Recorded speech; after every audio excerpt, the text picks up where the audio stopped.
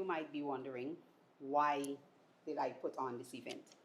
I organized this event because I've been to meetings where persons were celebrated and success stories were shared.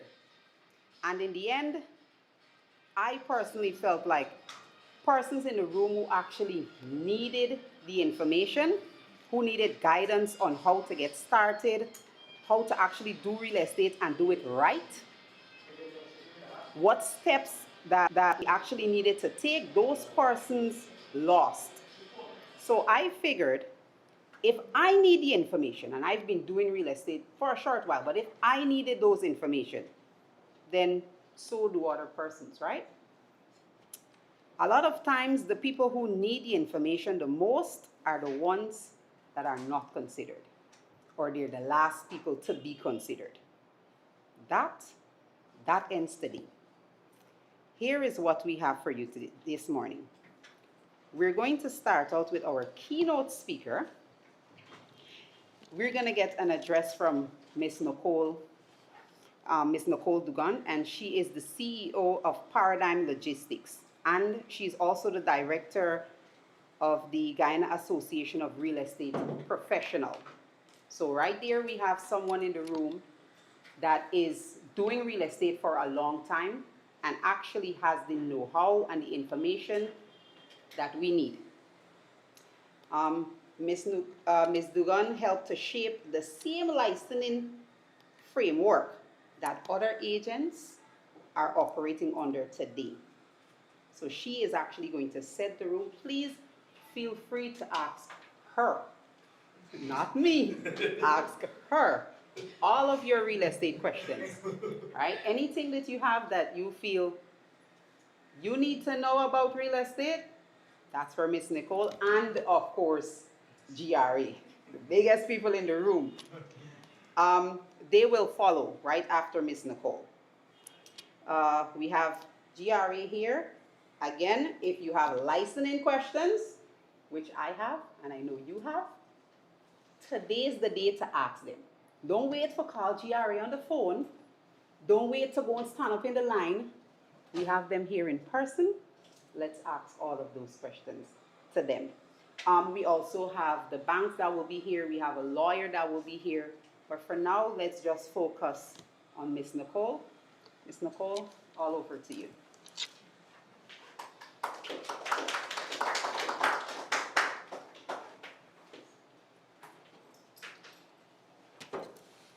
Thank you, Sherriann, for that warm introduction. Good morning, everyone. Thanks for being here. I want to extend a special thanks to Sherriann and Darren for inviting me to speak today because they thought that I am the voice that people need to hear from. And I'm hoping that when I'm finished that you guys feel the same way. So when I was asked to speak at this seminar, I knew immediately that I wanted to be here because I felt it wasn't just a timely conversation that we need to have, but it was a necessary one.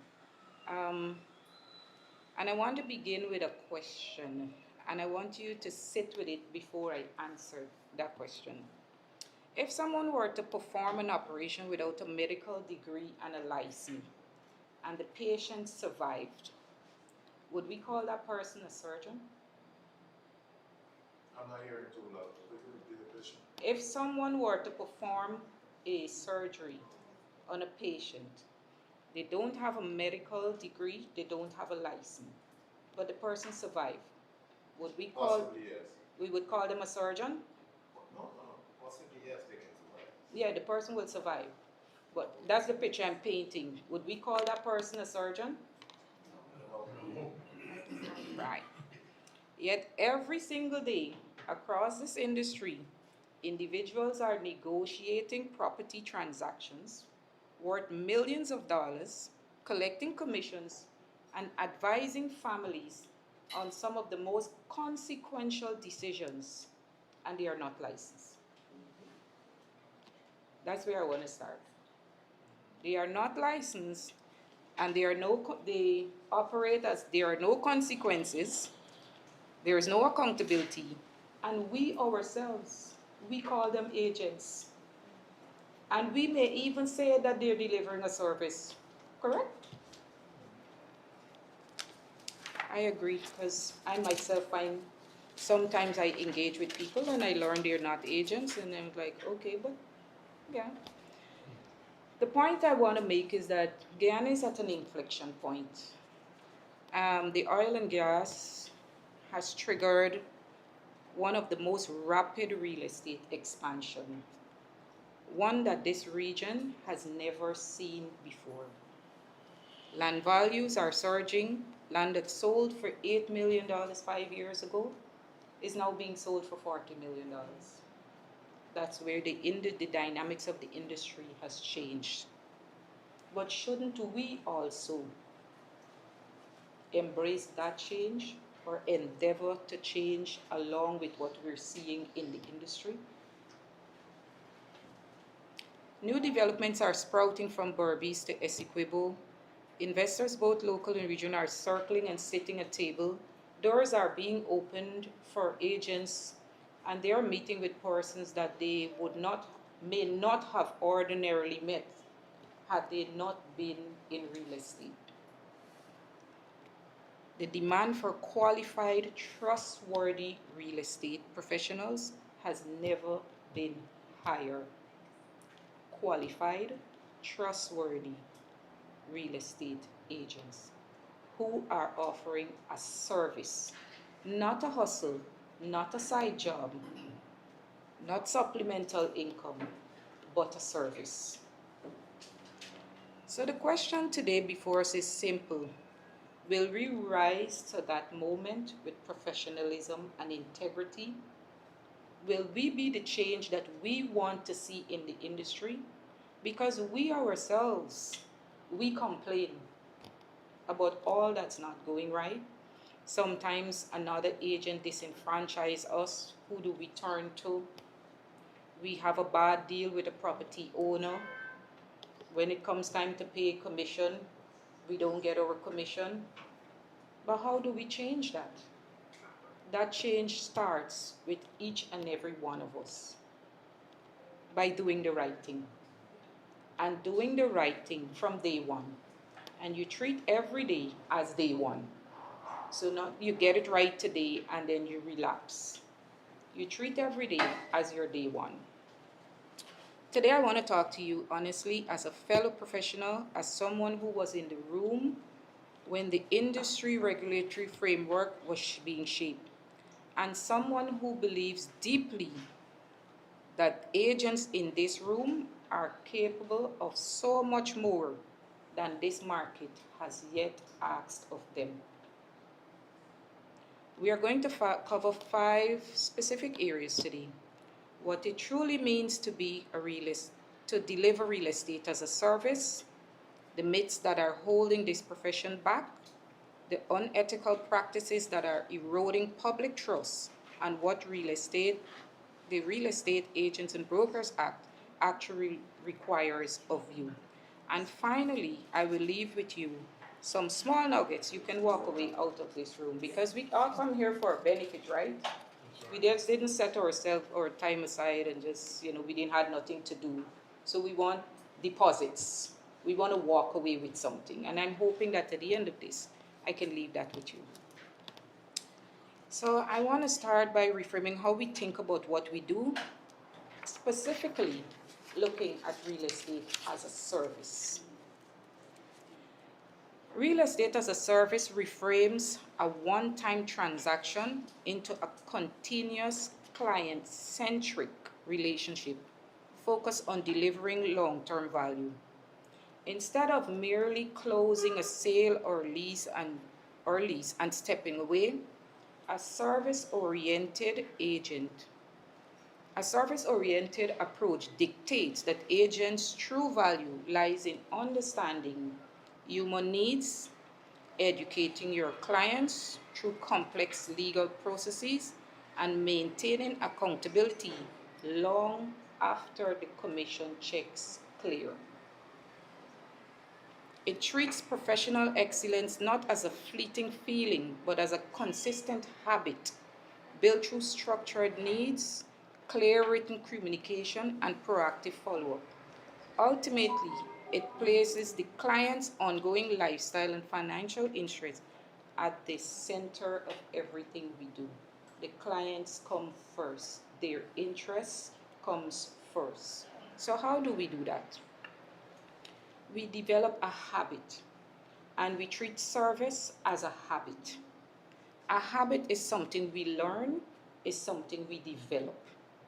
True, genuine service places the client's interests at the absolute center of every single action you and I take. Not your commission, not your timeline, not your convenience, just the client's interests. Your service and your focus in, is on the client at all time, or should be on the client at all time, and not just delivering service, but delivering good service. What is good service? How do you see good service, yourself delivering good service to a client?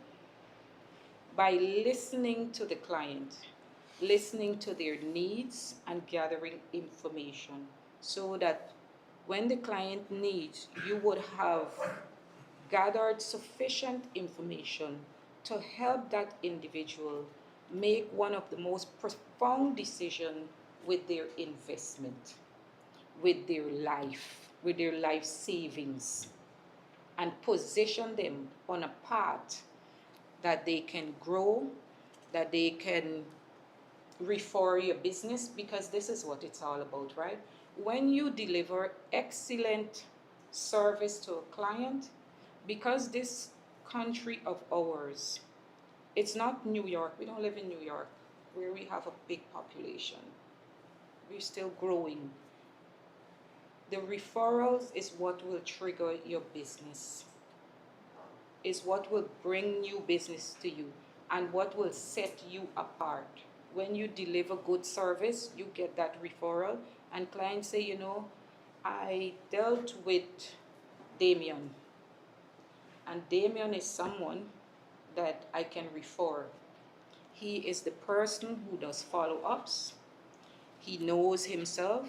He is not concerned about commission. His focus is on ensuring that I am getting what I would have engaged him for, the interest. So think about what is at stake for us as agents. When we put the client first, we say putting the client first is easy, right? But let's define what that actually means. Think about what is at stake for the average Guyanese family when they engage you. They're not buying a shirt, they're not hiring a cab. They are making the single largest financial decision of their lives. They are placing their trust, their savings, and their future directly in your hands. And I always say, treat it as if it was your savings. So somebody approach you, somebody come to you and want to do business with you, think about the service that you would want to receive, and think about the outcome that you would want to receive. And if this service that you're delivering is something that you would be comfortable receiving from someone else, then you're doing a good job. You're absolutely doing a good job. So that's how we measure ourselves. When we treat real estate as a service, several things shift. First, we listen before we sell. A service-oriented agent takes time to understand what the client truly needs, not just what they say, but their lifestyle, their budget, their long-term goal. Your value is not in showing properties. Your value is in understanding people and their needs. Second, we educate our clients. Many buyers are first-time buyers purchasing. They're now navigating the landscape. It's unfamiliar terrain. Part of your service is demystifying that process. When clients understand They make better decisions, and better decisions build your reputation, your brand, and your business. Third, we take responsibility for outcomes. A service mindset means you don't walk away after the commission check clears. You follow through with the client. I have myself have had a couple of experience dealing with some agents, and there is this eagerness to receive the commission. And then I find myself being the principal agent. That's a position most times I adapt. And I think I adapt that because I am comfortable with what I deliver. And I am comfortable being, knowing that I am a part of this transaction, and whenever it closes, it must be one of repute. So I take the lead because of that. And that's how, the way I see it, how we as agents need to operate. In a position where we are confident about what we are doing, but how do we become that confident and that knowledgeable? Every day is a learning opportunity. While we currently do not have educational programs geared towards real estate, specifically in Guyana, there is a whole wealth of knowledge that you can gain from YouTube. There are courses on Coursera that you can pursue. And there are materials, there are lots of reels and material, and even Sherriann has her YouTube page, and Tiffany, and there's a lot of content out there. But be mindful about what you digest, and be mindful about how you interpret what you digest. We have persons in the room. We have GRA, who is here to answer questions. We have Demar Mutual, who is here. We have Miss Tiffany Durant, who will be joining us to answer legal questions. If you are unsure, there might be someone in this room that you can reach out to about anything that you want to question. You can reach out to, and not just in this room. Even being the experienced agent I am, I lean on other persons for support. No man is an island, and we can't do this alone. And we need each and every one of you in this room to bring about the change that we so need ourselves. We can't do it alone. So I'm hoping that I'll get a nod with that. Yes. Absolutely. Yes. Right? So let me give you 3 deliberate practical steps you can take to ensure you are actually delivering service, not just selling property. Conduct a needs assessment before every engagement. Before you show a single property, sit down with your client, whether they are buyer or seller, ask the right questions. Ask the questions. What is driving their decision? That should be one of the first questions. If somebody says they want to move from this they want to sell a property, my question to them would be, what is your motivation for selling this property? Out of that single question, there is so much that you can gather from that individual, right? Someone says they're looking to buy a property. Okay, so you want to buy a property. Is it for residential purpose, commercial? What is important to you? Don't be eager to just share your listing. And I see a lot of persons coming now to the agents, and they would approach me and they would say, can you share whatever you have? I tell you, I am not that agent. I will never share my full portfolio with any client. I take the time to ask the questions. What are you interested in? How soon do you see yourself closing this deal? Is it a blank canvas you need? Is it a fully outfitted property you need? if it's something that they're purchasing, have you engaged the bank already? Where are you in terms of your finances to purchase this property? Because sometimes they waste our time, you know. Yep. They have big ideas and big dreams, you know. I want to buy a property. I recently had that from a client overseas. She want to buy a property in Guyana, and she haven't even started navigating the financial landscape here in Guyana. How did she get her money transferred to Guyana? How soon do you see yourself? Well, I just checking around to see, you know, what's there. So if you could send me all that you have. No, I can't. No, I won't. No, I won't. So I have the approach where if you're looking for something, I send you 3 options.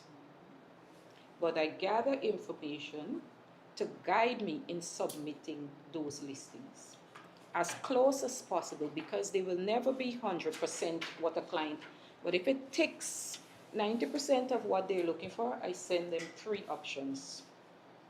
Beyond that, I sit back and I watch to see what is the reaction to that submission. Sometimes you send a 3 submission, and then you have to be, any update, any decision, Mr. Buckner? How soon do you see yourself making? Oh, well, I got the information you sent me here, but I'll look at it and I'll get back to you. So I come from a sales and marketing background. And I learned that you always gather when. So when will you get back to me? So how soon do you see yourself? And sometimes it might seem a bit persistent, but persistence is good. Because you're here, you're doing business, right? That's right. You don't want persons to just be wasting your time and taking your listings, and then they send it somewhere else. And all of that happens, right? They take your listing, they send it somewhere else, it never comes back to you. And you would have expended time and resource in getting that listing, in building that relationship with that property owner, and someone snatch it out your hand. And you have to guard that. You have to guard that by implementing systems on how you will treat with your clients. But it starts with you doing the due diligence. You have to ask the questions so that they don't waste your time. And you have to sift them out very early, whether they're a serious client or not. Right? So step 2, you provide a written service plan. After your needs assessment, you put your plan in writing and what properties you will present, what is the communication schedule, how often you will update the client and through what channel. So I recently had this experience with a client overseas. They're looking for sandblasting facility in Guyana. And I said to them, before I proceed, this will be my engagement fee. I will charge you $300 for my time to submit a proposal to you, an outline of what I will be submitting. Hear me, I ain't submitting nothing. I said I will charge you $300, and at the bottom of that, sign as agreeing. When they sign and they agree, I send my invoice and I collect my $300, and then I start your property search. I start your property search after that. Based on the requirements that you give me, I submit. And in my outline, I said, this is what I will give you, between 3 to 5 listings. And when I give you those listings, 5 listings, I will give you 3 showing. What does that mean? They need to narrow down, short lists from among that listing, what piques their interest. Because we're not seeing all 5, we're seeing 3. And give me a timeline. The client faulted because when they submitted the requirements, they later realized that the market in which they want to invest is different. Now that would have been a waste of my time driving around getting listing, securing listing. And then this client, when I finish doing a full proposal and submitting to the client, is no longer interested. But my time is valuable, and your time is valuable as well. The knowledge and the experience that you gain did not come delivered on a platter. You expended time and you expended resources, and so you should value it. When we start to value our time, clients will value us. So that's one of the points I want to leave with you. Step 3, you follow through after deal closes. The transactions does not end at closing. The transaction ends at closing, but the relationship does not. A service-oriented agent checks in 30 days after closing, 60 days, 30 to 60 days after closing. Hi Louis, how are you doing? Are you comfortable with the property? Even though 60 days has passed, everything okay? Any challenge? Just know that I am here. By engaging that client, and you are actually reminding them that I am here. I am still here for you. I did not just take a commission and walk away. I am here for you. And it shows care. And that is necessary in this industry. And it earns you repeat business. Trust me, I've done it, I do it, and it works. And this is not me, this should become natural to us. Right? We treat people with care, and that is reciprocated. So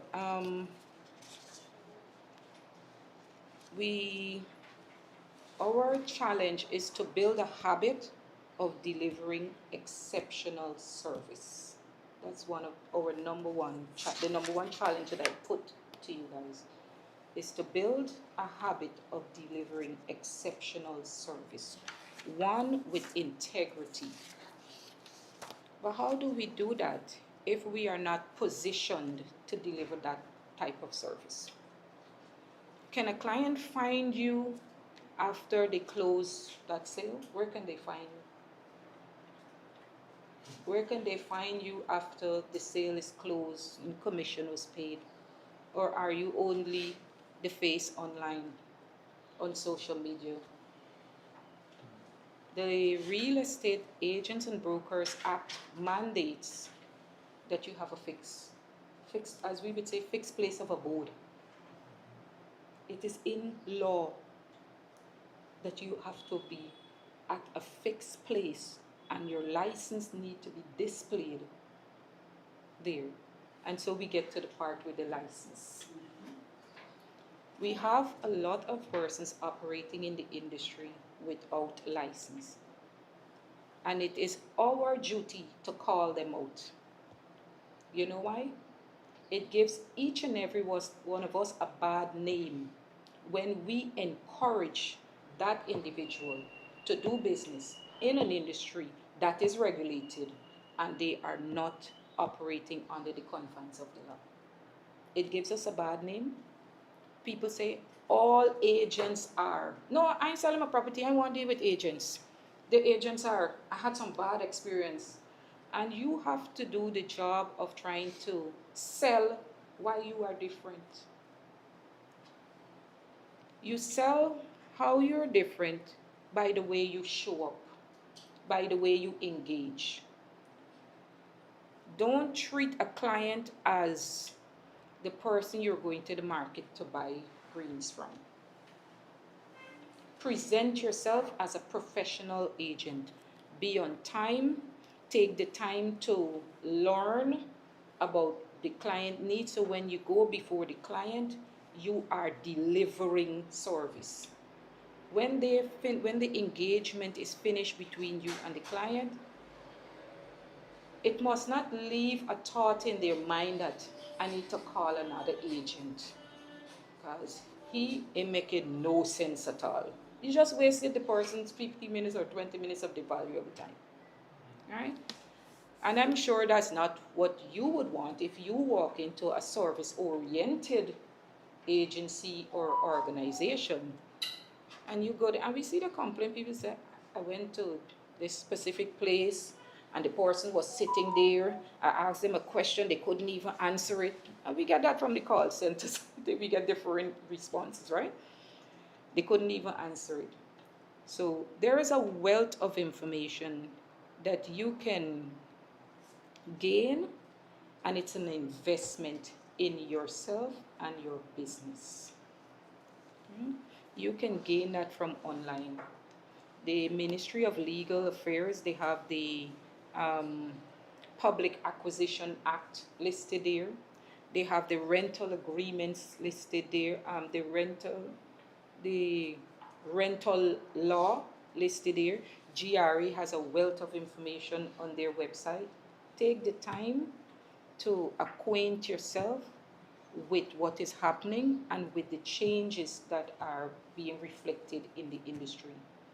The FIU recently, I'm a part of a national risk assessment team that is focusing on highly on real estate as one of the biggest risk entity in Guyana.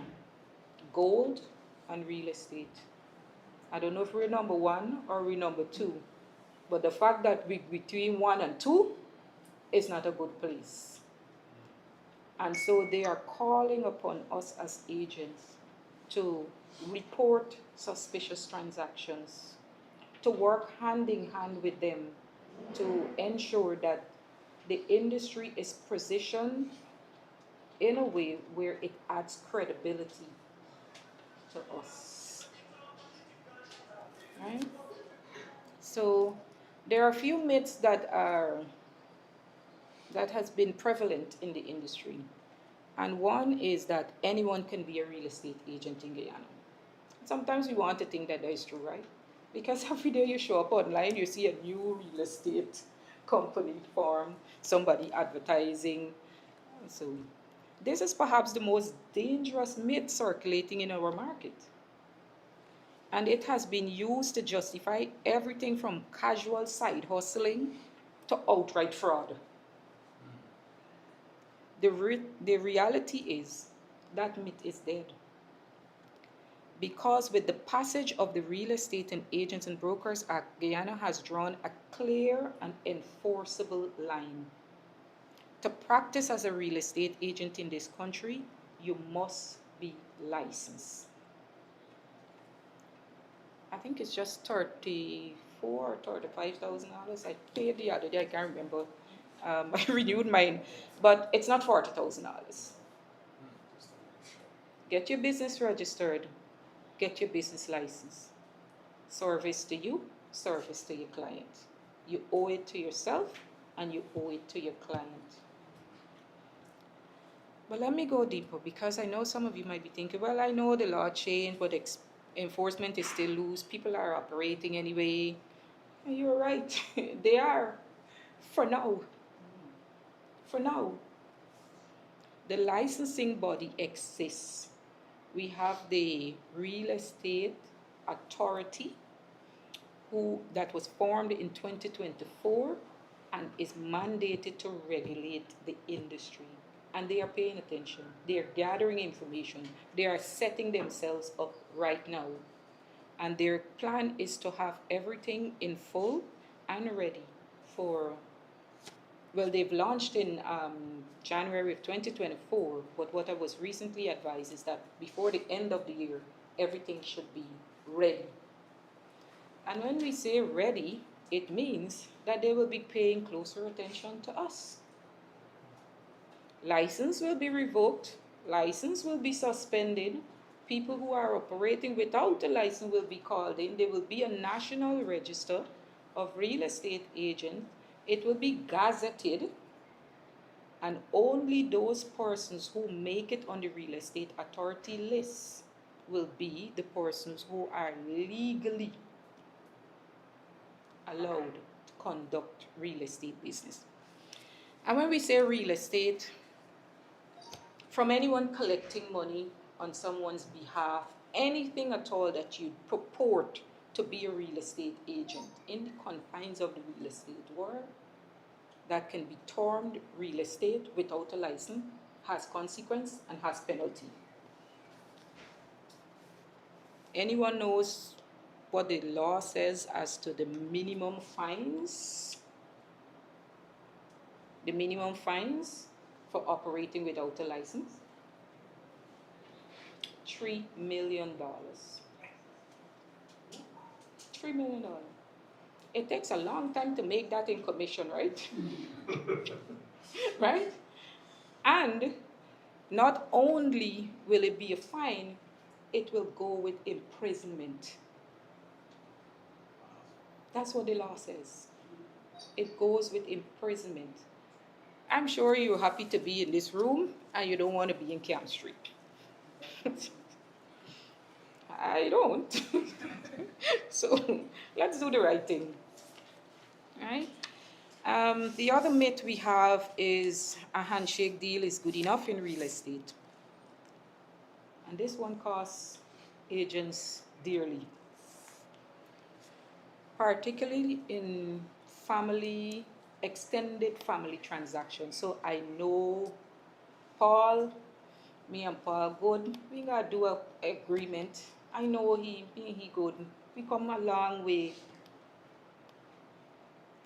And the transaction finishes, and then I can't find Paul. Paul ain't answering the phone. I had to run out the country. I had a situation when I come back. Whatever. But what if Paul would have honored his obligation, but still did not give you a signed agreement? And that commission is anything above $500,000. $500,000 above what you would have said to the bank you are expecting in your account. Do you know what the bank will do? They are now freezing your accounts. The banks are now freezing your account. You have to give justification for that money that you're putting into your account.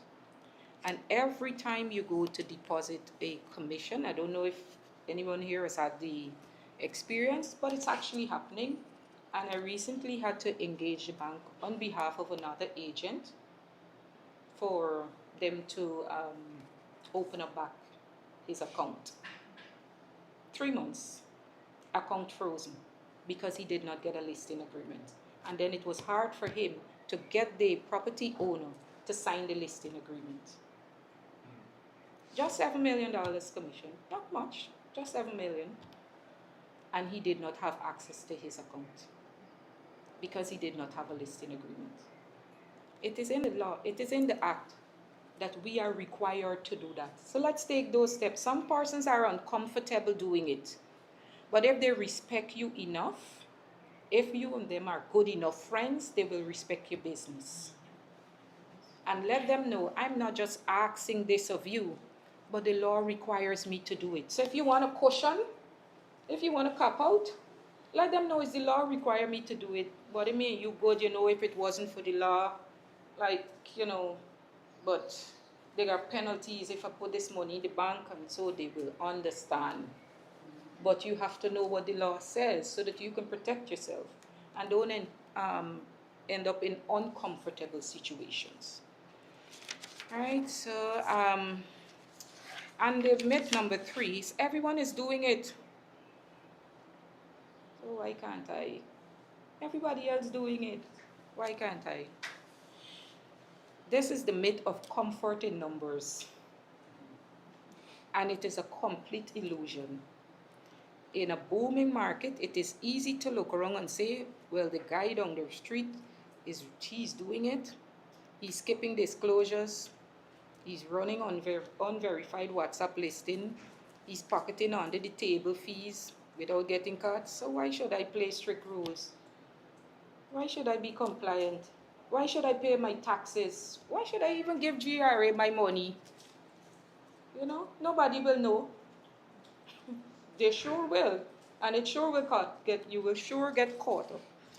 So let me be clear. An industry-wide habit is not a legal defense. So you don't go to court and say because Sherriann was doing it and I know for a fact that she's doing it. You ever get pulled in on the road, the police pull you in, and you doing the wrong thing, you say, but you just allowed the man for pass. Well, yeah, you might be caught. He got away with it. It doesn't mean you will get away with it, right? So relying on the crowd for protection means you are staking your entire career, your brand, and your personal freedom on the hope that nobody ever complains. The agent who built an enduring practice in Guyana, next chapter, will be the one who set the standard, not the one who hide in the crowd. Don't let's hide in the crowd. So my next focus will be on ethical practices and pitfalls we must confront. I said earlier that I want to speak honestly today, and this is a section where I need you to hear me most clearly, because what I'm about to describe is not hypothetical. It is happening in the market right now.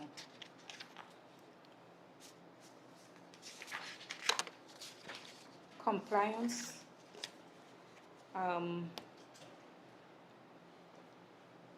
This is foundational.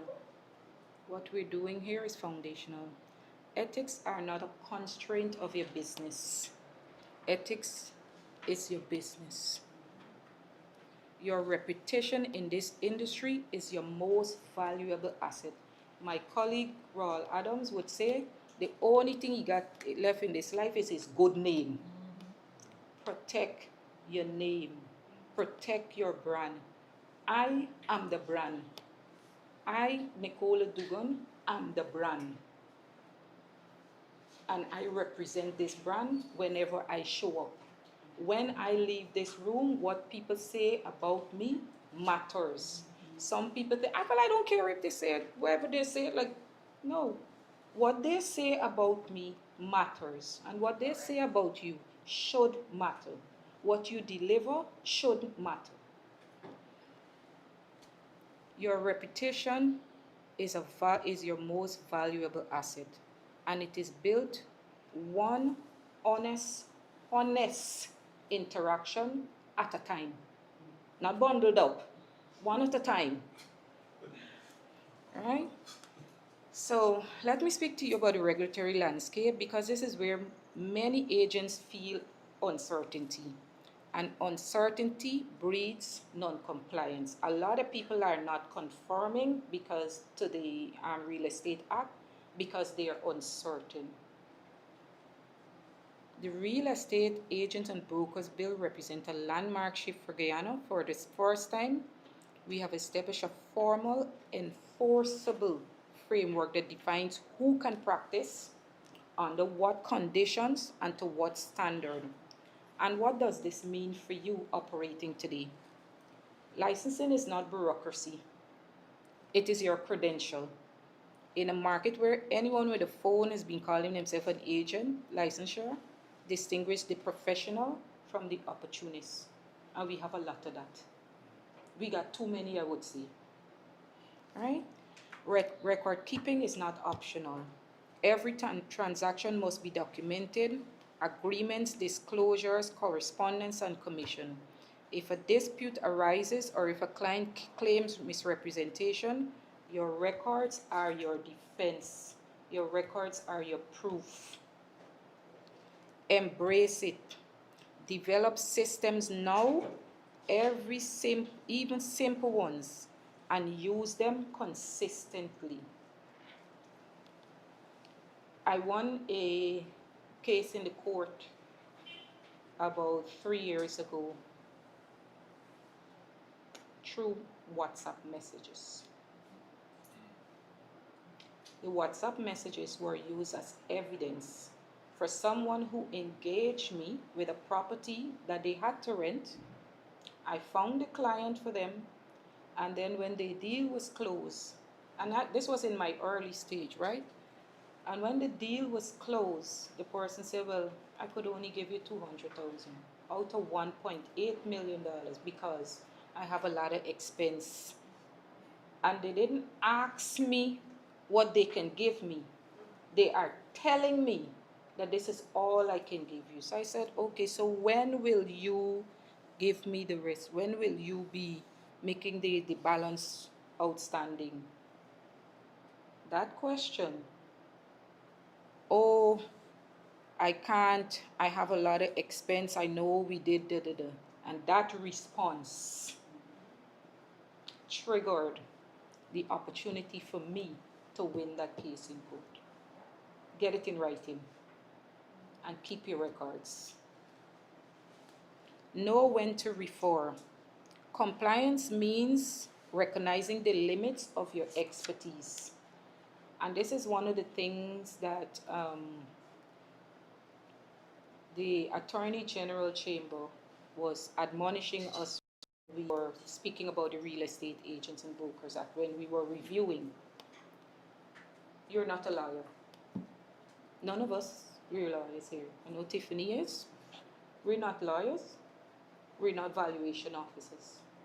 Don't go giving people information that is outside of your scope and your expertise. Your experience will speak for itself. You can expound on some things because of your experience, but if it is more than, refer the client. Let me speak to my attorney. Let me have you speak to my attorney. The attorney will provide you that guidance. All right? A simple word in law could make a whole lot of difference. Right? So we know when to refer the client beyond the scope of what we are capable of. The regulatory framework is not your enemy. It is the architecture that will give Guyana's real estate industry the credibility it needs to attract serious long-term investment. So now we move from the person and we move to the country. This is nation. How does this impact the entire country when you do not follow the rules? We can become blacklisted when certain transactions fly under the radar. We have a lot of investors coming in the country. GRA is constantly sending us circulars on who is on the gray and the blacklist, but we don't take the time. We didn't take the time to register with FIU. We don't take the time to read the reports that come to us. And we went ahead, you know, this big investor is coming and he want to buy this land. Look, right away, as soon as the people say 20 million US, we start calculate 20 million times 222 exchange rate. We don't calculate exchange rate. All we see is commission, right? We didn't take the time to do due diligence. Who is this person? Where do they fit on this anti-money laundering list? Is this a credible client? Do I want to associate my name and my brand with this? Because when it hit the newspaper, property A sold by Paradigm Logistics, she was the principal agent with this fraudulent transaction. And that never goes away. It lives on the internet. It's your footprint. It's your big stain. You know, sometimes you use bleach and bleach can't take out stain. The internet is like that. It's out there and it ain't going nowhere. So every time people look up, they look up Kumar, and every time they look up Kumar, they see good things or bad things. What do we want them to see? So take the time and do your due diligence. Before I close, I want to leave you with this. The world is watching Guyana, investors, developers, and the diaspora. They are all watching to see whether this country can manage its growth with discipline and integrity. And the real estate sector sits at the very heart of that story. Give of your best every day, lead with integrity, and serve your clients with unwavering professionalism. You have the unique opportunity to be a part of something truly historic, but remember, opportunity without ethics is just risk. Big risk. And transactions without service are just noise. Be the professional this industry needs. Know the law, serve your clients well, build a practice and a name you are deeply, genuinely proud of. And as I was sharing with Kumar, real estate allows for persons to build generational wealth. So a client is coming to you because he wants to expand his investment portfolio. But what do you want to leave for your generation? You can own a name like Gafour's. You can own a name like Farfan and Mendes in real estate. So don't see the today. And Sherriann's the event so rightly state Guyana 2026 and beyond. So don't see the today. Where do you want to position this brand? Where do you want to position this brand? I certainly want to leave a legacy for my children. I want to leave a reputational business that my family can go on. So someone will look back and say, 100 years ago, this young lady, Nicola Duggan, who worked at GT&T before and worked at Digicel in a professional capacity, left her job and decided to venture into real estate. Not because she was concerned with the commission or was, because I was making more commission at GT&T.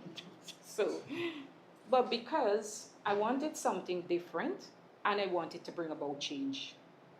And so ever so often when I speak to persons, I say to them, my aim in real estate is not a selfish one. I want to bring about change in the industry. And so I live that example. And so I deliver that service. So when people engage, so I operate with my colleague, Roy Adams, and oftentimes we reach with a client who doesn't want to deal with an agent. But after an experience with us, they have a change of heart.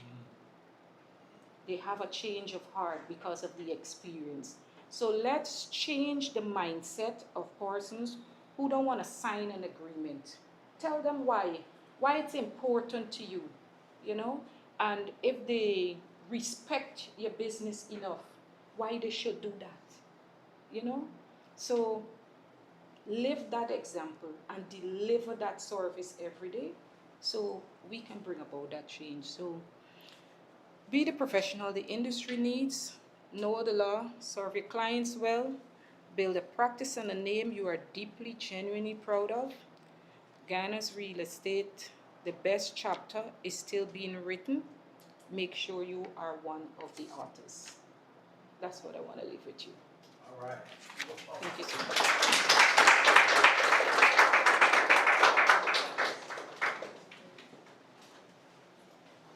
Is there any questions?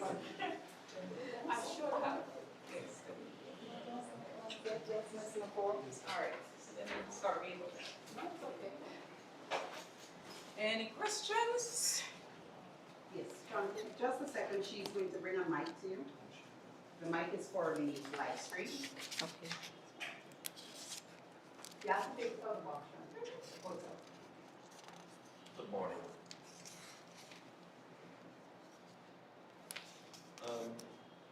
I've been in real estate since 1992, and there is no change in policies, those who made them and those who implement them. And I think the problem is from the top. Okay. The problem is from the top, need to be corrected. And those who are the policy makers have us in this. Nobody says nothing. We come to meetings, Guyana is a place of meetings, not decisions. And that is affecting every agent. I have matters in the court, some lasting for 10 years, Court of Appeal, this appeal, that kind of stuff. My point is,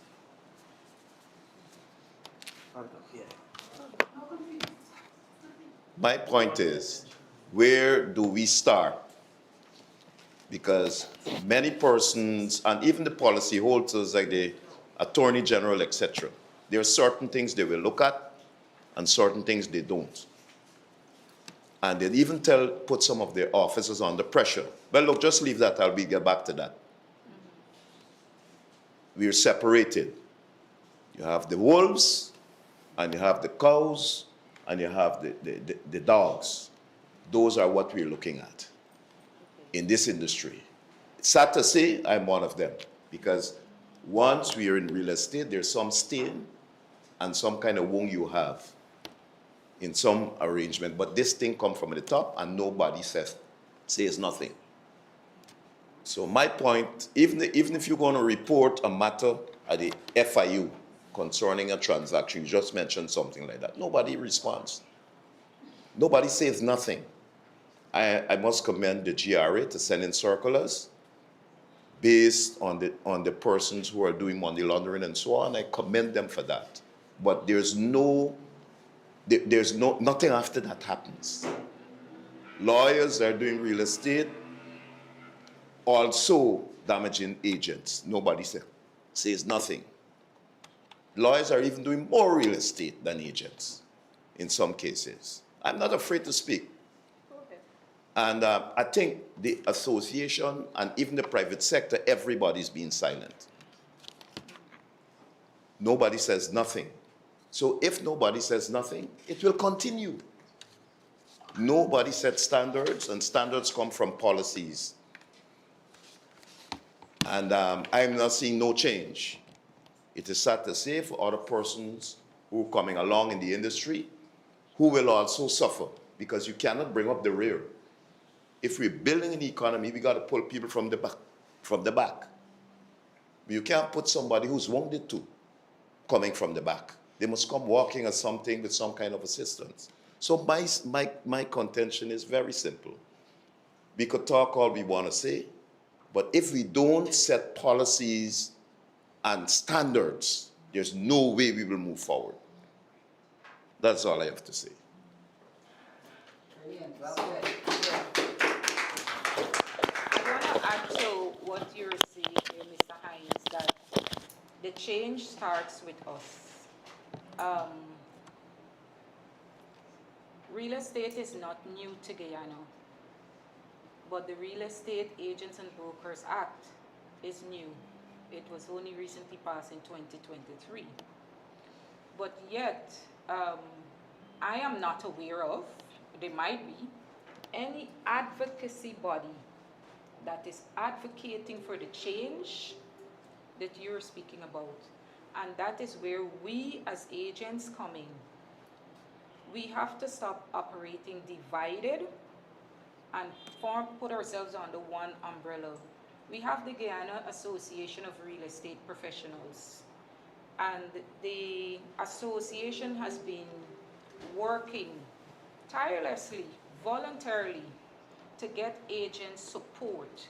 And this is where the association comes in, because the association can actually advocate for things like what you're mentioning.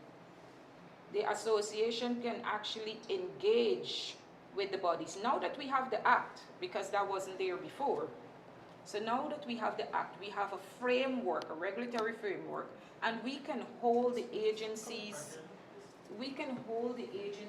accountable if we form ourselves in a group and reflect the representation that we need from the persons that we are seeking representation from. Oftentimes you show up, you call a meeting, 9 agents come. And we have over 500 agents practicing in the industry. You know, like the story say, we are here, and when you look back, nobody else is behind you. There's presence in numbers, and we need the support of the agents for that. I will take that to what you say for the time being. But another thing, are you aware that the Ministry of Housing have a wholesale of agents working there? Yeah, because I No, I'm not we're laughing at ourselves. Are you aware that Ministry of Housing have a wholesale of agents? It might not be the Ministry of Housing. I am not a politician. I'm a businessman. No, adding to what you're saying, I'm saying that it may not be the Ministry of Housing. Well, you could be right. But what I'm saying, if it starts from, and that's a government organization, if they don't set an example, what should we do? But that's where we have to call them out. Now, the Real Estate Agency Brokers Act says that no one, anyone who purports to be an agent, to do anything resembling real estate, it is criminal, it is illegal, it has penalties. That's where we have to call them out. Madam, I think we're not, I think we're sailing in two different boats. I know. Because the point I'm trying to make, a matter might arise today. Today is not Friday? By the time Monday we gone back again. There's no way things are being corrected. I am here standing to you since 1992 and nothing has changed. I see cases in the court. A lie become a truth. So there are many things, I can talk all day. I'm experiencing that line. I am a wounded person here, but smiling. You know why? Because I'm strong. But the point I'm trying to make, when these guys or these persons who said they implement policies, don't do anything. They don't do anything. I mean, they're gonna tell you, girl, this, and then they say, we're gonna look at it. It gone in the pending file. And it would last, it might get a little cobweb and some dust. A sad reality. That's right. So the point I'm just want to emphasize on this. If the policy holders don't hold a position, we will have no standards. Agree with you. But let's not be dismayed. No, but what I'm saying, Yeah? we must correct those things if we want to go to another level. And not only that too, we got children, man. We allow them to come with that kind of environment. You understand? There are a lot of stuff happening all the time. You'll come here, you'll have a nice group, you go to another place, you get another group. But how, and some people exist for what is happening in the system because they like it. They're comfortable with it. So what with the person who are uncomfortable, what should they do? We are too quiet in everything in this country. Thanks for saying that. Thank you.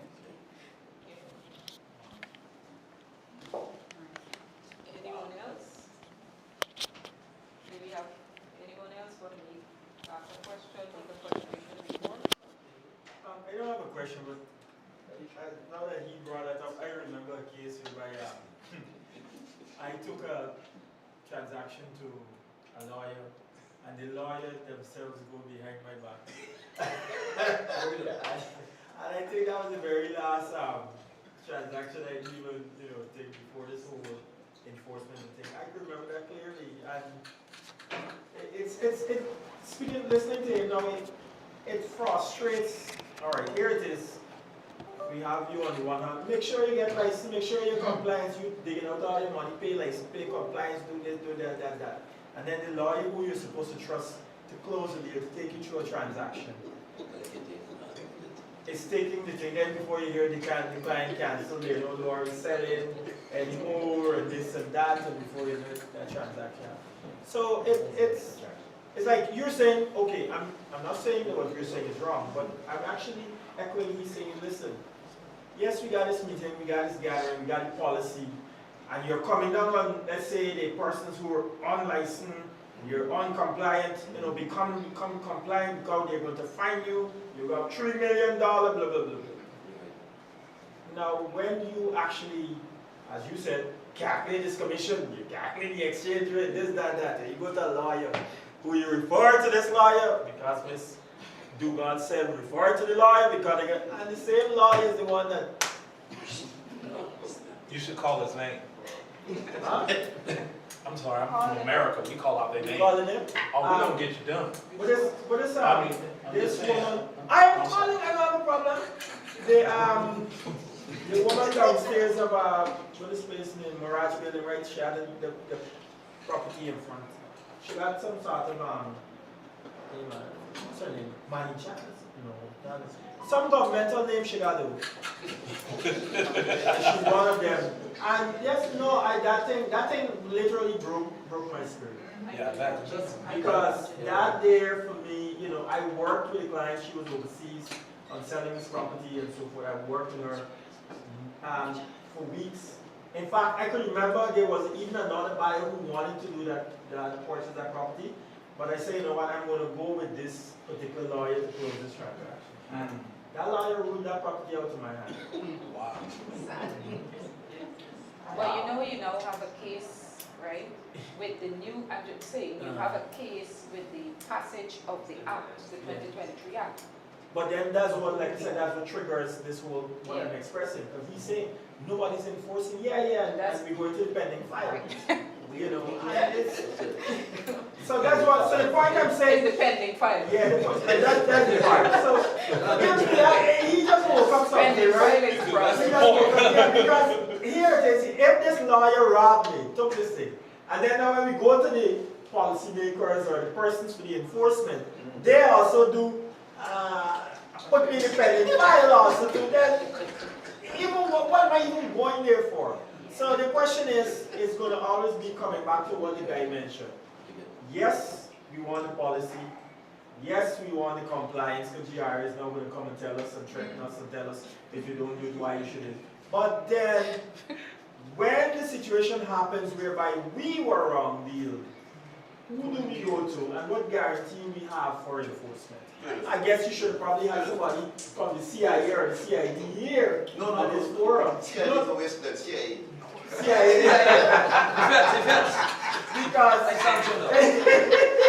Because what? And you see, you said you want us to be real, right? And we're not.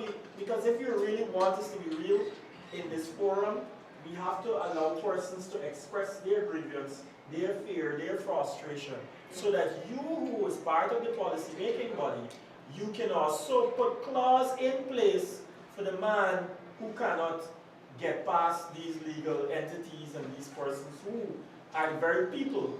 I'm a part of the Real Estate Association that advocate for change. Okay. Right. So these positions are some of the things that comes up in discussion. Like people have grievance, these are the issues. And I would say we are now being given an audience. Real estate in Guyana is now being given an audience. People are engaging, the rightful authorities and agencies are now engaging with the real estate profession, right? So what do you want us, let's say, we here, what do you want us to do to help to support you at the policy level? Was it you asking us this morning? One, you Don't become commit part. yourself, No, sis. you become part. You become part of the real estate Please. association. So my dear nice lady, don't commit. No, I'm saying you serious, become part of very the serious. association, and then we advocate for change as a body. Right. Do you have like a hotline, or do you have a place, or so that if we have issues, we have transaction that we were deal, that we can able to, you know, that we can, even if we want to expose or share our WhatsApp messages or emails of where, because like we said again, the FIU, they're looking for us when we're not doing transaction. Right. So we need people that when we were wrong deal, who do we send this to? Right. Also storage of So we have the Guyana Association of Real Estate Professionals. That's the association, the body that represents, I would say, the vast majority of agents in Guyana. We have addressed and dealt with disputes with agents, but those are inter-agent disputes. We have not had a situation where we had to position situations to FIU or the RBA because they have not, they are not completely set up as yet. Okay. So they are not completely set up as yet, but once they would have established themselves fully, then that is the rightful authority to bring your Williams to. Could I say one more thing, please? Just a minute. In the interim, though they are not completely set up, you can find them at the Ministry of Business on South Road, the Minister of Tourism, Susan Rodriguez, her office, real estate actually falls under her portfolio. And so she has, yes, and so she has, yes, it falls under her portfolio. Yeah. Yeah, they along with GRA are the supervisory body. So in the interim, you can address your concerns to Ms. Robertson at the office there, if you don't want to channel it through the Real Estate Association.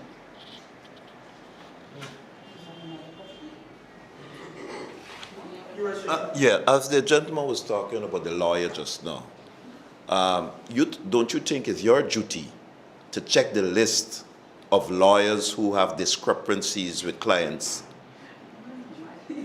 Don't you think Maybe your organization. it's your duty of integrity to check all the complaints that lawyers faces and they don't get penalties? The lawyers or the agents? The lawyers. Because like we're saying, if I'm just expounding, like we said again, if it is that an agent do something, we will be put on a list that says here, as you said, it lives on the internet that this agency, don't do business with this agent because he's either not compliant, blah, blah, blah. What about lawyers who agents are taking in the interim to complete that transaction, who defraud the agents? Is there a list to say, well, hey, don't do business with this lawyer, don't do business with that lawyer? All right, so I'm happy that he asked that question and you made it clearer. Out of the National Risk Assessment Forum, what was told to us is that there is a formation similarly to the Real Estate Authority. The government is now forming a body. Apart from the committee where you make complaints against lawyers, they are now forming a body to regulate the attorneys. I guess Tiffany might be able to expound on that because she's an attorney. But they are now forming a body to regulate the real estate, the attorneys. What was positioned to us in that forum is that, and it's in the act, attorneys are not real estate agents. They cannot act and represent transactions outside of their capacity. So the duty is yours to read the act, to make yourself knowledgeable about what the act says and what is in there to represent you. I guess What's the difference between act and acting? I guess we can ask another question. In the opposite, the flip side of what he just asked, if we don't have a list of persons that we don't, shouldn't do business with lawyers-wise, can you recommend a list of lawyers that you can say, well, you know what, that we can? Well, hey, these are genuine persons who, when real estate agents take their business to, they have completed, fairly on their. Do you have a list of probably Ms. Durant, since she's in the room, might be qualified partially. But is there any other persons? Let me say if we don't like how Ms. Durant deal with me. Is there another lawyer, or a list of lawyers you can say, well, listen, these are persons who the real estate body, or who understand real estate transactions, and you can able to take your business to them? I'm happy you mentioned that because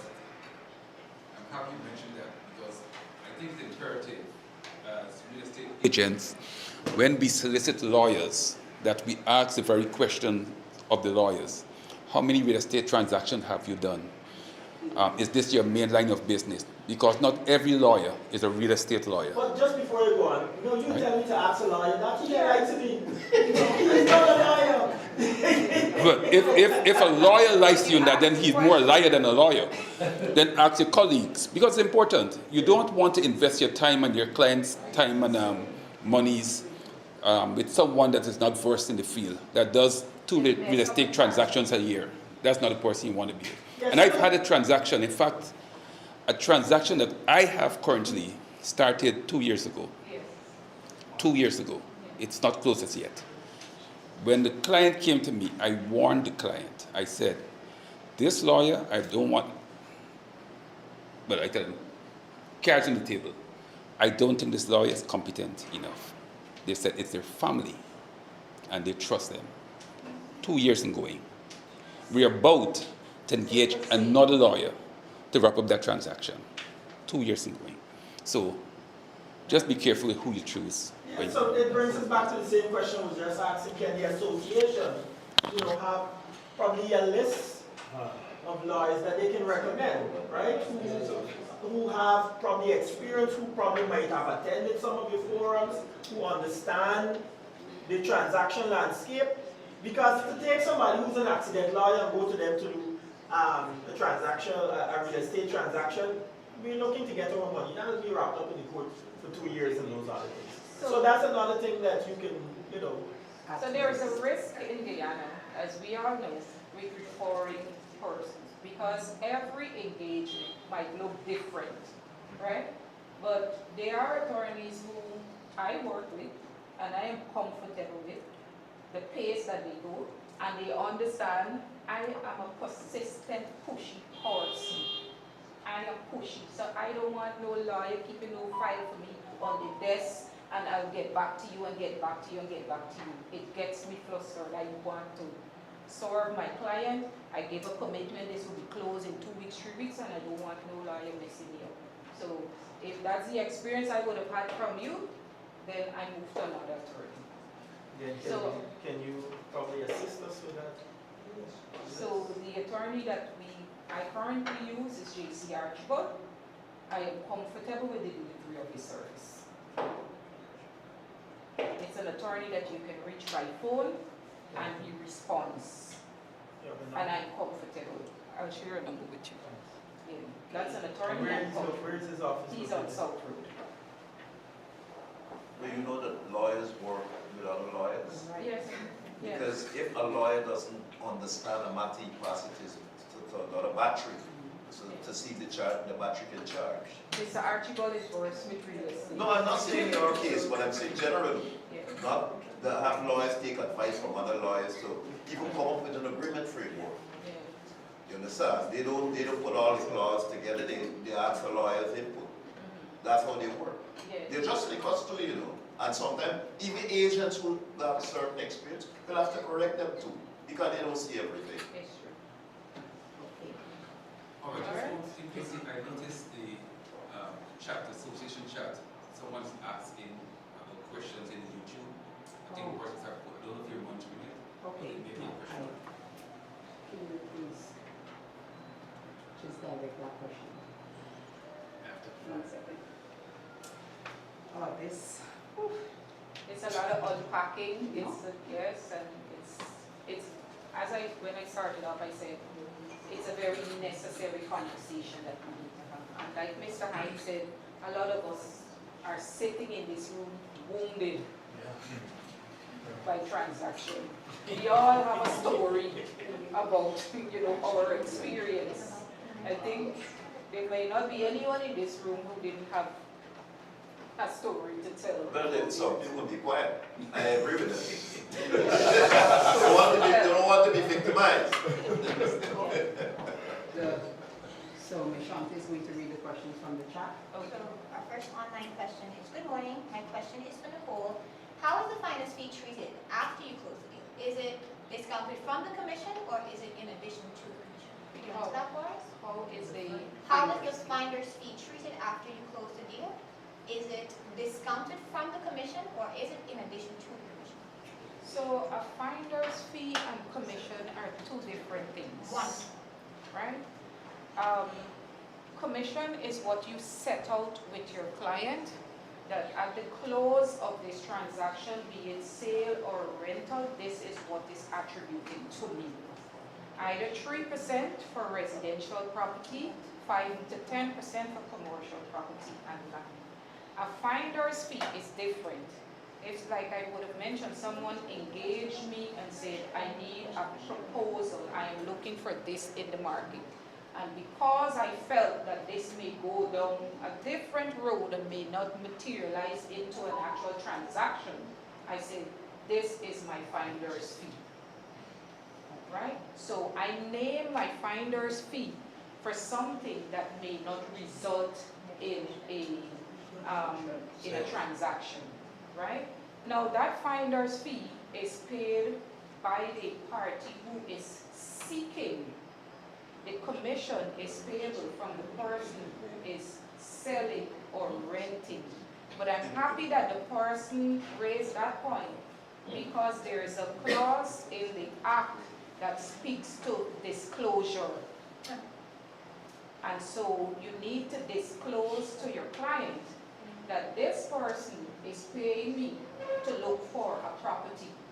But once I get this sold or rented, this is my commission. So it's not discounted, it's two different compensations. Okay. So that was our only online question, and I guess that was quite enough at Ms. Nicole. Is it okay if we move on now to GRE? We could foster some of the, the questions on to GRE. I leave you with that. Thank you guys so much for your time. Thank you. Thank you.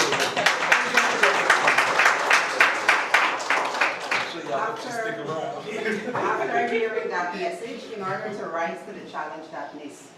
Duggan would have given, we will now ask GRE to take the stand as we guess the hot seat because we have all the licensing and compliance questions. So, GRE, all over to you guys.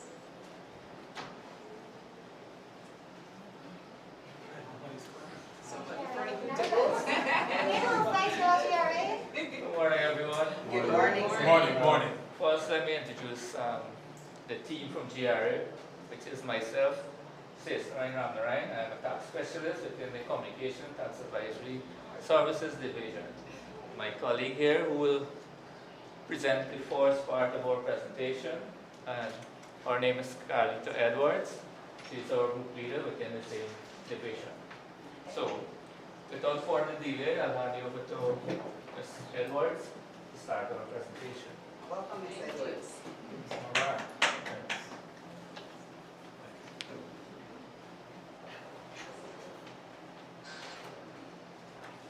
All right, good morning, everyone. Good morning. Good morning. I'm hoping everyone can hear me. And just like how you were laughing and smiling, I'm trusting that I get that throughout our little presentation this morning. Many times I know a person like me, like myself, we don't want to hear about taxation. But it is something that is very present in countries, including Guyana, and it's something that we have to pay in order for our country to move from one stage to the other stage.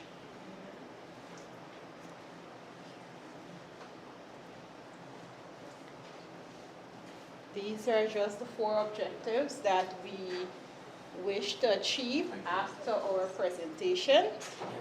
Basically, we're just here to share information with you, not just in relation to the real estate license, but information that you will find interesting in terms of your tax obligations as citizens of Guyana. Now, the first thing is that the law provides for you to obtain your real estate license. Everything that we would say here this morning from the GRA Tax Advisory Unit is based on what the law says. Not what I want to say, but what the law dictates. So the law dictates that if you're practicing as a real estate agent, you must obtain a license from the Guyana Revenue Authority. That's very clear, that's very simple.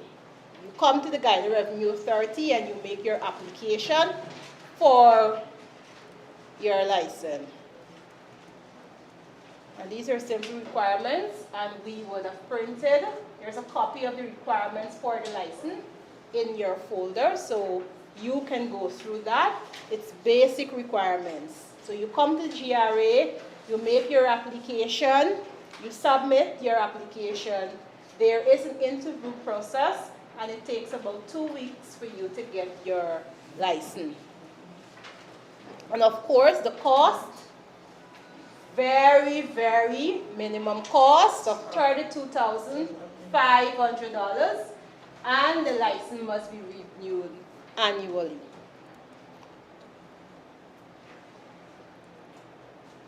Now, this is where it gets very interesting, that as a real estate agent, you would be classified as a self-employed person, and you are obligated by law to do a few things, right?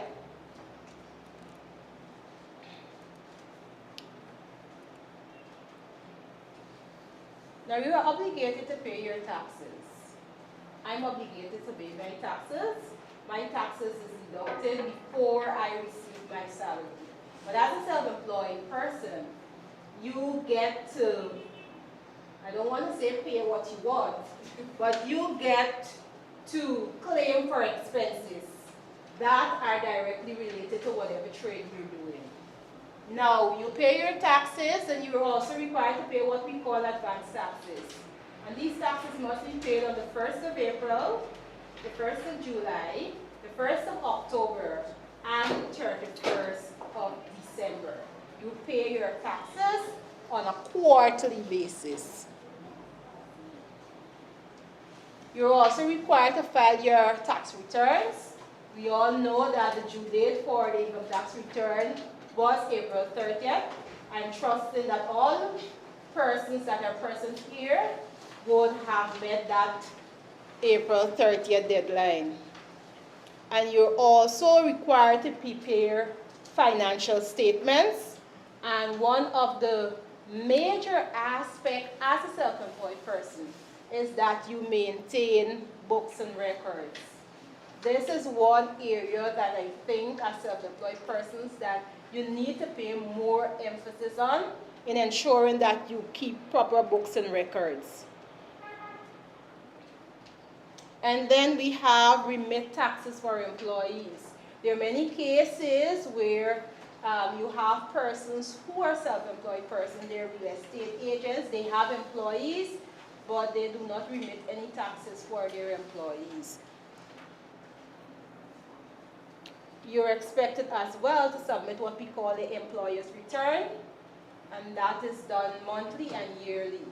The monthly submission must be made on or before the 14th day of every month, while the yearly return must be submitted on the 28th of February every year. And of course, you're obligated to issue your employee with what we call an emolument or a 7B slip, so that they in turn can make their submission of their individual income tax return. Here we have some benefits of being tax compliant. It's very important that you're tax compliant. If you are not tax compliant, if you have not submitted your individual income tax return, then you would not be issued with the real estate license. So it's very important that you ensure that every year you ensure that you submit your returns and you pay your taxes. Of course, you know that if you have a loan at the bank and you want to apply for MIR, you also have to be tax compliant as well. You can obtain your tax refund, and of course, you avoid payment of penalties and interest. And what is also important is that you will build a good business reputation.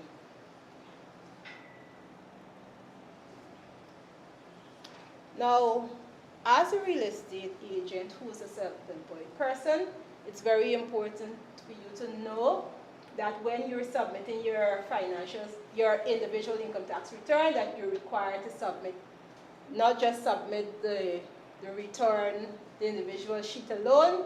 It's expected that you submit your profit and loss statement, your balance sheet, and we advise persons who don't really know how to do your balance sheet and your income statement that you check with your accountant. That is the person that is registered with the Guyana Revenue Authority so that they can prepare the returns the way that it should be prepared. You're also required to submit a financial statement summary, and that can be found on the GRA's website. Of course, if you make a loss in your business, you need to submit your loss relief schedule, your wear and tear schedule, Form 4 if you have approved mortgage, and of course, of recent, your child declaration form. So all of these are documents that you must submit when you're making your submission of your income tax returns. Now, it's important to know that when you're doing your tax return, your financial statement, that you ensure that the allowance that are claimed on your expense as expenses are expenses that are directly related to your trade. Now, as a real estate agent, I am not too sure about the expenses that you will face. But I know probably you will face expenses such as rental if you're renting a property, office supplies, those things that are directly related to your trade. You cannot claim other expenses. If you claim for other expenses, then those expenses will be disallowed, which will give rise to an increase in your profit. And then if your profit increase, you know, your taxes will increase as well. So the law provides for expenses, and the law also provides for expenses that you are not allowed to claim. So what is important is that the expenses that are claimed in your financial statement must be directly related to your business that you are carrying out. So you can't claim for the children's school fees, you can't claim for your grocery bills, you can't claim for things that are not directly related to your trade. So these are important things that you must remember when you are preparing your financial statements, or when you have someone prepare that statement for you. Because we have cases where persons would have gone to their accountant, I shouldn't say accountant, they go to their friend to prepare their financial statements. And when the statement comes into GRA, we realize that there are a lot of expenses that would be disallowed. And we have an examination section that will disallow those expenses. And then we send a nice little notice to you to tell you that these are the allowance that were disallowed. And so we would have add back those income that you claim as expenses to your net profit, which will give rise to you paying taxes. And as I said before, all what I'm saying here, they are in the Income Tax Act. So Section 16 deals with deductions that are allowed. Section 18 deals with deductions that are not allowed. So in your spare time, you can get a copy of the Income Tax Act. It's available on our GRA website, and you can read for yourself. As I alluded before, record keeping is very important. A lot of times what you find, persons are not keeping records. And so when you go to your accountant, what are you going with? You just go to tell the accountant, oh, I want to pay GRA. Make the account so that I can just pay GRA $2,000. I pay the GRA no money. That's not the correct thing to do. You keep your records, and those are the records that you take to your accountant in order for them to prepare your financial statements.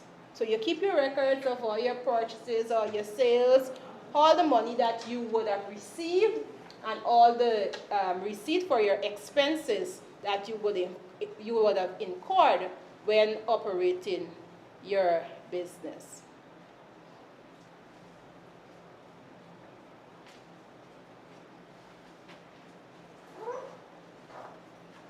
Of course, you know that the Guyana Revenue Authority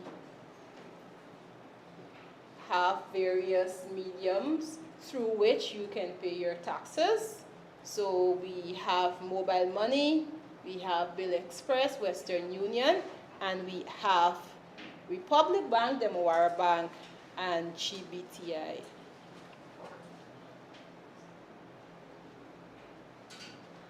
Everyone here know how to calculate your taxes? No. Let me see the hands of persons who know how to calculate their taxes. No one? Let me see the hands of persons that have employees. No one have employees? No?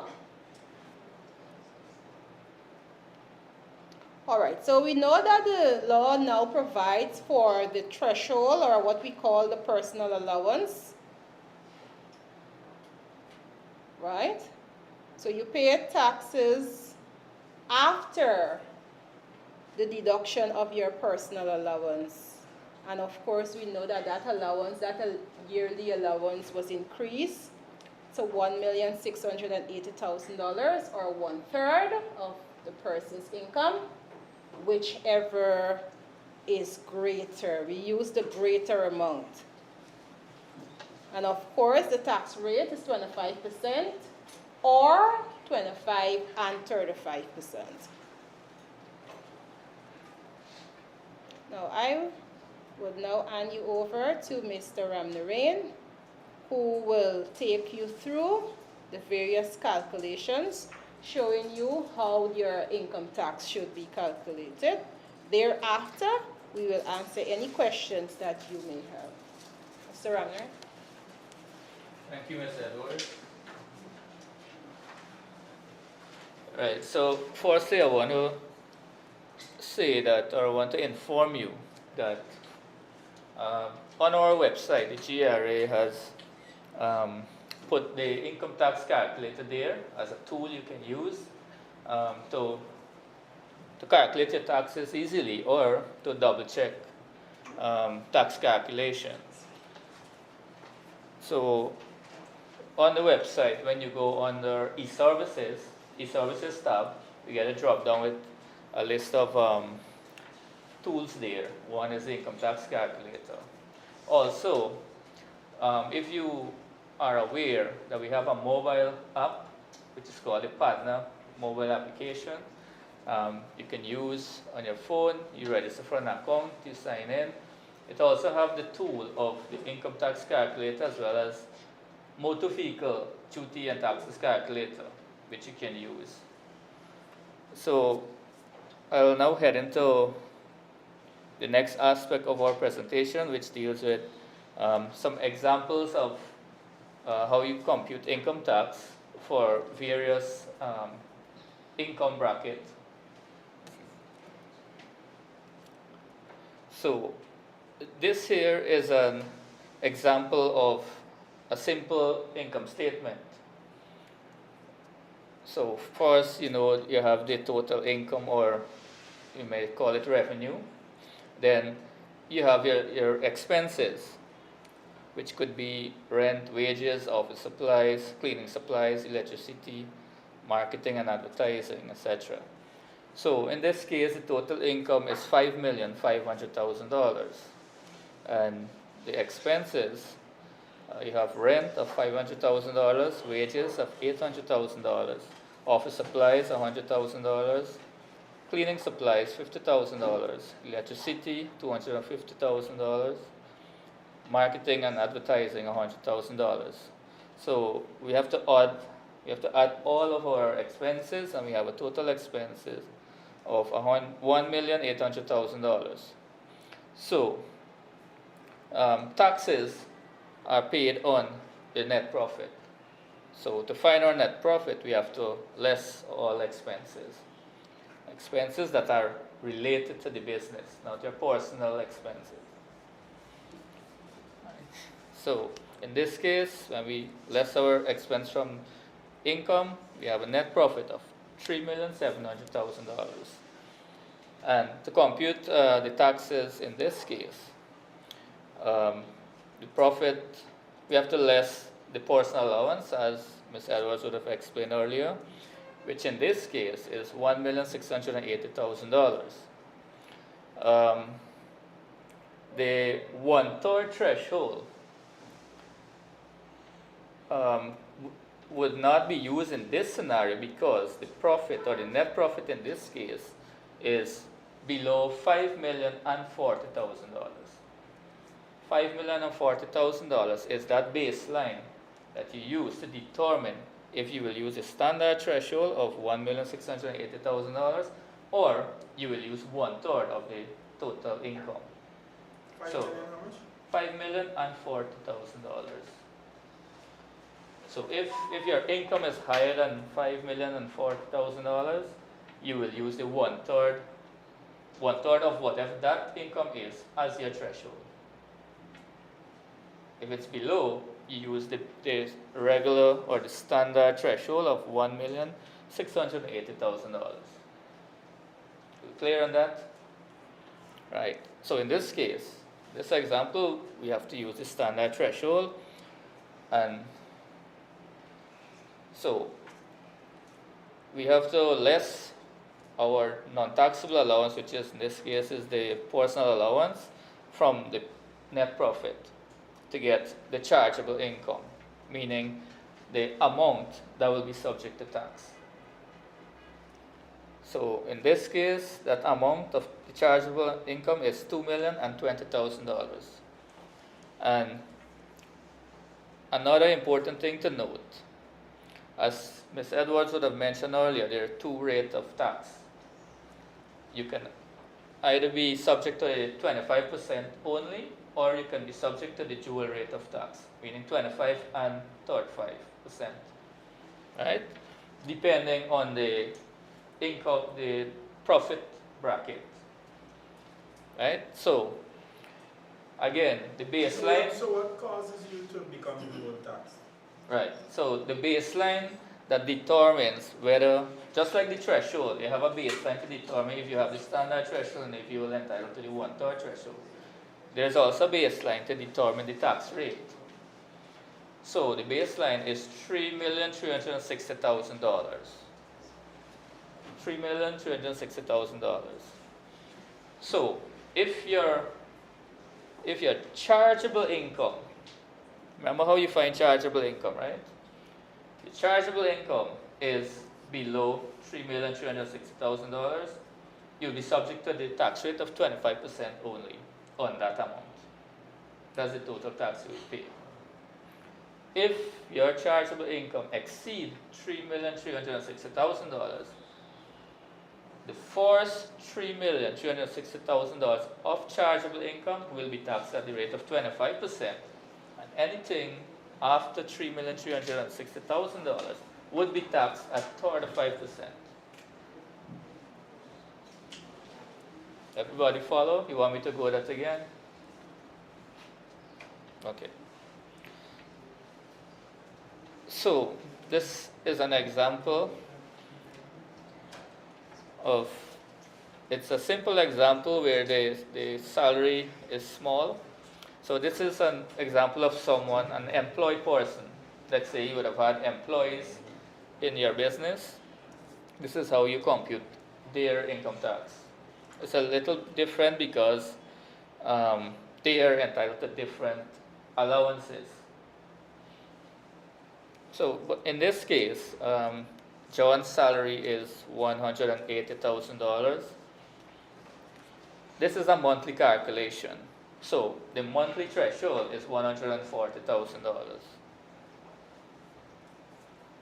Because the salary is not that big, he's entitled to the standard threshold of $140,000. That's the monthly threshold.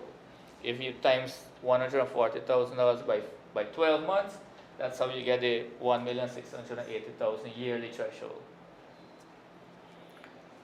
So John is paying NIS, which the NIS rule is 5.6% of the salary, or they also have a ceiling of $15,680 per month, or the yearly ceiling is $188,160. So he does not have any medical life insurance to claim. If he had, he could have use that as a deduction. He can claim it as a deduction in computing his income tax. Also, recently we had overtime allowance is being granted to employees who are earning overtime. In a monthly calculation, they'll be allowed overtime of $50,000 as non-taxable. Any overtime after the $50,000 will be subject to tax. And also you have child allowance, which is $10,000 per child per month as non-taxable allowance. So here's a calculation for John income. Salary is $180,000. We less all the deductions to find chargeable income, and in this case his deduction is the threshold, $140,000, and his NIS. We add the two deductions, you have a total deduction of $150,080.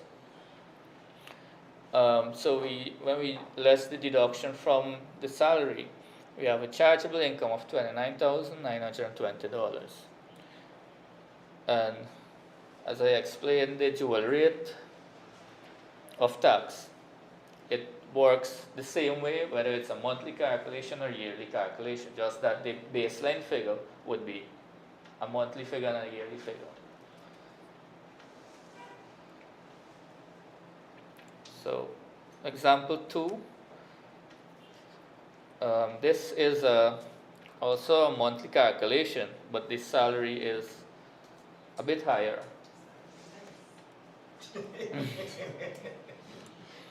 Alright, so of course Mary would be entitled to the 1/3 threshold. One second.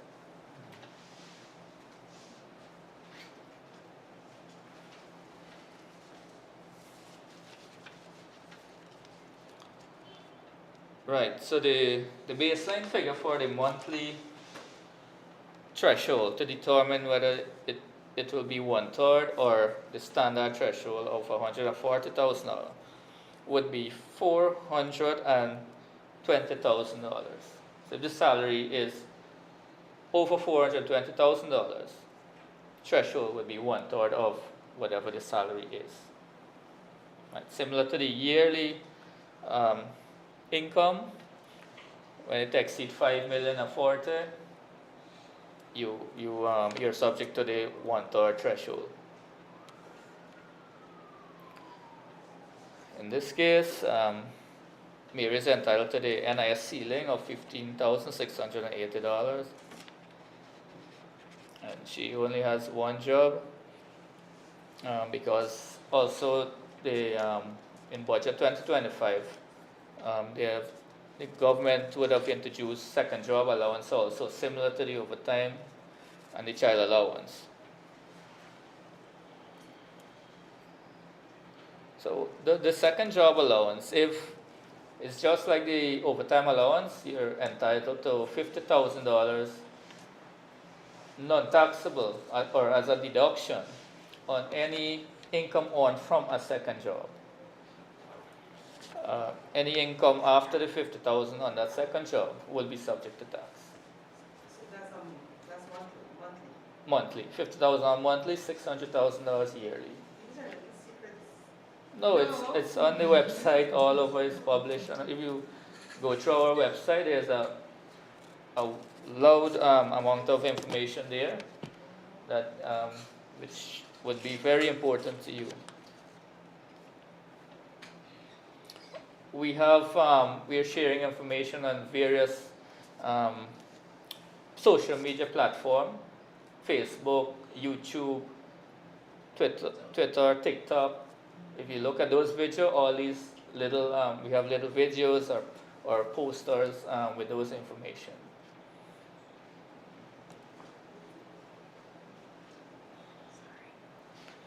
Right, so Mary doesn't have any of those allowance to claim, so.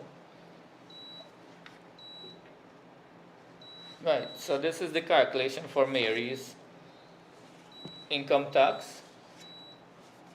Her salary is $510,000. We have to less the threshold of $170,000 and the NIS of $15,680. Total deduction is $185,680. When we less our deduction from the salary, we have a total chargeable income of $324,320. And Mary would be subject to the dual rate of tax in this monthly calculation. So, to determine if you're subject to the dual rate of tax, the baseline is $280,000. Alright, so that is for the monthly calculation. If your total chargeable income exceeds $280,000 monthly, you'll be subject to the dual rate of tax. This means that on the first $280,000 of chargeable income, you will pay tax at the rate of 25% on that $280,000.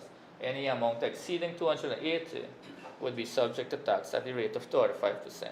And in the example, you can see chargeable income of $324,320. We tax, out of that amount, we tax $280,000 at 25%, which amounts to $70,000. The difference, that the balance that is remaining is $44,320. That amount will be subject to tax at the rate of 35%. And when we calculate 35% tax, we have an amount of $15,512. We have to add the two taxes, the $70,000 and the $15,512. We have a total tax payable of $85,512. Everybody follow? Think you understand now? Yeah, that every 500 like you want to must have 100,000. Not me. As Ms. Edwards said, everything we're sharing here, it's in the law. We have to follow the law. I understand all of that, except, so you're saying that the threshold is different based on your income? Definitely. So, the threshold that would have been announced, that this is your threshold now, if you're working for a higher income up to, then that's how the threshold applies? Yes. The higher the income, you're entitled to a higher threshold, and your tax may be higher too. Will be higher, not me. You're using some strong words, but anyway. So the ordinary threshold is 140. The standard monthly threshold is $140,000. If your income is less than $420,000 Okay, so once it goes per over month, that, then this is... then you're entitled to the $1 threshold. Okay. Oh, in the folder, you have a document there, notice to employer, with the threshold and all the allowances and so on. So you have a lot of information there in your folders. Third example, it's a yearly calculation, and this individual is claiming overtime allowance, second job allowance. So this example will give you an idea how to compute income tax if the person is benefiting from these allowances. So the gross income here for the year is $3,400,000. The overtime earned for that year is $400,000. And the income earned from the second job is $705,000. So when you add all of these income, you have a total income of $4,505,000. So the next thing we have to do is to less the non-taxable allowance from the total income. So in this case, we have the overtime allowance for the year and the second job allowance for the year.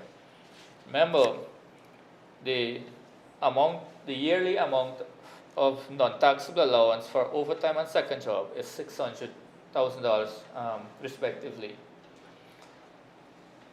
However, the overtime allowance and the overtime earned is only $400,000, right?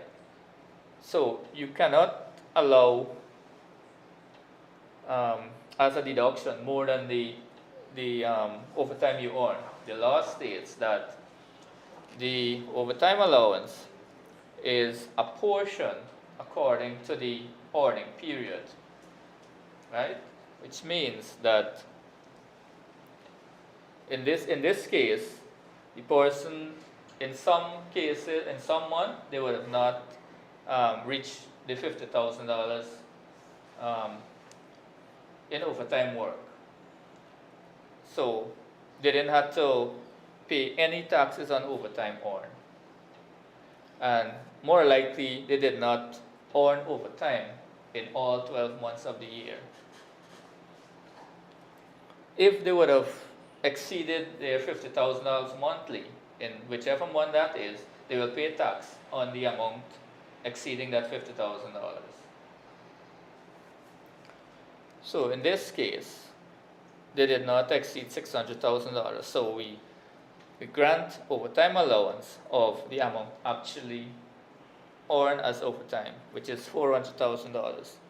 And you can see now in the second job allowance, the total income from second job is $705,000. But you're only allowed an allowance of $600,000 as second job allowance. So out of the $705,000, only $600,000 is non-taxable. And in this case, we have to less the non-taxable allowance from the total income. So we less $400,000 overtime and $600,000 second job allowance from the total income, and we have an adjusted income of $3,505,000. Next, we have to further deduct the deductions such as the threshold. In this case, the individual is claiming child allowance for 2 children, and so that will amount to $240,000, right? Remember, it's $10,000 per child per month. So you have 12 months by 10,000 is $120,000 per child. So you have 2 children, so that amounts to $240,000. And the NIS is $188,160. So you have a total deduction of $2,108,160. So when you less the deduction from the adjusted income, you have a chargeable income of $1,396,840. When you calculate 25% tax on that chargeable income, you have a total tax of $349,210. Right, that's the end of our presentation, and we are open for questions.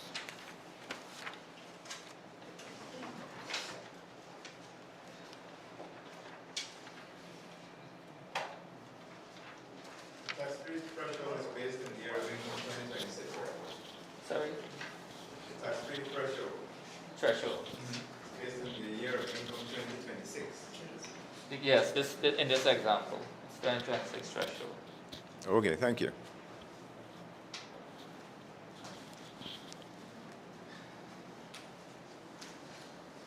Any other questions? You said chapter 16 allows, give a list of allowable deduction for real estate agents? Yes. And 18 is for what are not allowed.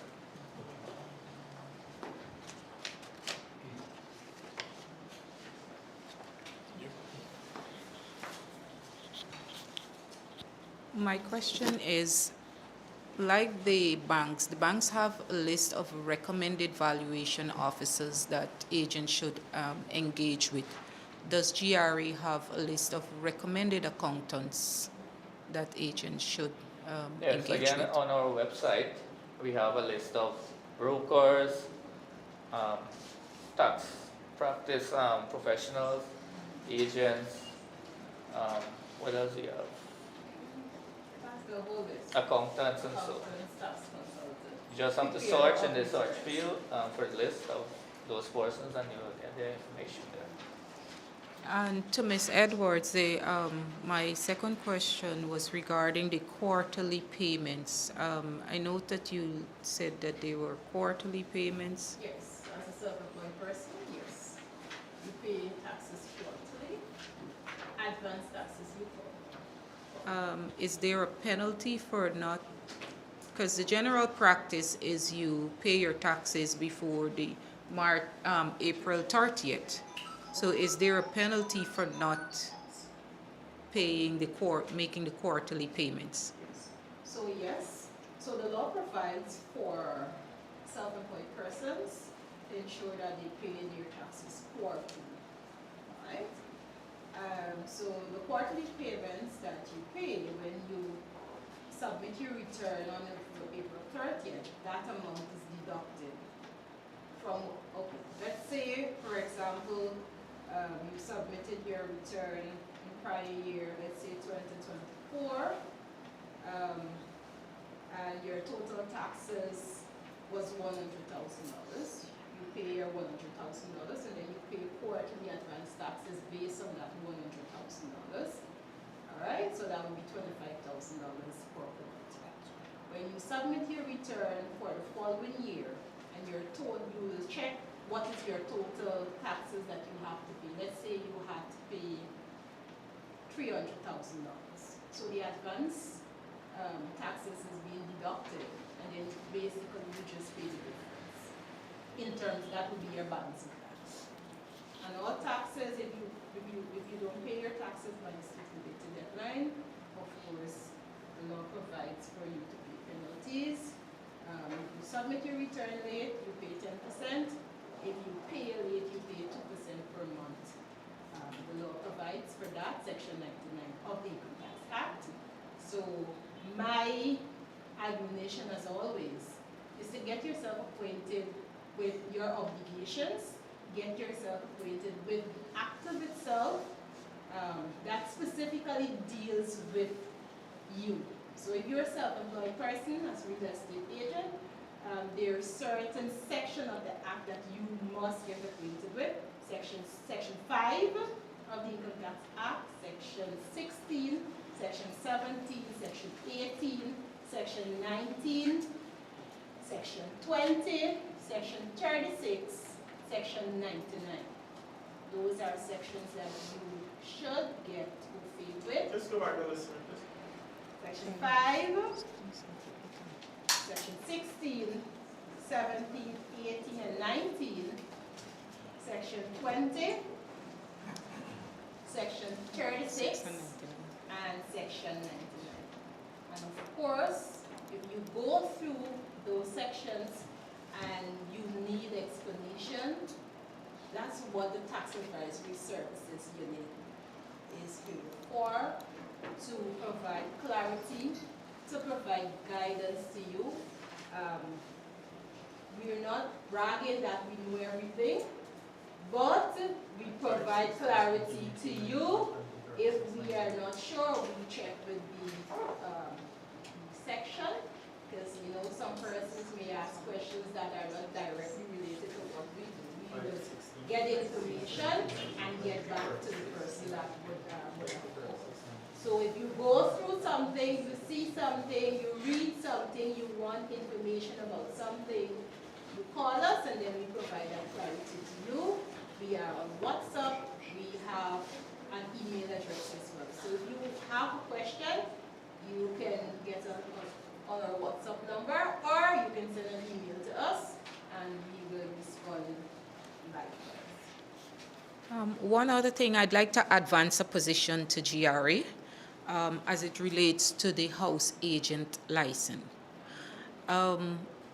My recommendation is that the license should speak to what we are doing, and therefore there could be some consideration for a change in the name of the license.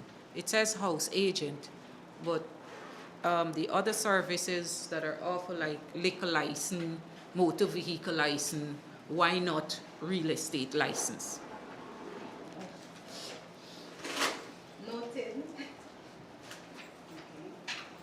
One last thing, for those who would have received the evaluation form, please fill it up and I'll collect it out. Thank you. Another question? Yeah, I want to ask about the applicant, withholding tax to rental properties. So one of the classes is for non-resident landlords. Is the tenant or their agent, the landlord's agent, the tenant or the property manager is supposed to make the withholding tax return and make the withholding tax payment on the landlord's behalf. But who tells, I mean, how do tenants or the agents generally know that they have to do this? Because withholding tax, with the influx of foreign companies, non-resident companies and non-residents, how do people know? All right, so I'm not sure if I understand the question, how would people know? But I know what the law says, and I can just say what you just said just now. The law provides for a non-resident to, when you're renting, for that to be subject to withholding tax at the rate of 20%. So those are things that you, as agent, have to tell your client, and not just tell them. You report them to the section of the law that speaks to what you're telling them, so that they will believe you. You can't just go and tell the client, well, oh, this is what has to happen.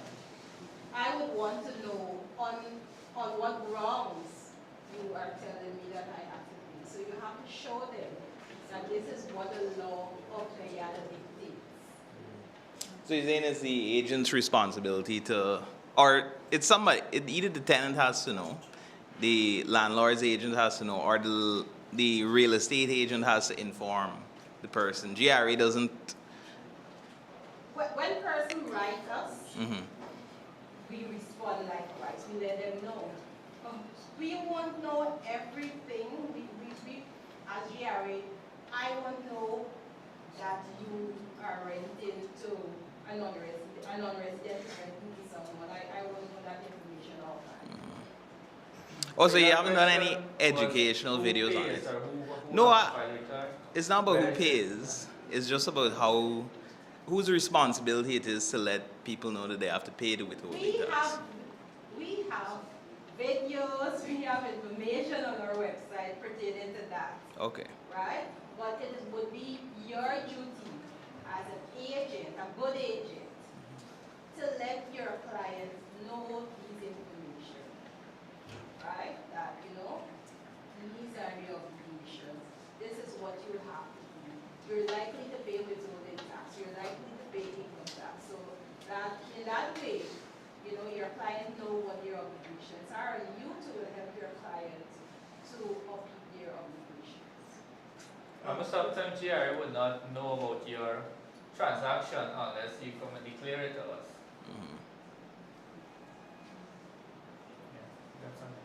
Yeah, what's on the transaction, let's say a property is being sold, how much taxes, or how the calculation for withdrawal reduction from that transaction? You're referring to capital gains tax? Yeah. Yes, it's 20% of the gain.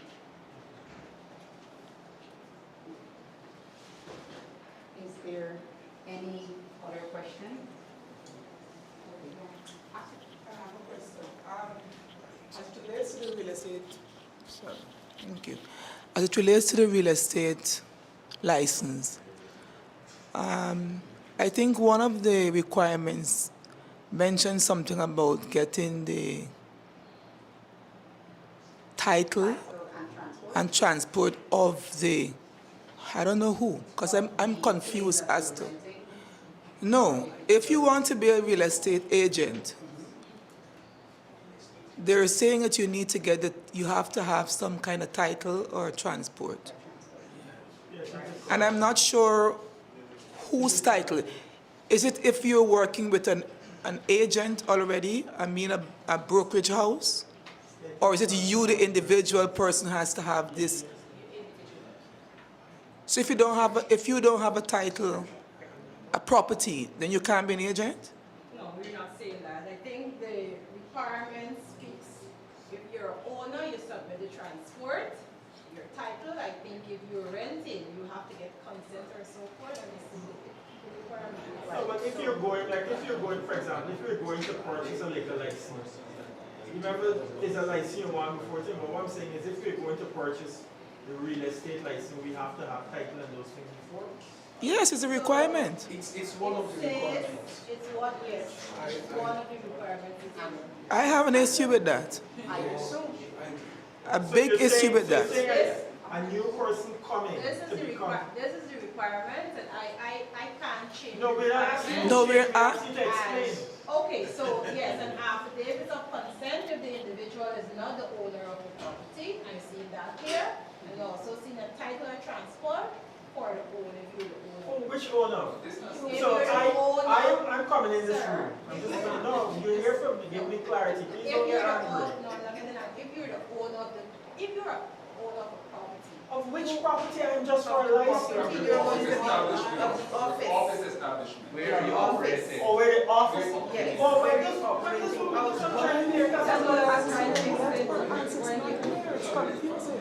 When you tell them, the next person is still confused.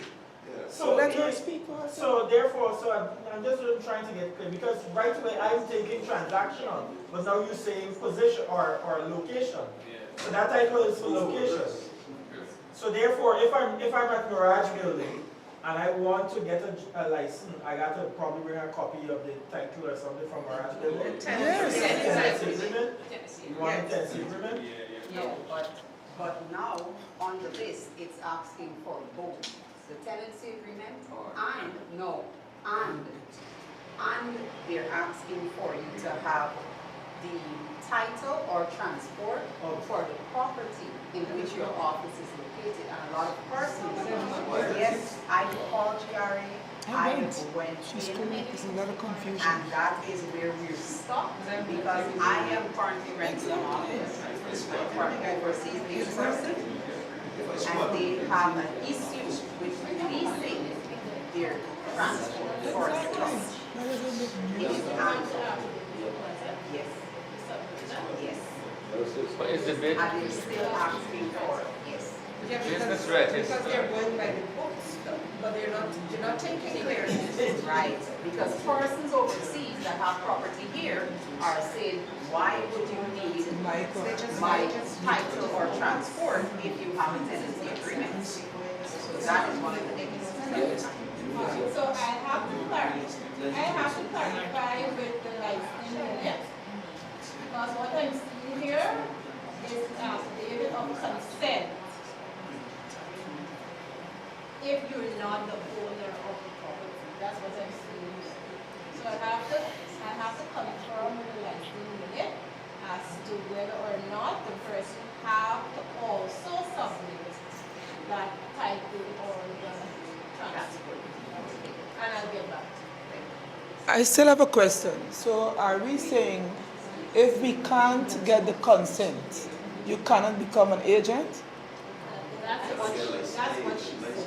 No, based on what you said too. No, I'm saying that I have to confirm with the licensing unit that they don't, that in addition to the consent, that you also have to submit that copy of that transport or that title. Ma'am, my question is, why do we need a consent in the first instance to become a licensed real estate agent?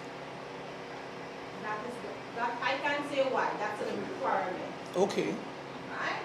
So I'm saying I will check with the manager, the senior manager for the licensing unit to verify because I don't want to give conflicting information, to verify that in addition to the affidavit of consent, which is a requirement to obtain the license, that the person applying for this real estate license is also required to submit the transport or the title for the property where they're renting.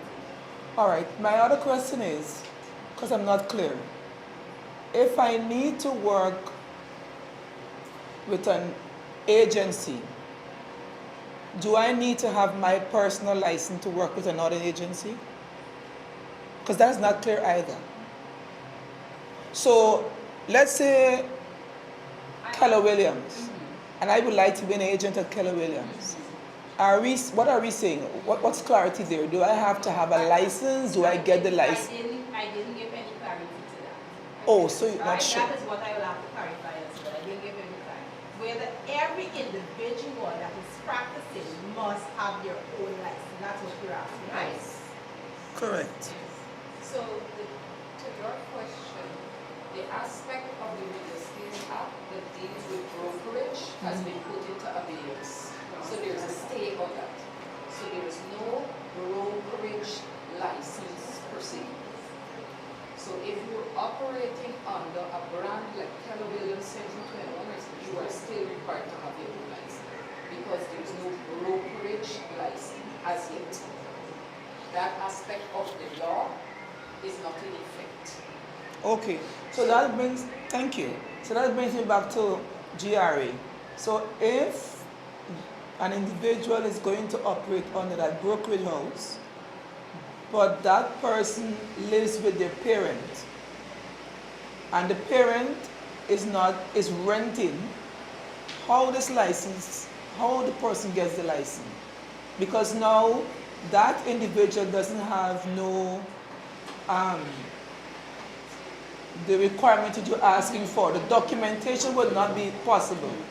So are you saying a child or an adult living with the parent in a home, the parent is renting from somebody else, that individual who wants to become a real estate agent would not be able to get a license in Guyana? I'm not saying that. But the act is saying that, based on what you're asking. No, I'm in the final time. I'm saying that information, I have to clarify the information. But I clarify the information, I'll pass the information to this, and then she can relate it to you. I do not want to give information, wrong information. So this is my quick interjection. You don't feel no way, and this is my personal opinion.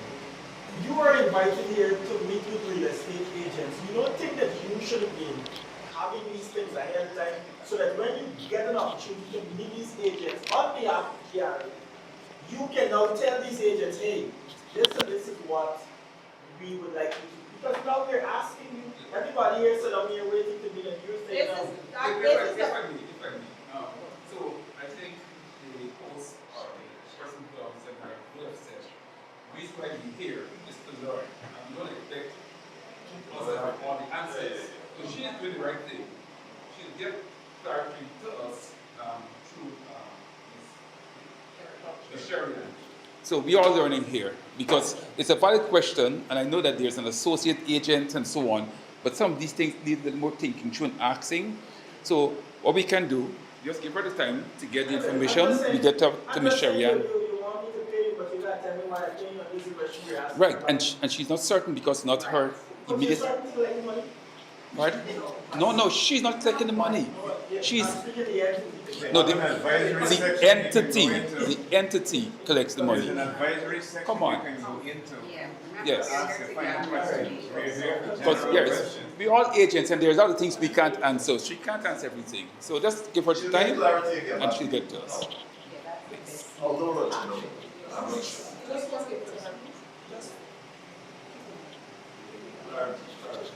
I just want one clarification.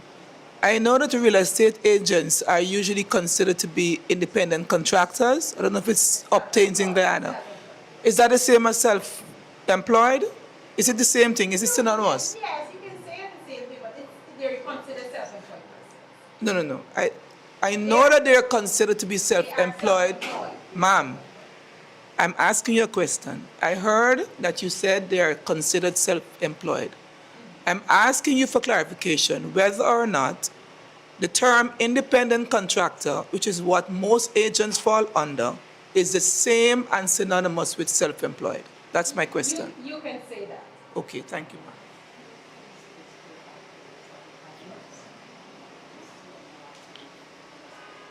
Okay, so. Oh, there's another question. One second. Here, I had to. Can you, sorry, for the persons online.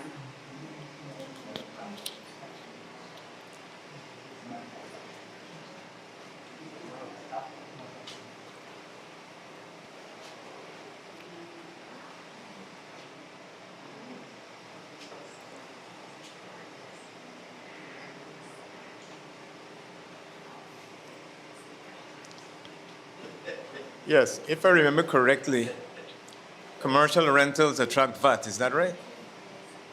Yes, yes. Right, so I just mentioned it to remind the agents that maybe they should advise the principals that it's attracting VAT. If it exceeds, I think, I know for last year it was 15 million per annum? Yes. Yes. Right, okay, that's it. So you're expected to have a certified accountant to prepare a tax exam. Those persons would know that.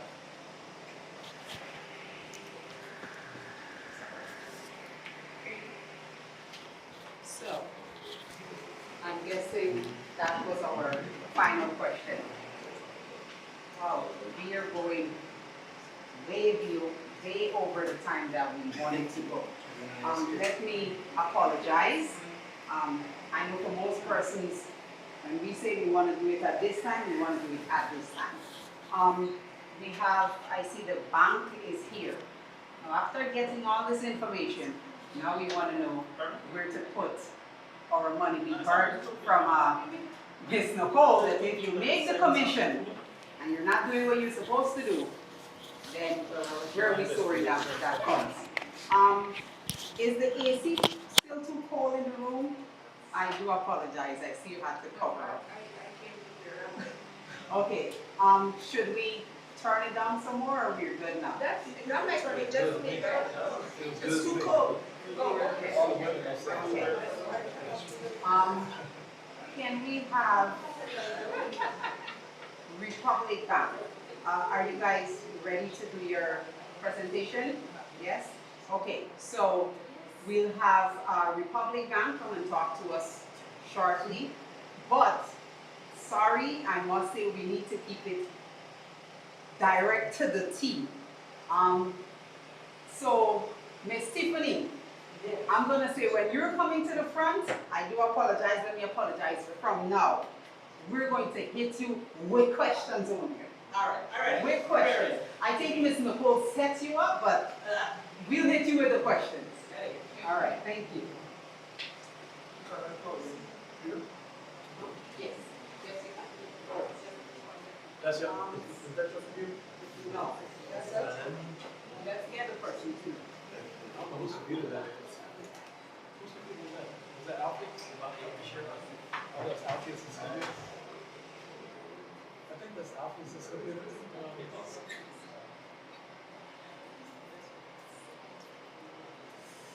think to switch it up. oh.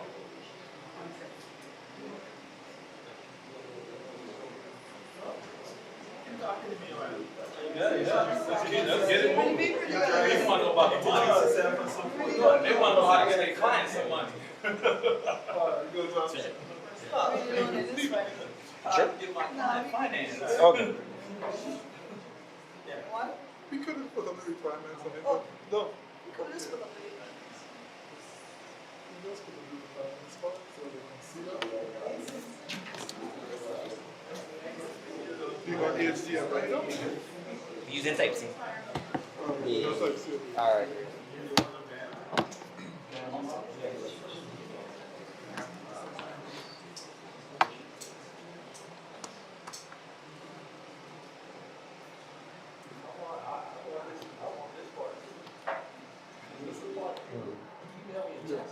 Duplicate is okay? Duplicate, or you want it to accept? Duplicate.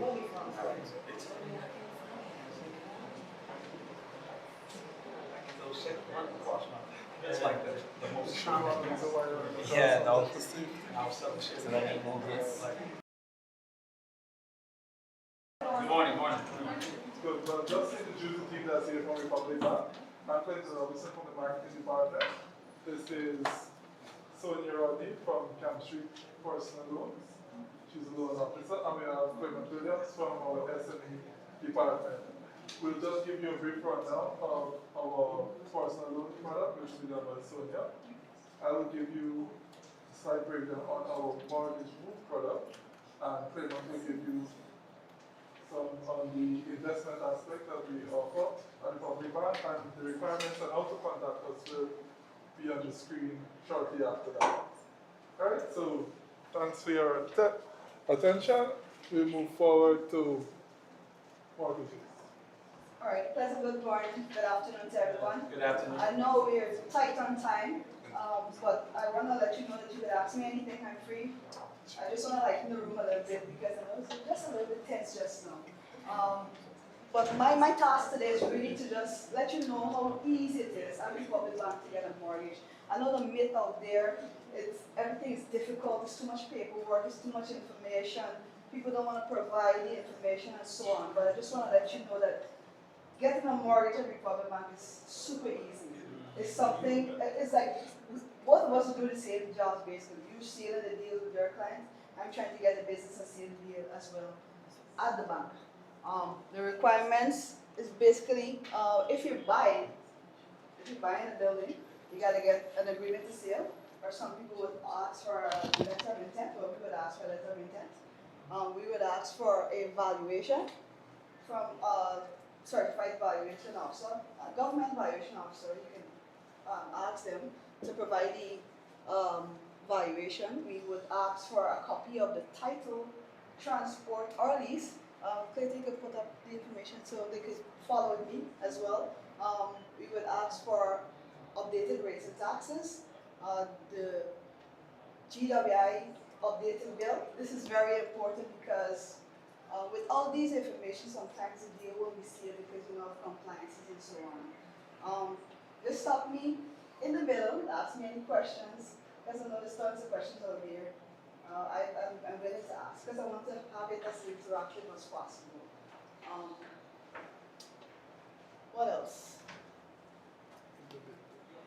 Yes, if you're building, you know you have to have an approved building plan. You have to have an estimate, also a valuation, a projected valuation for the completion of the building. These are general requirements, right? So you have to, for instance, if you're employed, we would ask for a job letter, 2 recent pay slip, ID, proof of address, 10. If you're self-employed, we would like to see your business registration, income and expenditure statement, just to get a good idea of what you could qualify for. Basically, general information. Clayton, you want to add anything else? That's fine. As regards to the new product which was launched the other day for the folks who follow us online and so on, we have started the Republic Mortgage Move product, which is where clients are allowed, not to say allowed, they were never disallowed, but clients are more pushed to moving their mortgages from one organization to another, not just from another bank, but from anywhere else, insurance companies, credit unions, things like that, to Republic Bank, where there's the offer of the rates are from 3.5 to 4.7% for moving those mortgages, and that's from as low as the $3 million to as far as $40 million for those mortgages, and even above that, right? We have also zero negotiation fees and attorney fees and fast approvals. Let me ask you a question. So, when you're asking us to move, is it like a refinancing?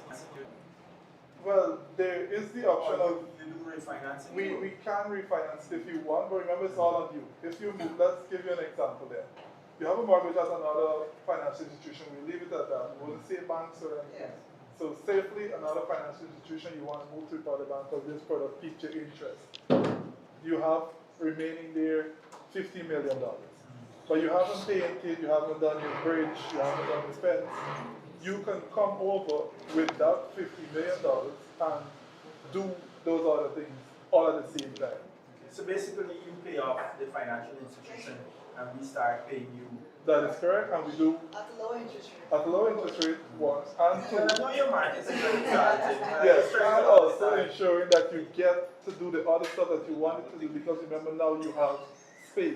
Let me ask you a quick question. I know this is not realistic, but let's say we have a personal loan that we're paying someone. let's say, for example, we're paying for a vehicle to somebody personally.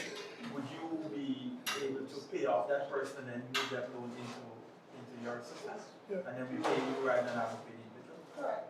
That might be considered part of the refinancing. That is possible, yeah. Thanks. Just So, two questions. What's the minimum amount that you guys will entertain for? Well, we can move from any amount, but remember, a person wouldn't move a mortgage at less than, let's say, about 5-6 million. There's no real reason to move it at that point because you're almost finished. But from whatever amount you're ready to move from, we'll be able to. So I'm assuming that because you guys have some low interest rates. Correct. Yes.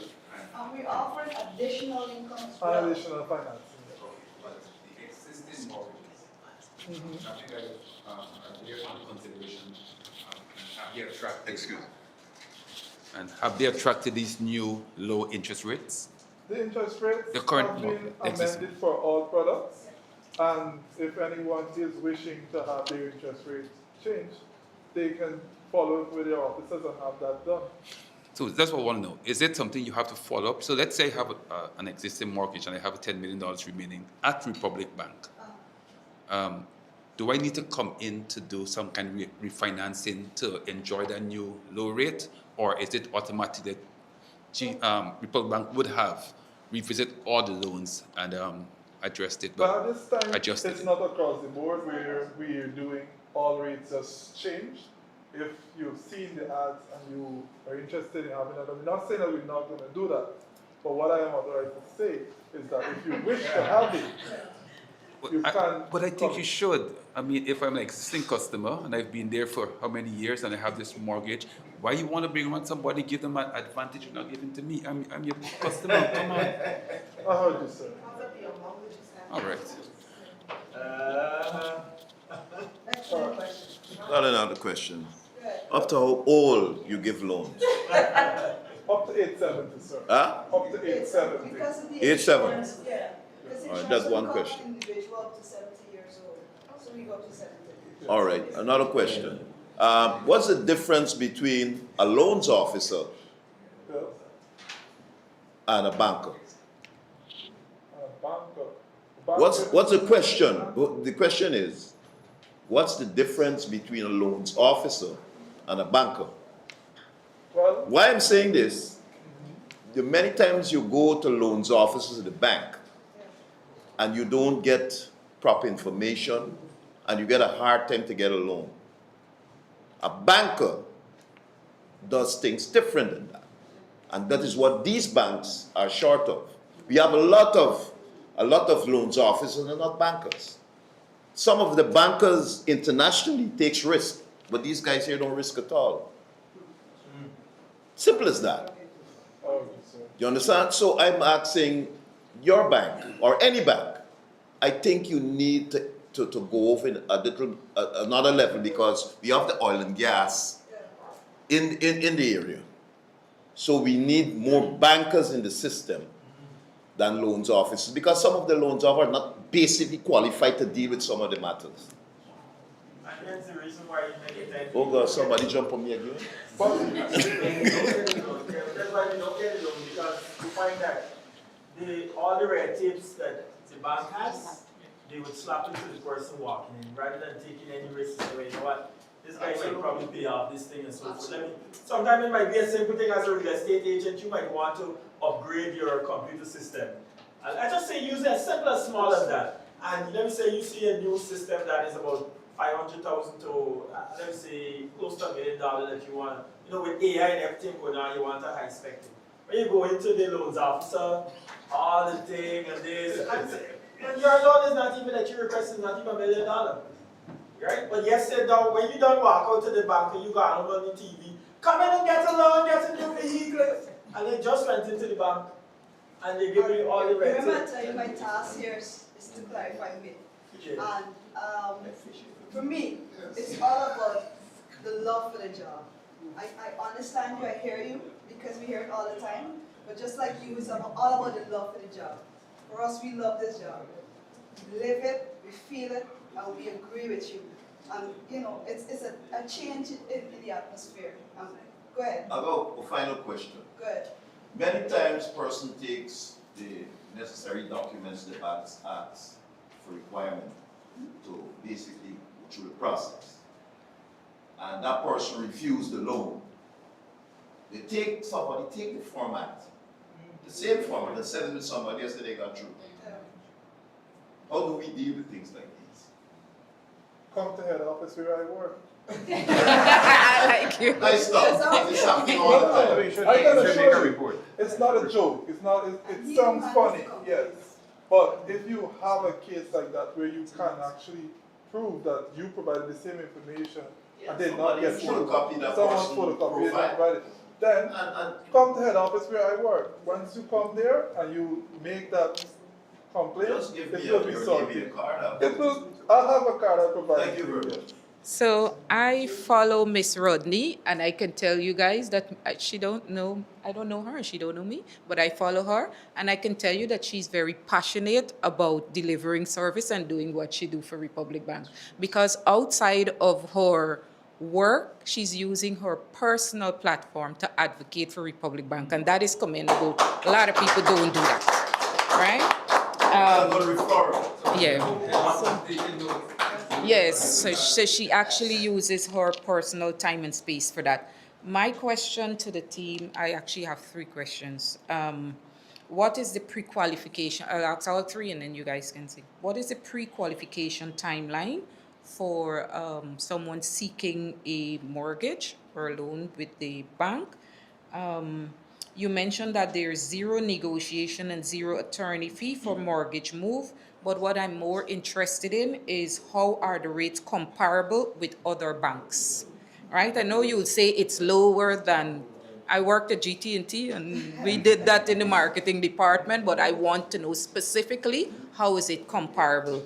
And what are the requirements and procedures for a client looking to make a purchase or acquire a mortgage in Guyana? We have that a lot. Sometimes we advertise property and clients want to know how can I acquire, use some of my equity, but acquire a loan here in Guyana. So These are for overseas persons? yes. Yes. Well, I can start with that one for overseas persons. Okay. Because a lot of people might back away from this challenge with overseas person not being able to verify. Can you repeat what this question was for? Because for me, this was important. Yeah, go ahead. Yeah, a lot of people might back away from the challenge because it's hard for us to verify income for persons living overseas. So they're overseas, you back away a little bit.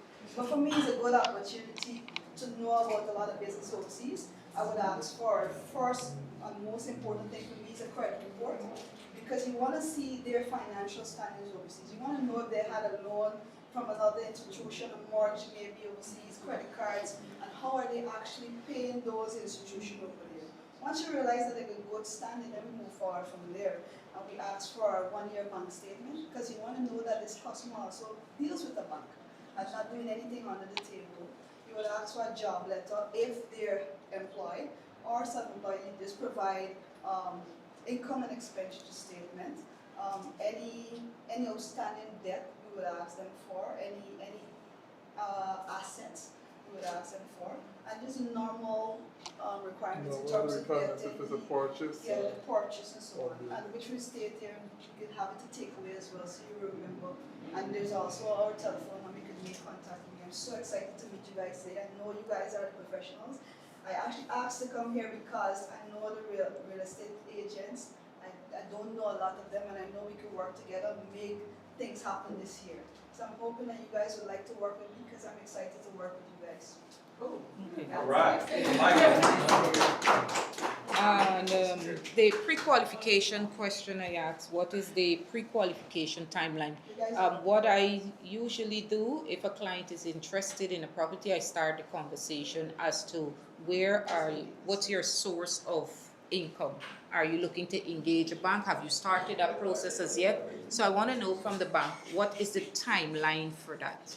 For pre-qualification. I bring all my documents. How soon can I expect? Upon presentation of all documents, you can get a pre-approved letter from the organization once the officer will have done the necessary checks.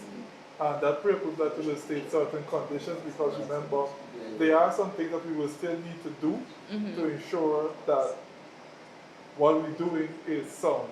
So a pre-approval letter can be given, let's say, within 24 to 48 hours of the application, and the customer provides all necessary documents. All right? And after that, the process will take its course, because remember, we all know there is the process of the compliance aspect, there is the courts that we don't manage. Okay. But I would say mostly 3 days max. And but who I are could the get it rates done in a day. comparable, I Some people can get it done in a day. And as with regards to the rates as they compare to the rest of the other banks, all of the, if not all, most of the banks have their rates available online for you to see and compare. We will, honestly, it's not in the best interest of Republic Bank to give you that comparison. We can tell you, as you rightfully said in marketing, that ours are very competitive as it relates to the other banks. That will be what is said. But to compare them on a graph for you, that's not going to be in the best Let me interest. throw out the challenge to you, right? I work in sales for more than 15 years. And my job was to upsell service to an accountant and individual when I had targets. My job was to ensure that I know what digital is doing. I came from digital. I do know that. So I understudied digital, and that was my value proposition to client. When I sit with you, I can tell you digital rate is 22% more than us on the peak side, on off-peak side, what is happening where you've been. Oh, So I throw the challenge out to you. Well, I can answer that now for you. Well, I want to hear. Well, I will give you a simple example. As regards to Republic Bank, our mortgages go for personal loans, our mortgages are up to 40 years and 870. There's no other financial institution doing that right now. Additionally to that, our mortgages go for low income, go to as far as 60 million, stated at 5%. That's for persons that are buying or building. So no other bank has said that. They're saying competitive after a certain figure. As I said, I'm not here to attack any financial institution. Just doing my job.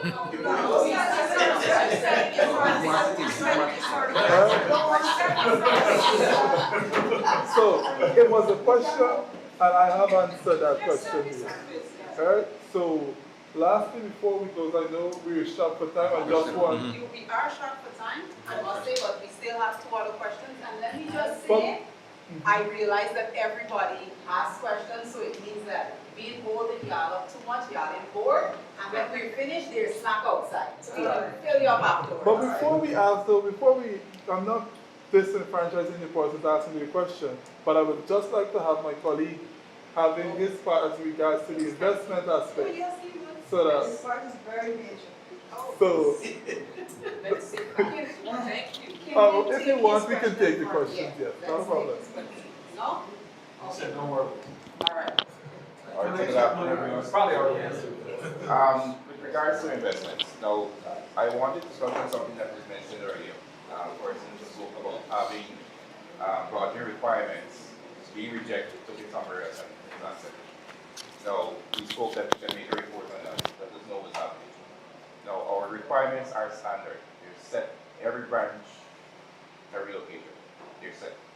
Now, you're going to find differences in the case of we give you a standard time to get back to you.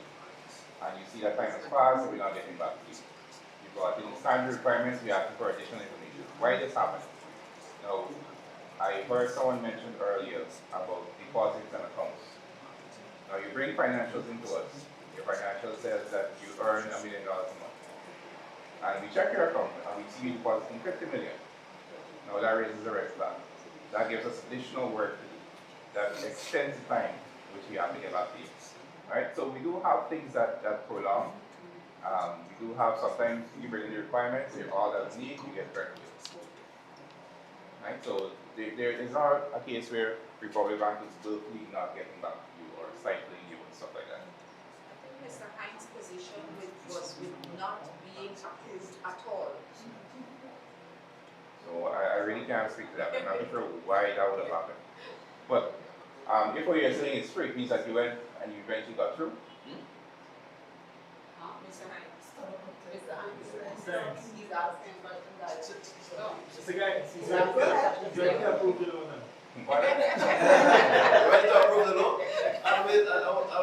I'll wait to talk to you especially. Thank you. Since you're on the topic of investment,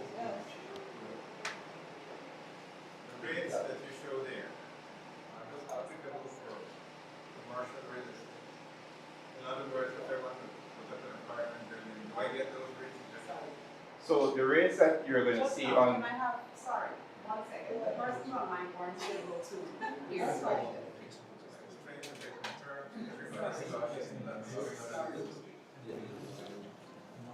My question is, from a commercial perspective, the rates you just showed, are those rates applicable to somebody who wants to, for example, construct an apartment building for commercial purposes? So the rates that you're going to see being advertised on social media by different institutions, they are mostly residential rates. Residential. What I will tell you is that at Republic Bank, you come in and you speak to an officer. Now your rates with us will vary depending on the security that you're offering us, your repayment period, as long as we're comfortable with you. Someone spoke about risk earlier. We do admit that we do not have that large of an appetite for risk. But the good thing is, you look at what's happening now with the economy, and you see that all these rates fluctuating and going down. So it means now that you are now in the driving seat. It means that risk appetite will start opening. Right? We have investors coming from overseas. They're coming with things that we've never dealt with before. Right? So we're learning as well as we go. But in general, commercial rates are always generally higher. That is correct. Flat out. That is very correct. It is high. Because you're earning from the bill. Of course. But remember, as you build your portfolio with any organization, but especially here at Republic Bank, once you build a portfolio, your rates usually go lower. Right. As you repeat with us. Because remember, Excuse me, how do you determine a residential mortgage and a commercial mortgage? Because some areas now you might go in, it's a residential area, but they want to give you a commercial. It depends on what you're doing with the mortgage. it depends on what you're doing with the mortgage. Remember, we would ask you a question. No, but if I want, the gentleman just mentioned an apartment. What apartment goes on residential or commercial? That's commercial. That's going to be commercial, because you're earning from that. What if I'm living in one of the apartments? Let me interject a little bit, right, because people don't understand this. What if I'm living in one of the apartments?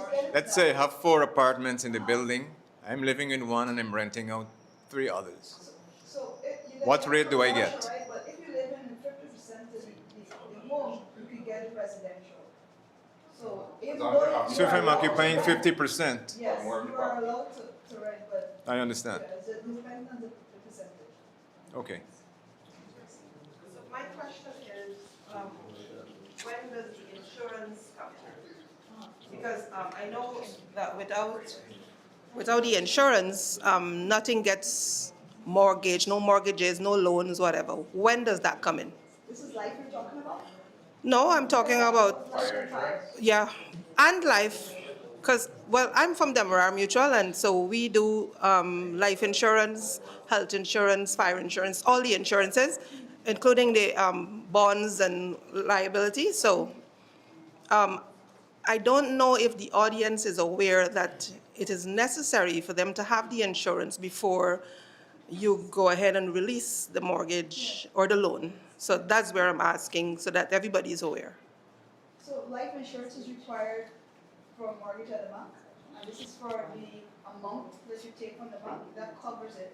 Now, for the fire insurance, is for the value of the property, the full value of the property, not the land, just the property, but we take up that fire insurance for it.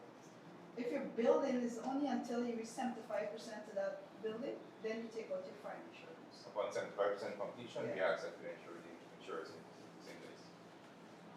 And you can choose whichever insurance company you want, right? Your choice. You're financing the insurance. You can. You can if you want.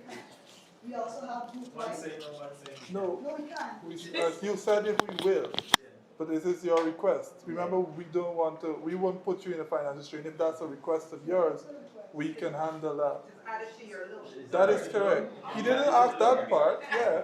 You didn't ask that part. No, he didn't ask that part, but yes, we If can. we finance it, you I think. Finance is a loan, yeah. Thinking zero negotiation, zero attorney fee, and free finance, insurance is a good package. Might be asking too much. Tiffany, go ahead, we're here for the questions. But insurance is paid annually, so it has to be for the full term of the mortgage loan. And so I can understand maybe them saying, okay, well, we're going to give you the free first one, but thereafter, yeah, because a mortgage is going to be a long-term investment. And that's both with regards to the property, because in event, when you take out a mortgage, you're required to have both life insurance and the property insurance. And so that can be a tidy penny. So I can tell you from my perspective, I don't deal with personal loans, I deal with commercial loans. And of course we have standard guidelines to follow. But if I have a good client, a repeat client, and you come to me, and you say, I want to do X, Y, Z, and I say, you know, X is not really within our portfolio. Now, as an officer, as long as I know that you're good for it, I'm willing to go to management and fight for you. So, like you mentioned, us having to pay the first year of your insurance and stuff like that, we're ready to do for you. So basically, go ahead, sir.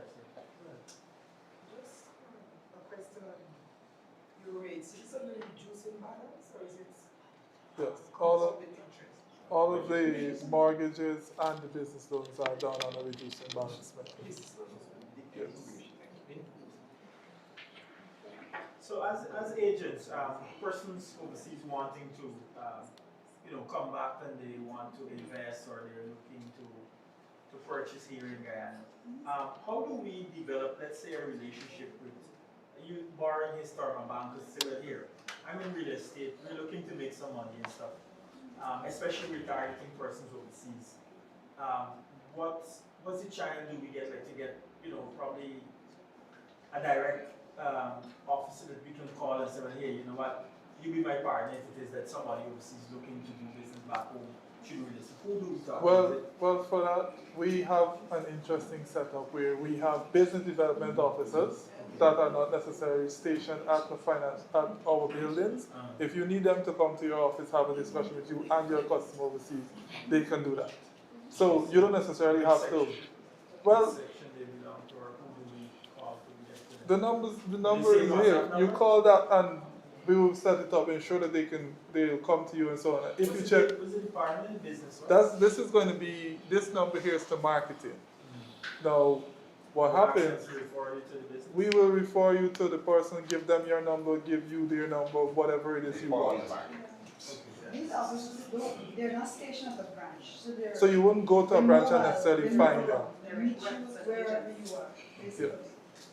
Fully employed within the organization, though. So not necessarily, you don't have to worry about your information being outside with anybody else. They're not stationed at the branch. We have a question from the gentleman. Yes, yeah, good day. I bought a property in quarantine, a residential building. I went into Republic Bank, submitted all of my documents. 7 months after, I was given the documents back with no explanation, no approval. Here you are. There you are. You're self-employed, sir? I'm self-employed. I'm a land surveyor, and I had a previous loan with the Republic Bank that was finished on based on my farm.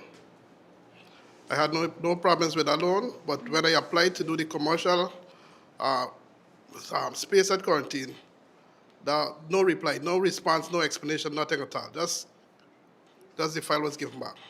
So the only thing I can do there at this point, because remember, I have no fortake on what the issue is or what could have been the issue.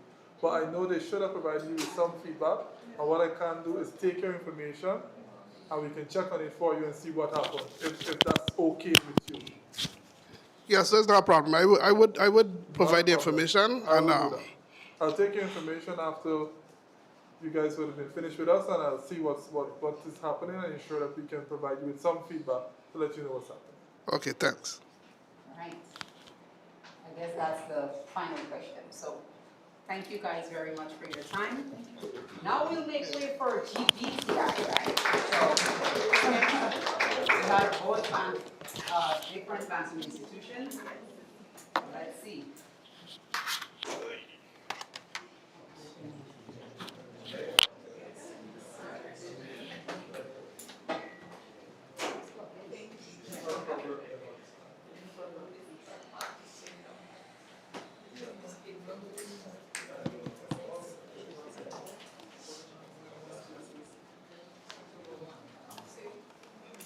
Where's the guy? Yeah, the tech guy. This is it.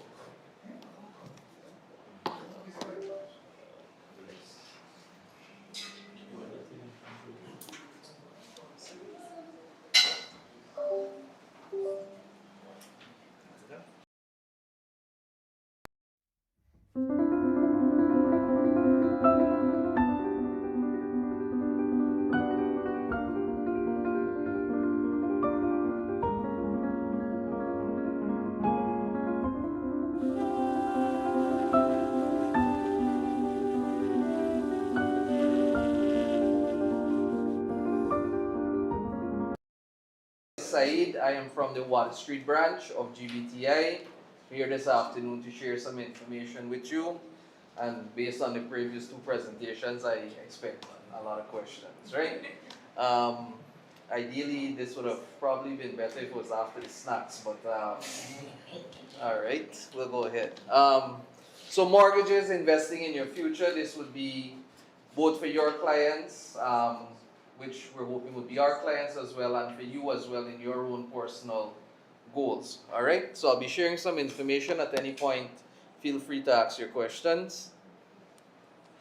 So we have quite a few mortgage options available.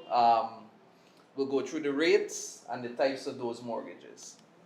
So most persons might have seen recently in social media, print media, and pop-up events where we have new mortgage rates that we've launched.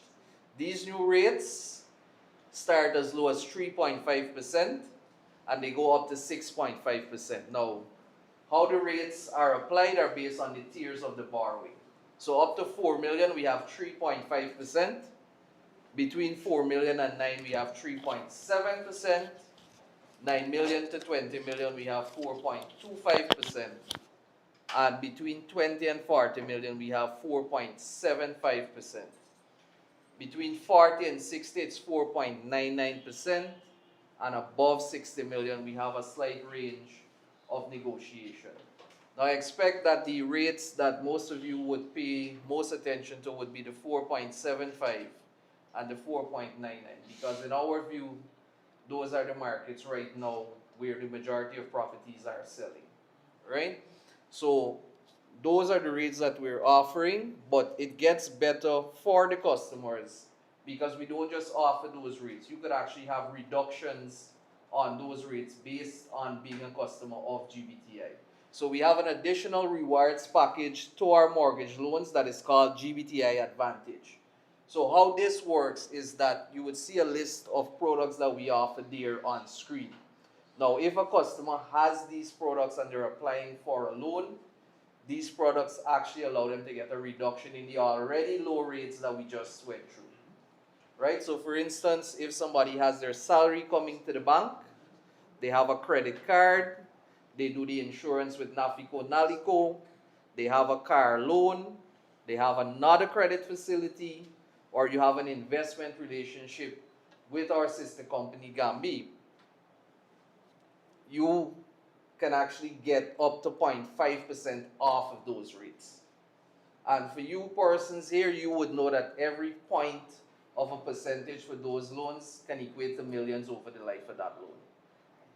Right? So we're not just offering low rates, we're actually giving you the advantage of being a customer with us to benefit even further. So somebody new to the bank, benefit. Somebody with us, you benefit even more. All right?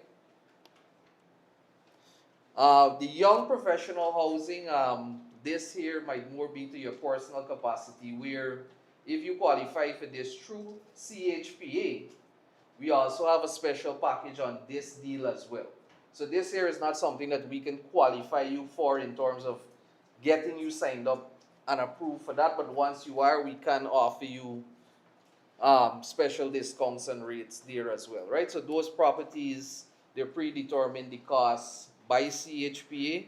The allocation is also predetermined by them. However, for us, we could offer you a great package on financing that home, right? So the interest rates for this package, they go between 4.25 and 4.75%, with equity being between 10 and 15%. This again ranges based on the value. We also have our low-income housing loan. The difference with our low-income and the other tiers that we have come down to the rate and the amount. So based on the amount that you're borrowing, that's how it's classified, right? But these loans, they can be used for construction, purchase, renovation of your home, right? The tier for the low income, it goes up to 30 million, which corresponds with the mortgage relief that you can get from GRA. So when you apply for a loan, we also advise you on the options that are available to you outside. So I don't know if the persons from GRA would have went into that earlier, but there is a mortgage relief that is offered on mortgages, right? Where you get back a percentage of the interest that you pay yearly.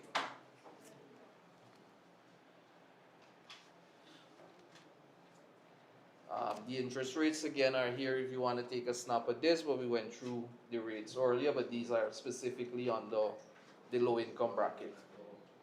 Now, the low income bracket does not cap you based on your income, right? This is based on the borrowing amount. And you would have to be a first-time homeowner. So if you're within, let's say you're borrowing a 5 or 10 million, which might be within the low income bracket, if it's your second property, this would not apply. Right? The residential mortgage would be for all of the housing loans that we do outside of the low income that we just discussed. Construction or purchase, anything over 30 million, we offer up to 30 years of repayment. Now, with the repayment for self-employed persons, we could actually go, normally we go up to 60, but for self-employed persons, based on the type of work that you do, we could go beyond.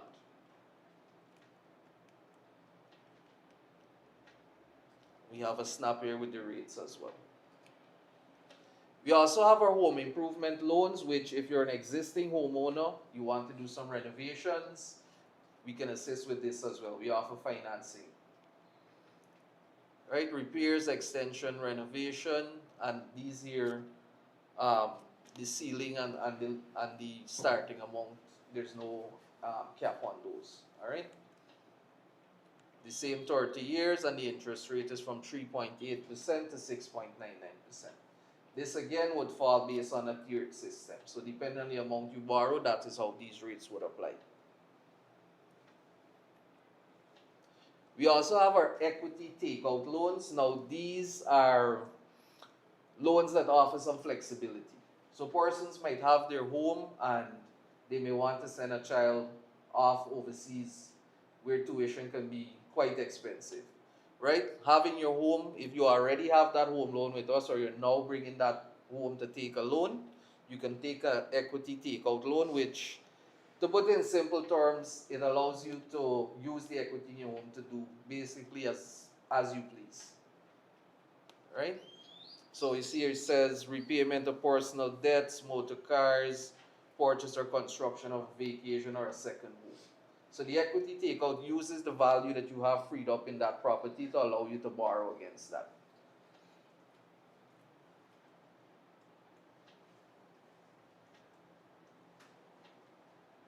The other good part about the equity takeout loan is that you don't have to make a contribution towards that project. So normally with loans, any loan that you take from the bank, you're required to put a part of it. With this loan here, you could actually get 100% financing.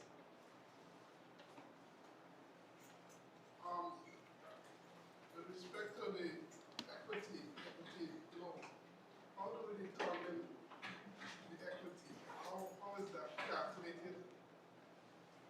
How you come up with the equity?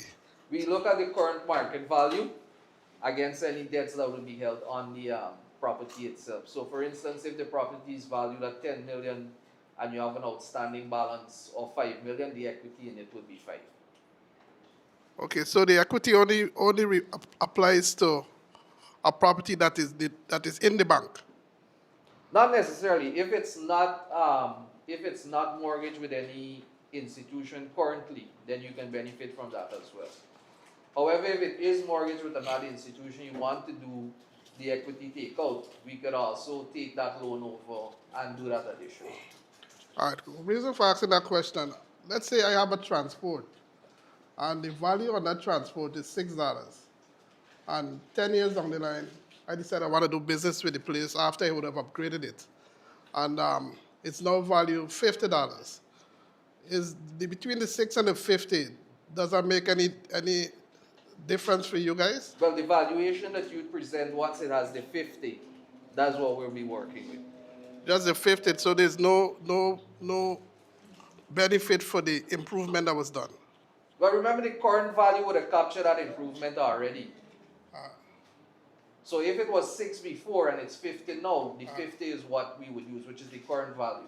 Current value, only current value you work with. Yeah, because remember the 6 would have been the lesser amount. The 50 would capture whatever you would have done, and that's the current estimation of the value. All right, so one more question. Sure. So if I have a property, and let's say just use the same values, I took a mortgage, and it was at $6, and I improved it whilst it's on the mortgage to $50. So that is the equity you'd use. The difference. So if you have, let's say, $3 remaining on the mortgage. No, not the mortgage. The value of the property. Now, the property is $6 when I took the mortgage. I did some improvements whilst the mortgage is there. So the property is now valued $6 now when I'm going for the new mortgage. The property is valued $50. But I owe the bank $3. Where does the equity apply? So the 50 would be the value of the property, but the equity that you would have in it would be the 50 minus what you owe on it. Only so that. it would be about $47 you have there in equity that you could use. So you could use that to do anything at all? Yeah. Thank you.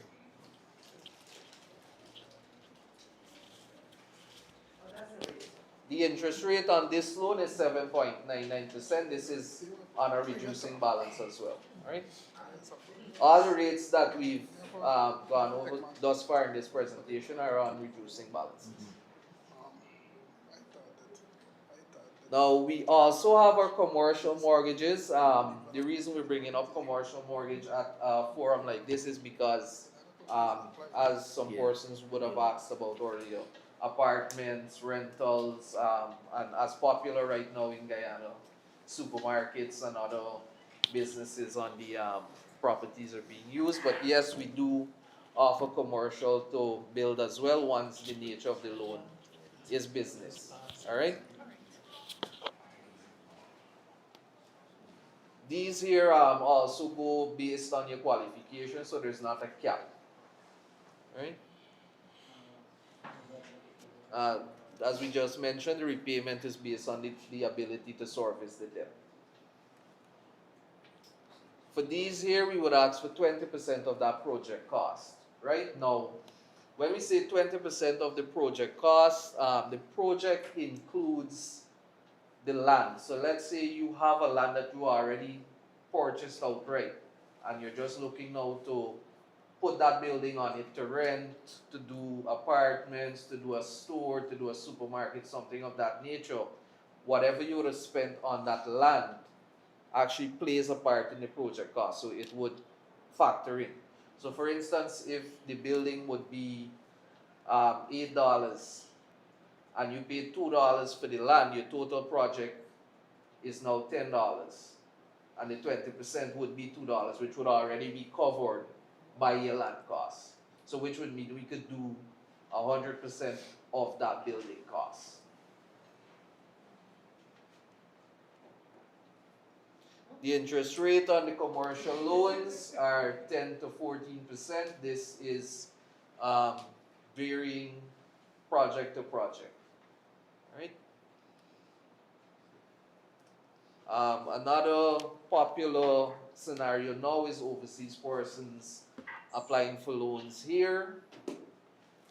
And the big answer to this question, drum roll. Yes. Persons can apply. The requirements, however, there's not a one size fit all. All right.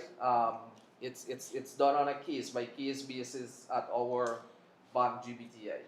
So what may fit you, sir, may not fit the other person, because we have to get those persons' documents. We do that assessment, and then we're able to advise. So one person may be eligible, the other person may not, right? Depending on the factors of their individual basis.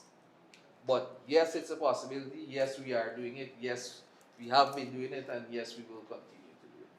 Right? We're working with persons on that. More than likely, we'll have something more generalized.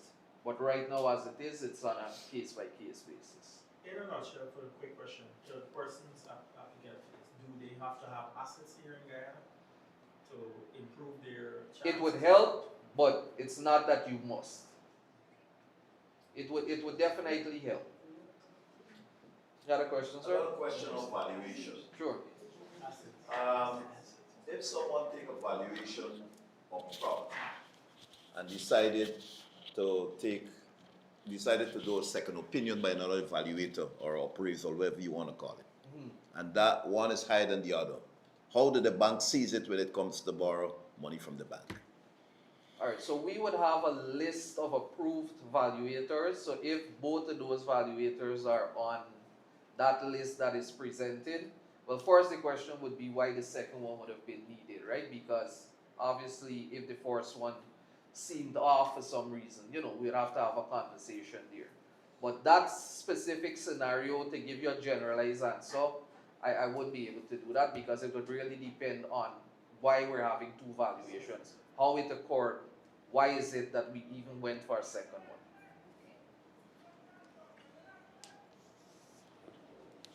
Is there any other questions? Yes. Yes. Good day, everyone.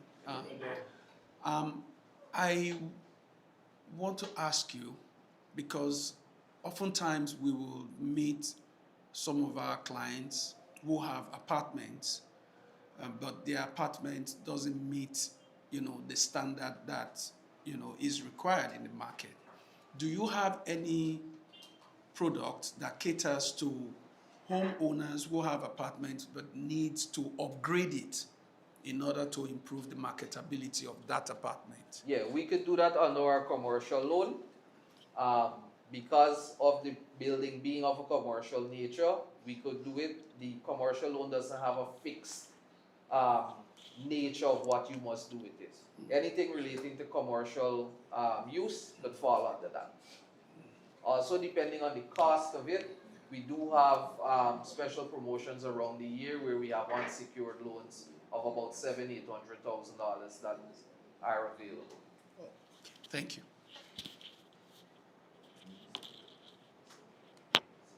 Is there any other questions? Yes. Okay, sir, and then we'll take the gentleman.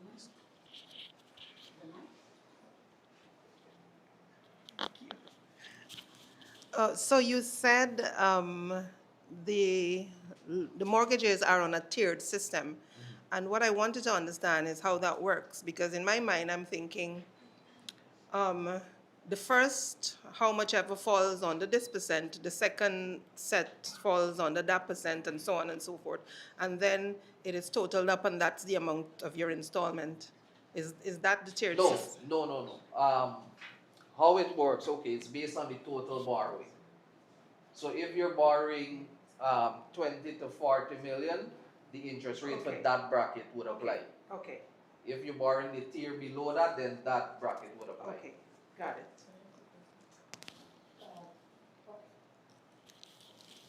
For commercial loans, I noticed with the residential loans, you have, apart from the low rate, there are certain conditions that can result in your interest rate going on by 0.5%. Does this apply to commercial loans, like certain facilities and so on? So with existing borrowers, having those relations, it is considered. However, there's not a formal detailed plan like the advantage as yet. You mentioned loans for overseas nationals, you said it was? What about foreigners? With foreigners, we also do those. It's on a case-by-case basis. The difference is, however, we also require central bank's approval over a certain amount if we're lending to non-guidees. So some of that may not be within the entire control of the bank. Thank you. Is there any more questions? No? Okay. So we have a list of our branches. Wherever you turn, you're likely close to one. Right? Our application right now, persons could visit any one of those many branches, or they could start that process online. All right.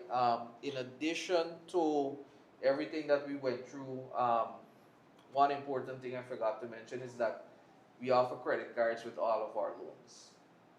Right? So once you apply for a loan, we bundle a credit card with that, so you have access to additional funding that you may need. Credit cards are MasterCards. They come gold. We'll have a platinum soon, and we also have a black.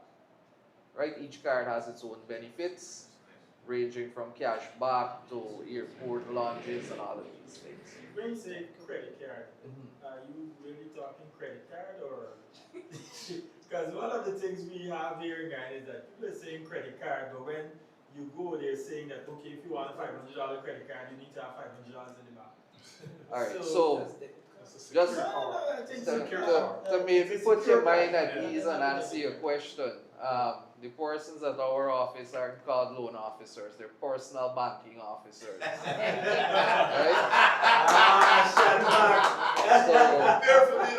Right? But yes, we do, when I say credit card, we do offer credit cards. You get a pre-approved limit. So at any one point, you could use that limit on the card and you repay monthly, right?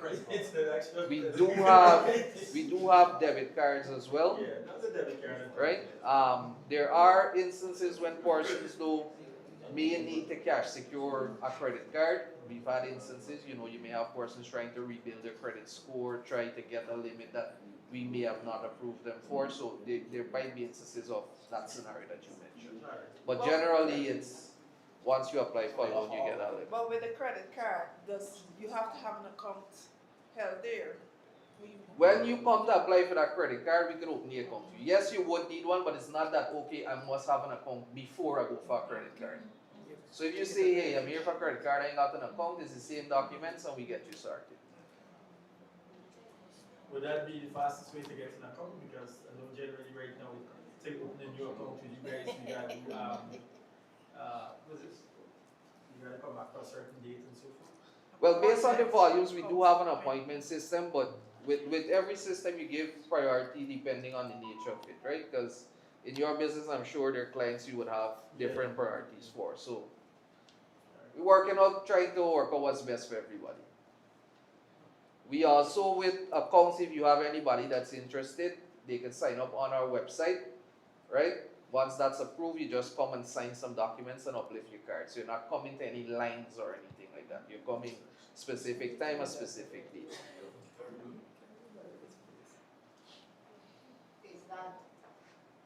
Is there any more questions?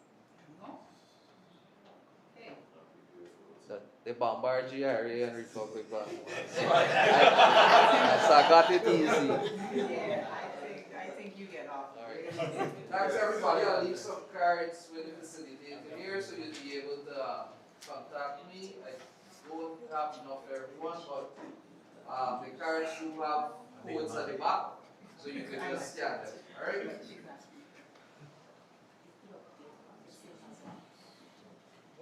Saeed. Reach out to me. When you need to reach out to me, what street? Now we'll have Miss Tiffany-Durant. So she's going to cover all the legal protections for buyers and for agents as well. Ms. Tiffany? Hello. Here. I'm ready. So, I don't need to hold the mic or anything. No, you have that. All right, good. It's afternoon, after lunch.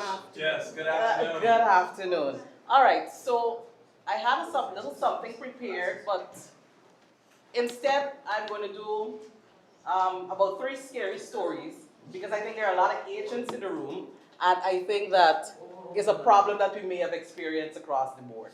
So the first scary story is going to be that I know an agent who was arrested along with a scammer taken down to CID, held for the 72 hours, etc. Why was that agent arrested? Because that person had a buyer and she came to an office to close a deal. And the person who was allegedly selling, that was not their property. They did not own that property. And the person who was the owner got wind of that. And they set up an entire sting operation. So the agent in the room, with her buyer, with the fake seller, and the real seller steps into the room. And he has an army of police with him. And everybody down at the station. That is what I think would be a nightmare for any agent in the room. And so I'm not just going to give you the scary story without a solution. You can go to sleep tonight. Here is what you, as the agent, can help your buyer do to ensure that you don't get caught up in something like that, right? First of all, though it's not your job to vet a seller, that's not really your responsibility. Technically, strictly, it would be a good idea to ensure that your buyer is vetting that person. They are contacting an attorney, they're checking all the documentation, they're double checking the ID of the potential seller. That something that is also practical that they're doing is they passing by the house multiple times to see if anyone other than the person who says they're selling is at that property. They're checking with the neighbors next door to say, because nobody gives you more information than a neighbor. When you say, I want to buy this property, well, you know what them people next door. That person will start running the mouth like if they know you from forever ago. So it's not the agent's job to do that. It's not the agent's job to do that. But I do recommend, if you want to be secure in your transactions and ensure you don't end up in no sort of problem, that maybe this is something that you should be doing alongside your buyer. All right, second serious story that involves the seller side, which is, I think most of us, the biggest scary story is not getting paid. After you've connected a buyer with a seller, it's time for collect your commission, and then all of a sudden, the seller is not answering their phone. You can't reach the family, you go pass by the house, you call at the gate, nobody is answering, and a few weeks later you hear, oh, the deal closed without you, and now you want your commission, and not a soul in there to give you your money. So when you're repping a seller as an agent, and you're in that kind of circumstance, what you can do after is litigation. The problem with litigation is that you're gonna find money for the lawyer, as well as the law has something that says you must come with clean hands. So you also gotta make sure that you're licensed, and ideally you need a listing agreement in place with that seller. And for a lot of agents that we work with, that's just not their reality. Most persons don't have a listing agreement with the seller. Some of them don't even have like a WhatsApp message or text with the seller. It was all by phone call. It was all because this is my brother, this is my sister. She and he would never do this to me. And then you end up in that problem. So I gave the solution to that scary story in that monologue. Get something in writing from that seller and get licensed. It's your greatest protection, as well as they got the extreme of once it is that you've connected the two parties, you can file a caveat because of transport at the registry, saying this is my listing agreement between myself and the seller. This sale I haven't been paid. This sale can't go through until I've been cleared. That's like the extreme one. You can do that too. All right. Finally, the final. Well, the other things that are in the presentation are free, like things that happen with buyers and sellers mostly. And I know we're running out of time, so I'll end my scary stories now and I will take your questions. Y'all don't just stop. This man got a question. Ask a question. Ask a question. This one got a question? Wow. I have a question. Yes, sir. The mic. If my memory serves me correctly, you said that the agent is not responsible. Strictly speaking, yes. To basically vet the transport. That's correct. I don't agree with you with that. Okay. The agent has to know what he's selling. It's his duty to do all the groundwork to make sure transparency and accountability is given to his agency.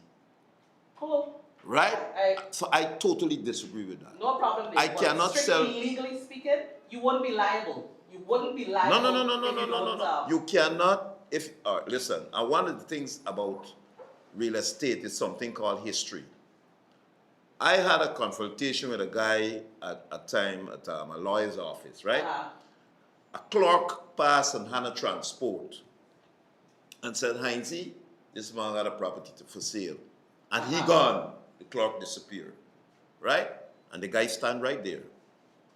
I'll just show you a simple thing.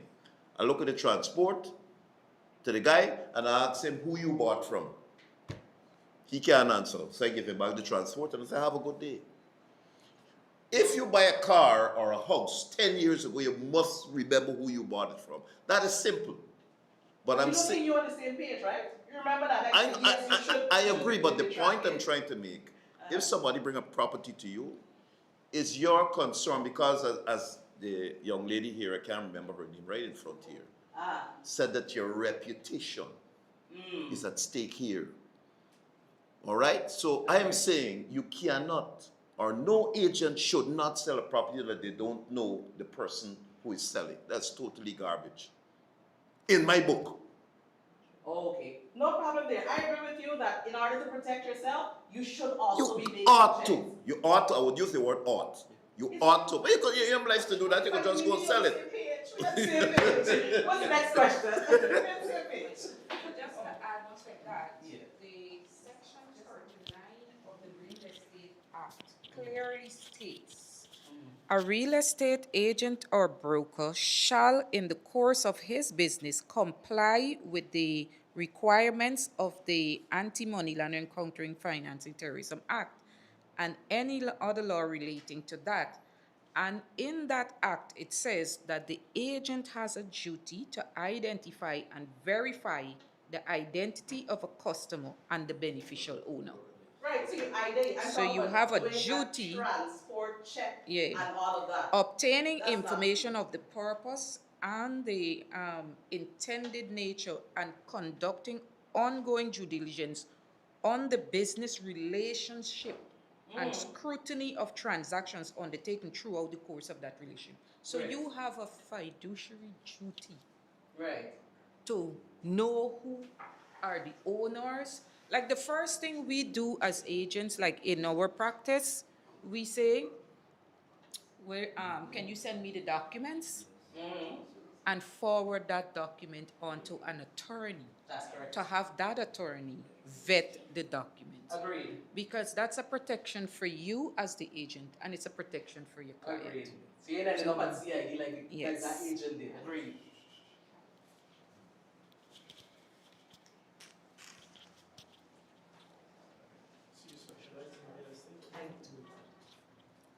Oh, that's a good. You also answer one part. He just asked you if you specialize in real estate, right? Yes, So yes, you I deal do. with conveyancing. I do convey. Question, when you have an agreement for sale and it's sent to the attorney,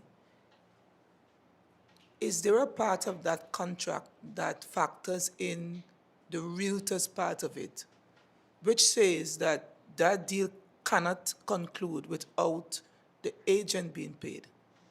If it's not, I think we should be adding that into our agreement for sale. There's something called privity of contract, which means that if you and I are in a business together, the business concern, me and you, are not necessarily a third party.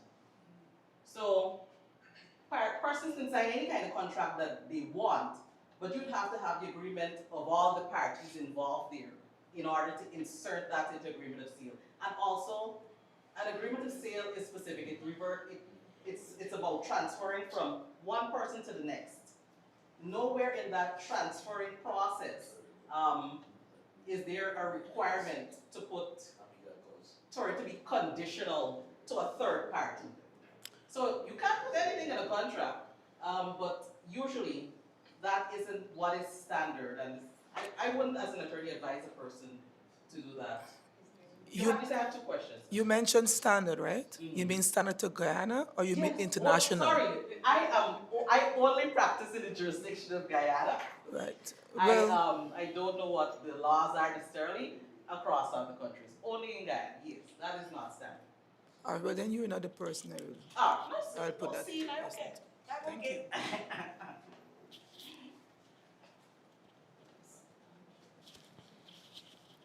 Is it possible to structure the commission agreement in such a manner that the buyer in that agreement of sale has a clause which instructs the buyer?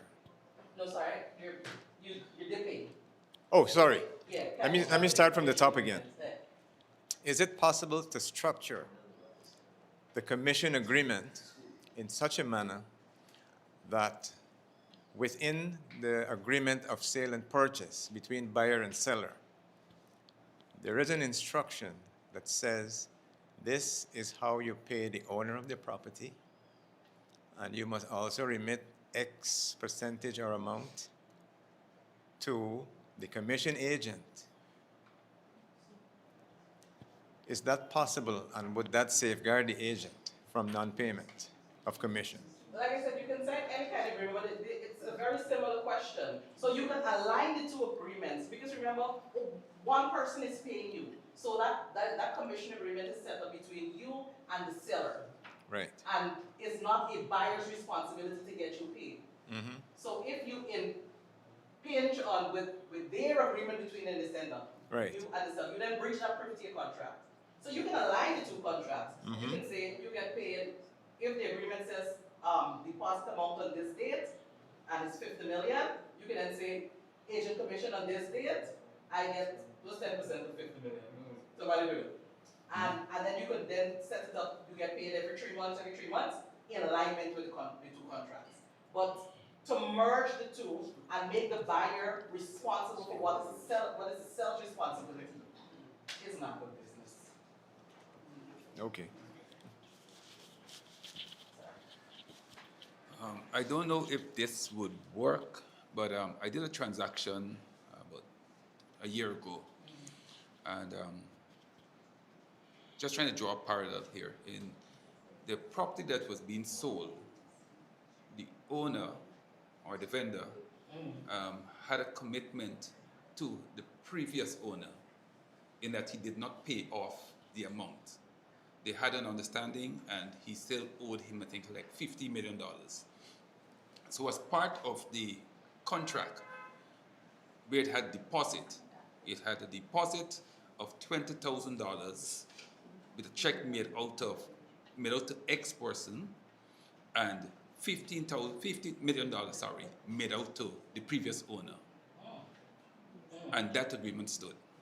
So when they actually was making deposit of, let's say it was $30 million, 15 was to the new person and to the previous person. And whose name was the contract, the title transport? Okay, so let's say I'm buying the property from you, but I previously, okay, I own the property, you're buying it, and you're making out a deposit to me of 50,000, but I bought the property from Miss Duggan, and I still owe Miss Duggan 20,000.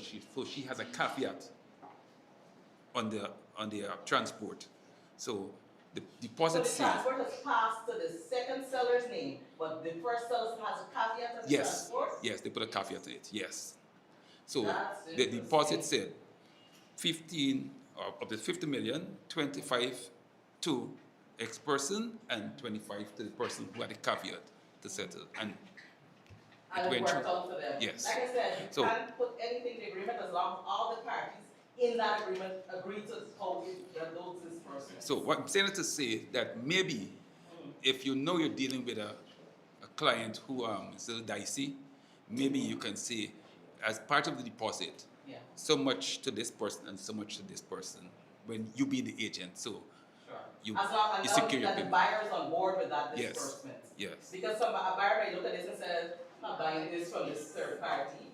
If I hand you this money and if something comes up and you say I only paid you half, technically all the receipts say I only paid you X amount. So as long as everyone is on board with how that's set up, now of course because the buyer has an interest in receiving a transport more likely facilitate that language improvement.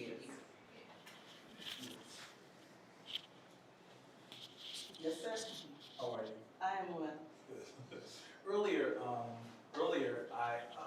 this gentleman right here, as a matter of fact, or I think it was somebody back there that had someone. It was you. Of course it was. They had an attorney. They had an attorney that actually did a deal on them behind their back, and he was asking a question that I thought was a good question. He says, "How do we determine if you as an attorney?" And of course, we're going to say pick you first. We know that. But outside of that, if someone wanted to go with an attorney, what questions do you pose that they ask an attorney so they know that that attorney is qualified to do real estate transactions, not personal injury, as he said?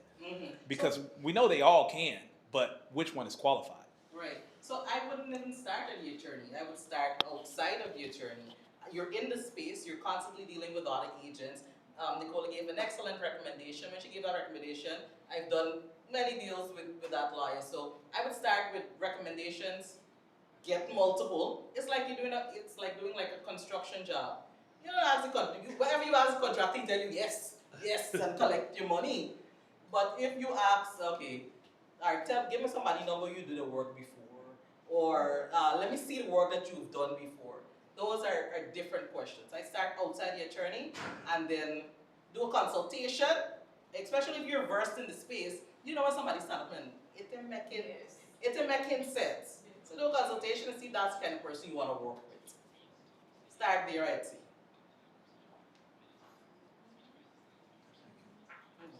So you do real estate too, or you just a lawyer that basically does transactions? I do real estate too. I'm the owner of Durant Property Management. We do largely rentals, so mostly work with landlords, but we do lots of conveyancing also. So should you be scared to bring our property to you that I can say? I actually have a story to that effect. Someone brought me a client brought me a matter, and he was asking me to grill the buyer. Oh, the mic. Okay. He was asking me to grill the buyer, and because of my work in the real estate space, etc., I said, this is not. I'm so cognizant of how quickly deals fall apart and how quickly persons part ways when you got transact large amount of money. There's a certain delicacy you have to use when you approach it. So, to your point, no, I wouldn't steal the deal. Matter of fact, I will try my hardest to make sure the deal stays together, because I understand how in a blink of an eye you can lose a commission, and it hurts. So I'm the person that you come to when We're trying to keep everything together, make both sides happy, compromise, negotiate. I have a question, Tiffany, not relative to the industry per se, like what we're doing, but as it relates to eviction and property owners. Yes. So a client was served an eviction notice. What happens next? Okay. Because I do a lot of property management as well, and I've had situation where I engage an attorney to serve a particular tenant 3 times, and the tenant on the first 2 occasions did not collect the letter from the post girl, but on the third occasion when they received it, then what next? Great question. Once that notice to quit is set up, that is all you need to be able to launch in to your eviction process in the magistrate court. So it's called a claim for possession. The lawyer prepares it, both parties, the lawyers and the landlord signs that document, and then you do service again through a court official. You get a court date, and the average that I give clients is like a 1 to 3 month period that the court will extend to that particular tenant. And it's and I give that timeline so that my landlords know, don't wait. As soon as the tenant becomes errant, you can't get them, you can't get your money, etc. Don't wait, or don't give them a prolonged period of time to remove, because the court is also going to give them some time to remove. So, and people say, oh, people fall on hard times, etc., etc. If it is that you are paying your mortgage with that, if it is that you have expenses that have to be paid out to that rent, you are going to be the person falling on those hard times. So it's you or them, I pick you. But what if that tenant never accepted that letter? What happens then? Well, the law provides So for different types of service. the post office keep going to deliver it, and the tenant says, Nicola don't live here. The tenant themselves says, Nicola don't live here. Okay. So the post girl can't deliver the eviction notice. So there's applications that lawyers can make to the court to do substituted service. Okay. So a magistrate can rule that you have a sign, eviction sign, notice sign be placed on the property. There is also rules that if there are multiple persons named on the tenancy agreement, another person can collect it on behalf of the household, the adult. Oh, they're colluding. They're colluding. They're not collecting it. They're not collecting it. The law didn't leave the landlord with no recourse. Okay. There are substituted service options. Okay. Thank you. Lawyer, don't ask me no long questions. Just start to give us the answer. Oh, sorry. The question was being asked about provision of the definition. Ensuring. Hold on, this man wants to get his mic.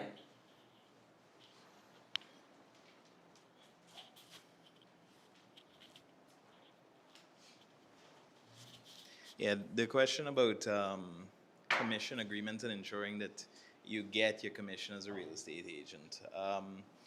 While it is not fairly prevalent here, there are, so US, UK, UAE, Singapore, Hong Kong have escrow agents. So both parties would agree and enter into escrow agreement, and that would determine who gets paid what when. So the escrow, the third party, who has a duty to the agent, the buyer, and the seller, or whatever the parties are called. But this could be privately done here, but usually there's legislation. It's usually done through banks or agencies like a trustee or something like that. But an escrow agreement is what you would need to ensure. But I want to ask you about abandonment. So one of the things that eviction is all well and good, but sometimes people leave the property altogether, and I don't see that there's provision in the act for abandonment. So how do you deal with abandonment of property where? So I'm not interested by a fellow lawyer. Sir, you don't ask that question. I'd much prefer you answer it. So, counsel, when clients come to you and they say the person move out to the property, They ain't get no movement. What is it that I could do? I could just go open up back the door and just take back the property. What do you tell them, counsel? Well, if you're sure that the person has abandoned, well, there are a few options. So in the lease itself, it could have provision for abandonment, right? And usually if there's abandonment, you don't have to worry about court, right? But if the person has left stuff inside the premises, that's where it's usually a question of liability, right? Because it's not usually a practical question of getting in, but what do you do with that person's effects? So the lease really has to have some sort of, it should have a provision for an emergency contact or next of kin or something that you can send some sort of documentation saying, we have these things, if you don't get them in 60 days, 90 days, 30 days, whatever the case may be, they will be sold, right? Or provide us with somewhere to move these things. Otherwise, they will be sold, right? That's how you deal with the liability issue. But other than that, it will have to be released. But the reason I ask you is I just deal with the transactional part of it. You deal more with the practical part. I understand. And most persons' agreements don't have any clauses on abandonment, as well as there is particular instructions given to us in the Landlord and Tenant Act about how a tenant gets in and out of a property. And I think that that placing those abandonment clauses in the contract may, in some instances, contravene the Landlord and Tenant Act. So, yes, I do agree that you should have a third party next to kin, and you do a different type of service, maybe, and go that route versus entering. Because I always tell my client, what if you go to the place and then people say they have $10 million in the mattress? You now have opened up yourself to claims and against their personal items, etc., cash, etc. So it's more of a technical point for these people come. So yes. Yeah, I never thought about abandonment before this mention, but it concerns me that at what point can it be defined as abandonment? So someone leaves a property and based on all the intent of what you see, you think they would have left, they abandon the property. But then they have stuff in the house. At which point do right. In our legislation is not specific to it at all. And the fact that they have property in there. Yes. They should still be paying the rent. Yes. So when do you decide that this is abandonment as against it is continued occupation and as such it should be paying? I guess that where the line is drawn. Like counsel said, it's spelled out in other jurisdictions in their laws. It's not the case for Guyana. And so I don't specifically pursue that route at all when I'm dealing with my landlord and tenant matters. I do substituted service and we get them out in accordance with the Landlord and Tenant Act. That's how I handle mine. Substituted service. Yes, ma'am. I was imagining that they have lawyers.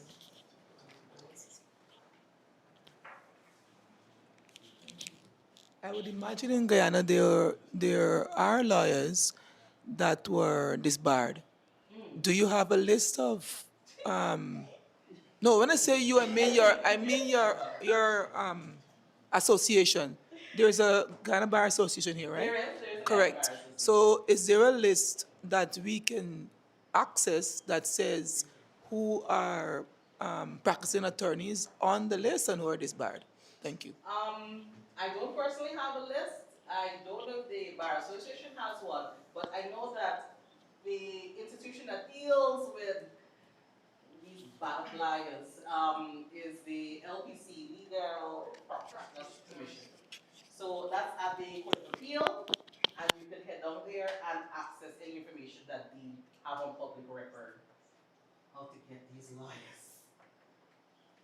Okay. There's a question online.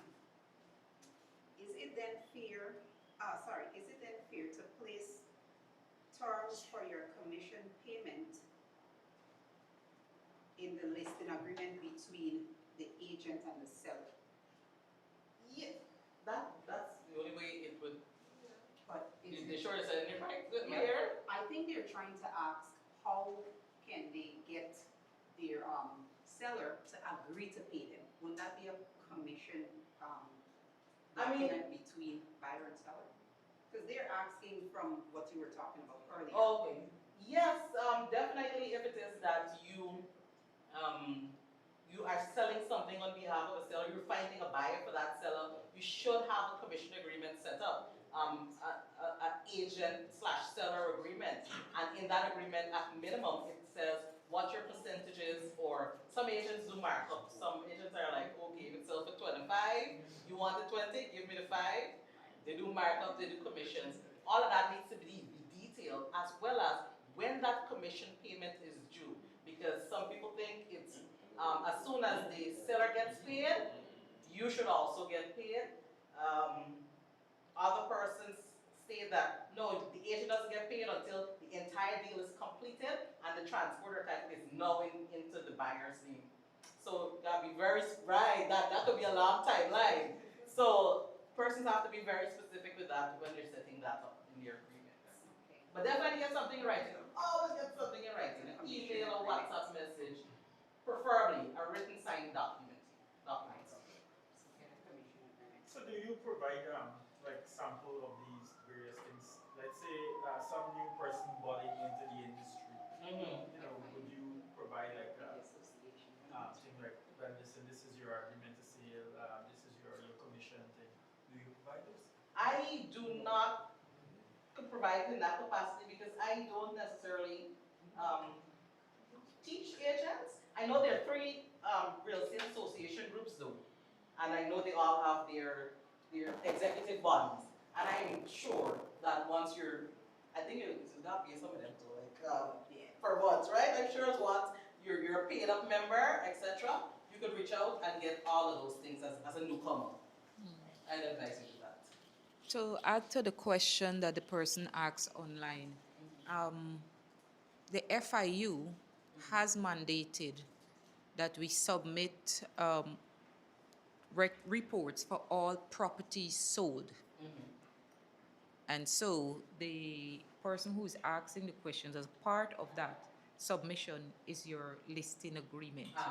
So they're not tracking rentals, they're only tracking properties sold. And that forms a key element of your submission. Right? So would they just accept the receipt, I wonder? The receipt of your commission, you can't pay me that receipt? Or does it need to have? It's a good thing you asked that question as well, because receipt is another thing that you have to submit to GRA and FIU. Right. The purchaser has to submit that, the seller has to submit the receipt to GRA. And on that receipt, the agent's license number has to be on that receipt. Oh. So that is only for sale of property. Oh, okay. So if you're an agent selling a property and you're not licensed, when that person submit for the compliance to GRA, they will flag it and send it back. Wow. The more you know. Yeah. Yeah. The more you know. Yeah. Thanks. Do you have a question? No? Is there any other questions in the room? Oh. By these people, I mean me. That's it? Yes, so if there's no other questions. Thank you.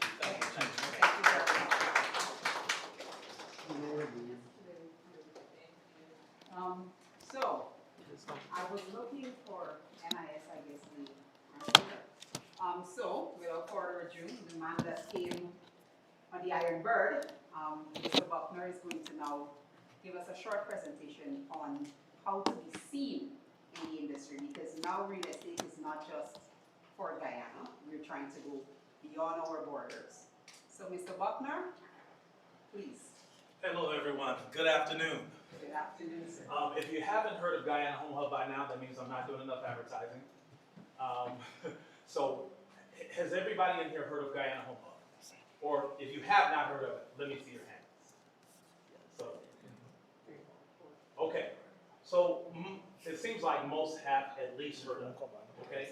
I advertise in Guyana, but more so in the diaspora, okay? First of all, I'm here to talk about the technology and the future of real estate in Guyana and where it's going. The rest of the world is already, they're already there. I'm just gonna be straight up honest with you. People are asking me why, they said, why did this American guy come in and start doing real estate or doing a real estate website in Guyana? It's because my wife asked me to, okay? And my wife is Guyanese, and it was real simple. It's easy for me to keep peace in my home when I do things that she asks. She says, I develop technology for everything and everybody else. And she said, why don't you develop the technology and use something that my people can use?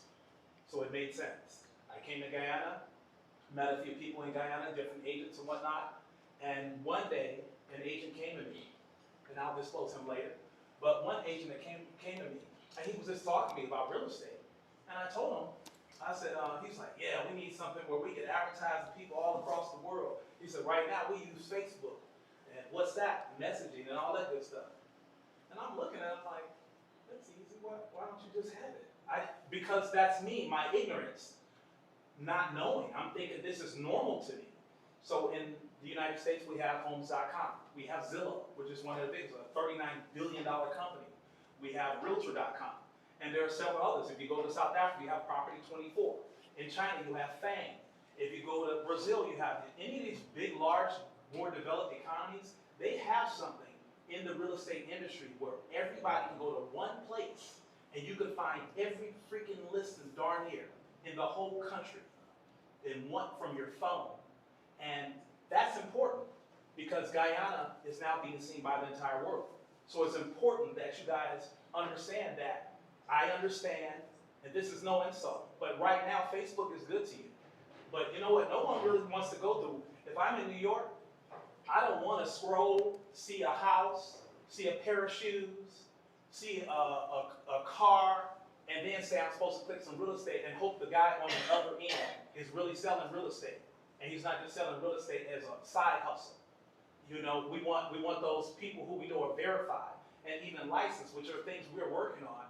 And the reason why I was invited here is not just to talk about the technology, but Sherriann asked me to come, she said, because I would be able to learn. And I'll tell you right now, I learned a lot from GRA, I learned a lot from agents, I learned a lot from Nicola, even from the banks. So I understand what direction it is I'm going to need to go to make sure that this technology is not only good for Guyana, but also legal, okay? While I'm just an app developer and I'm the guy in the middle, I just list properties. So a lot of times I'm not legally compliant to work with all these laws as a US-owned company. But if they come to me, this has already been told to me, if they come to me and the transaction looks fraudulent, I have to give up that information if I want to do business in Guyana. That's just what it is. And if I have to do business in the United States and they ask me for information, I'm doing business in the United States, I'm legally obligated to do so because I have to follow the laws of the land. And if I don't, Guyana can easily, all you need is President Ali to just say, you can't use it here. It's as simple as that. And he can just sign with an ink pen and it's over, just that quick.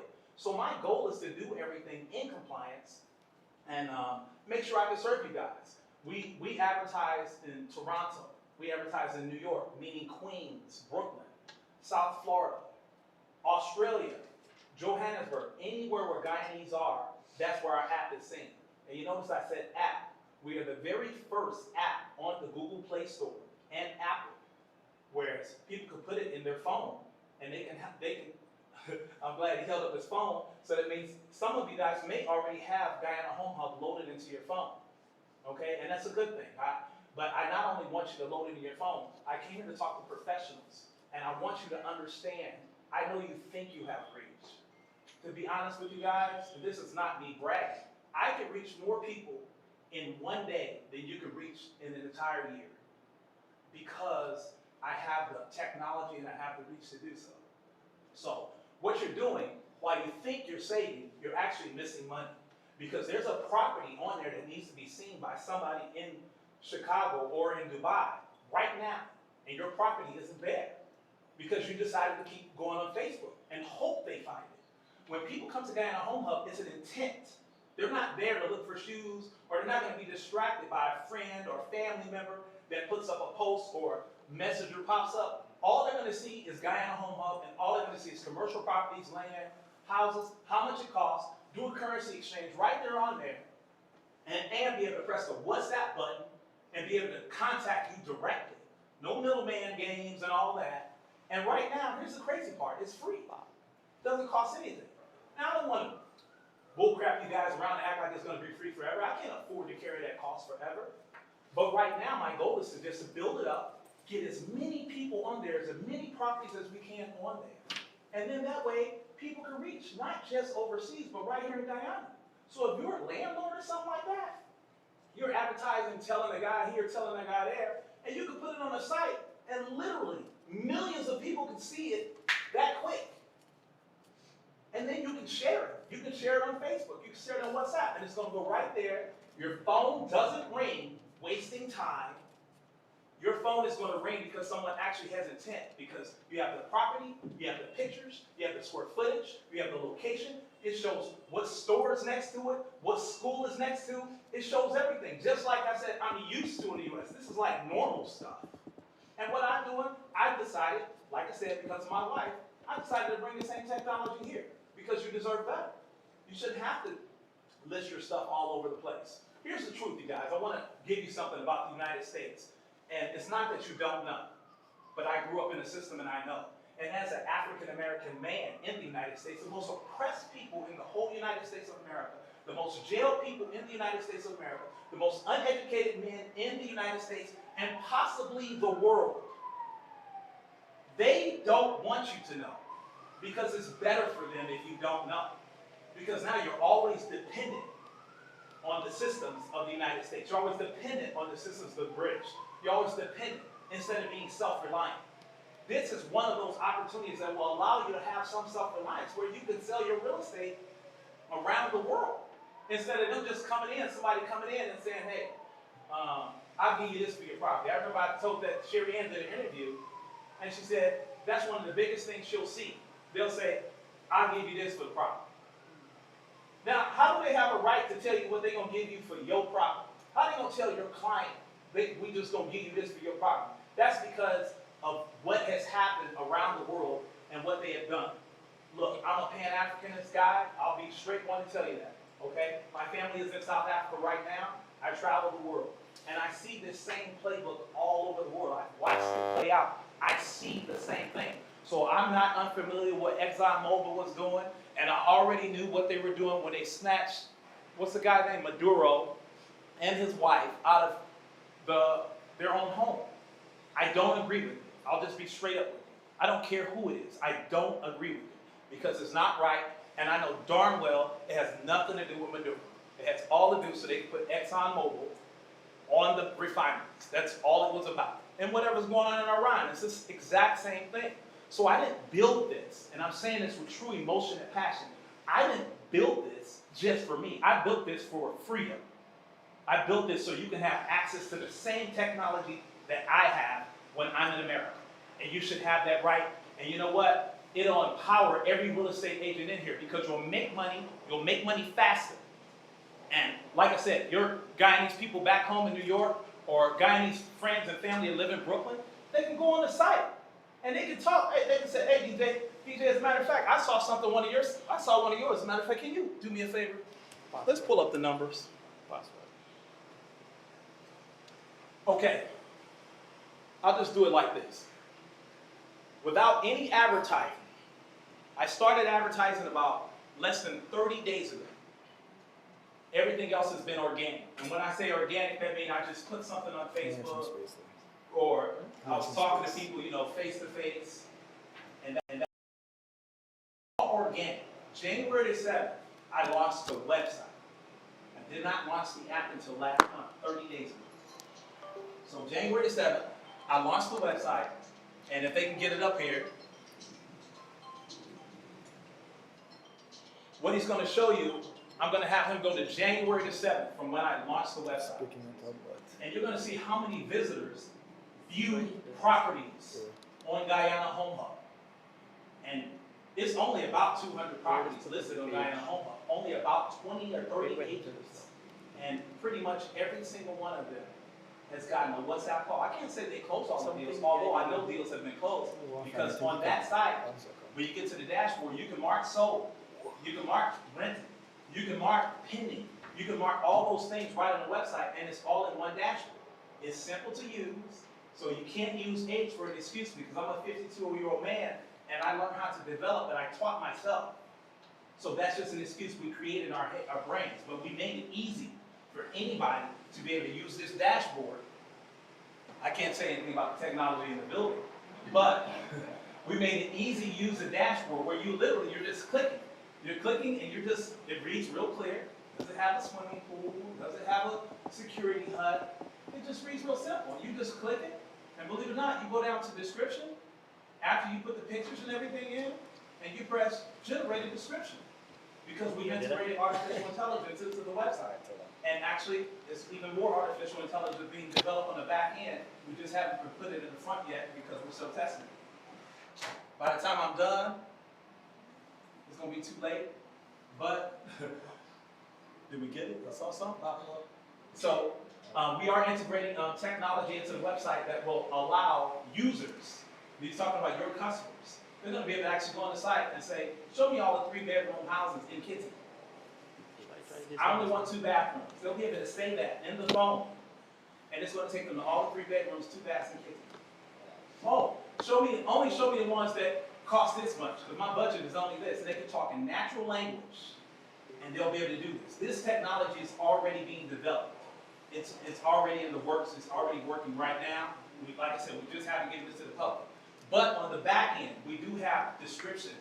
Was actually looking at your pictures, and it's actually looking at some of the things that you wrote, and it's actually looking at things you click, and it develops a description in seconds. I'm talking about seconds, 3 to 5 seconds to develop a full description, and then it'll let you pick from 3 or 4 descriptions. And there's a few words in there you need to change. You go in there, you click, and you change a couple of words because you didn't like what it said. By the time you submit, within about 20, 30 seconds after approval, it's on the site and it's live. So the technology does exist and you can be a part of it. Is it the HDMI? Yeah, it's not picking up. Yeah, like we seen it on the screen, but just also. Okay. Okay, I think I remember part of the numbers, so I'm not going to worry with it. No.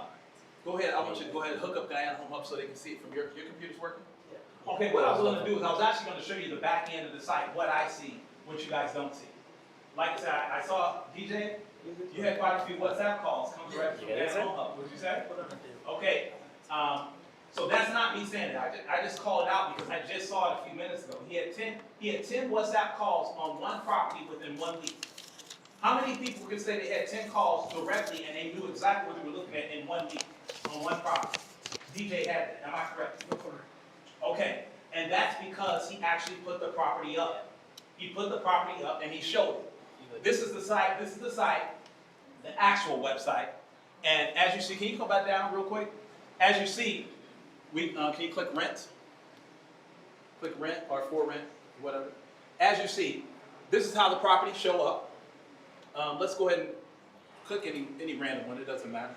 Yeah, click one you like. Start scrolling through the pictures. Let's start scrolling through the pictures. Okay. This is what the customers get to see. Okay? On Facebook Marketplace, guess what? I know you can't do it because it doesn't exist. You can't scroll through it like that. Not that easy. Go down to descriptions. You got the monthly cost. You have description. As you see here, it says approximate map location not yet available for this property. That's because the agent chose not to show the actual address. You have the choice depending on that particular customer. Let's scroll down. This person put a really short description, huh? Yeah. Almost none. Let's scroll down. I'll tell you what, but you know what, I'm gonna show you, forget that. Let's go ahead down, let's show some more and then we'll come back up to contacts. As you see, we have currency calculators. Let me make sure they can see the whole screen. The currency calculator, the mortgage calculator, they can drop down, they can do conversions. We make it easy. Is there anybody here that can go to Facebook Marketplace and do that? That's what I thought. I'm telling you because you are missing the technology if you're not logged on yet. Let's go back up. Let's contact Troy real quick. Let's contact Troy. I'm going to show you how quickly we can contact Troy if we want to get to him. You just simply press the button. It's going to go to his WhatsApp. Don't go all the way through. Don't go all the way through. But literally, it will go, and if you're on your phone, you already have WhatsApp in your phone. It's literally just going to come, and that customer is going to say, I'm interested in this property. Because you had a full description, you had the pictures. That is intent. That customer is not there to waste your time. Like by somebody doing a bunch of tire kicking, and I heard something, Nicola said something earlier, send me all your listings. I ain't got time to send you all my listings. And I'm not going to send you all my listings because you're wasting time. But here's the thing. If you go to Guyana Home Hub, let's go up to agents. Let's go back to the home page.